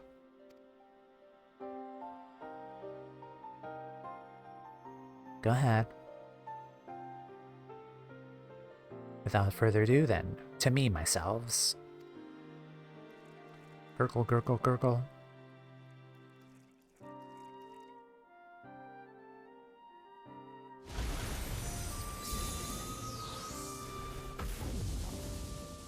Gurgle, gurgle. At last we're whole again. There is nothing we need fear.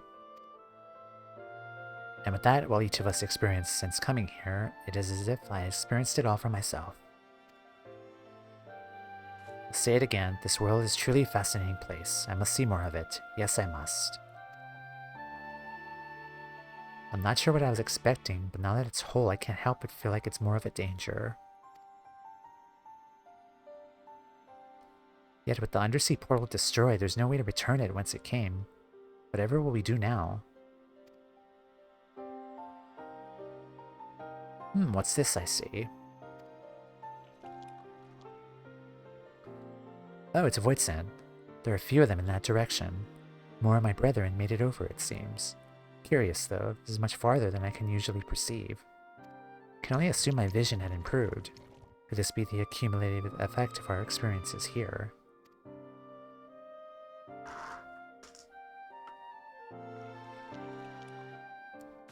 What, I can sense its kind from a vast distance?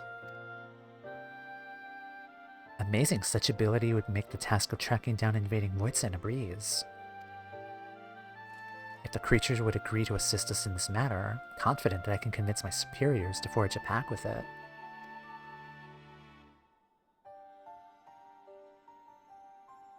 Oh, if it means I can remain in this world, I'll gladly agree to that arrangement. Can't say how much I'm indebted to you, mortal. Working with this fellow here, I'll find a way to communicate with your kind and make myself useful. Thank you for everything.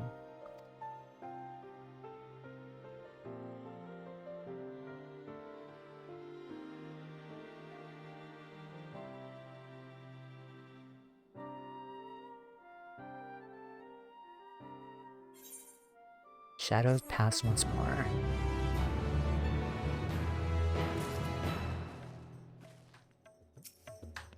I'll be on my best behavior until I forge the pack. It's nothing short of a dream come true to be in this world. I'll do whatever it is required to remain. With regards to communication, as the creature appears to understand our words, I believe I shall begin teaching it letters with some effort. Confident we'll be conversing ere long. Alright, good luck with that.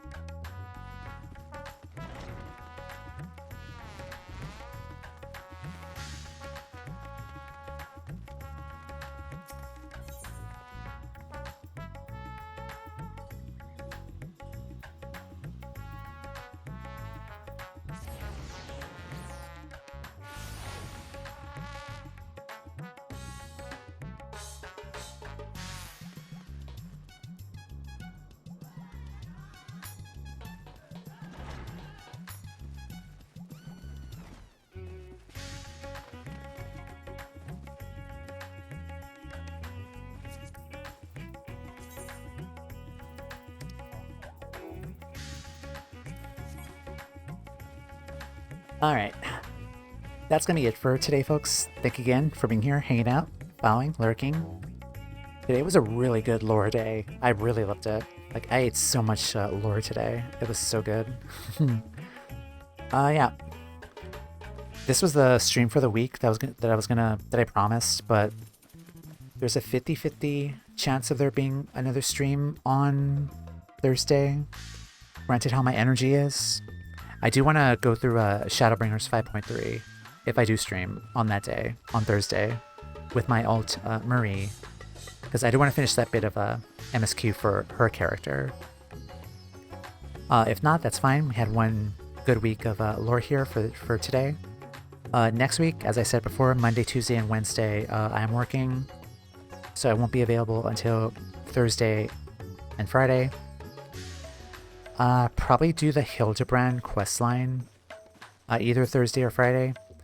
Hi Ellie, welcome in. You're just in time to see me end.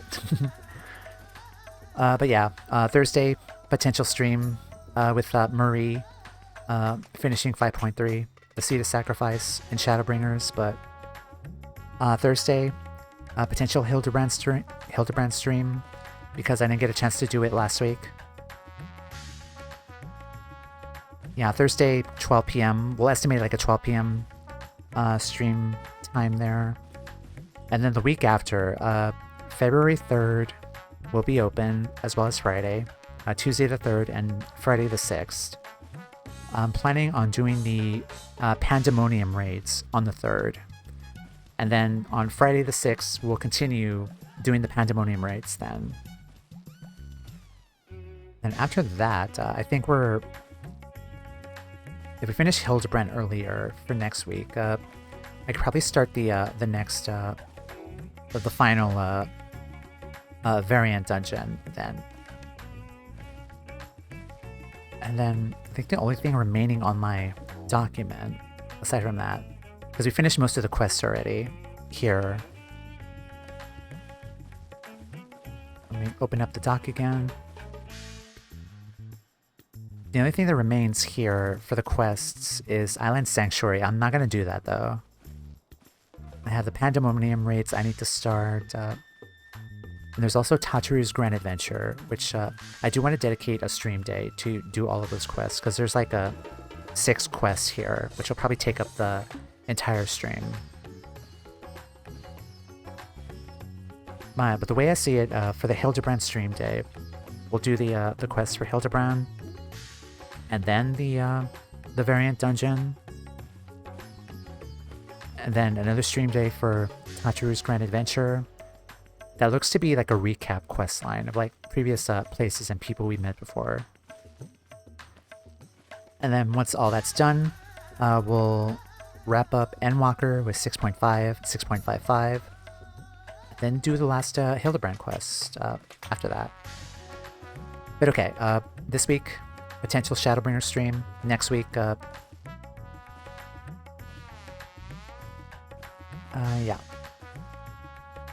Sorry.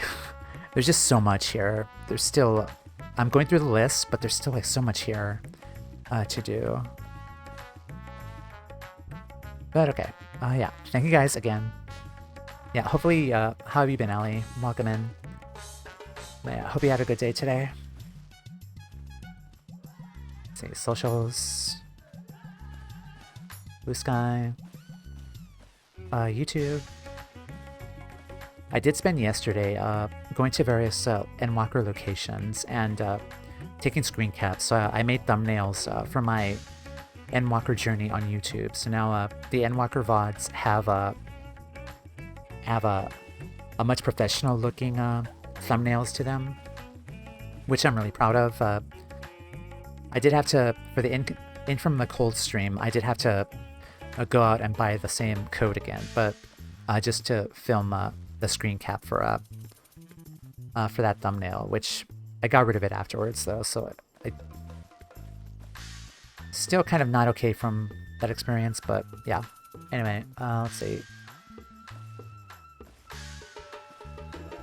The thumbnails though do look good though.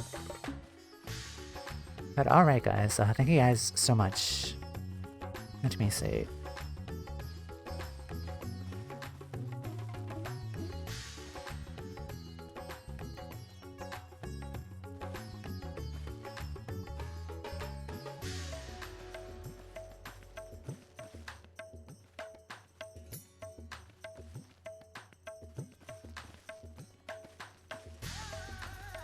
Alright, I'm not gonna raid out today. We're gonna say goodbye. Take care. You're in the middle of a boss fight. Sad, I'm so late.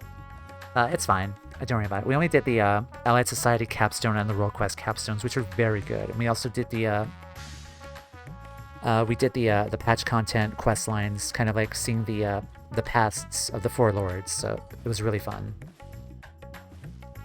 The day was fun. Glad to hear. Alright guys, take care. Have a wonderful rest of your Tuesday. I'll catch y'all next time. Potential Shadowbringer stream on Thursday though.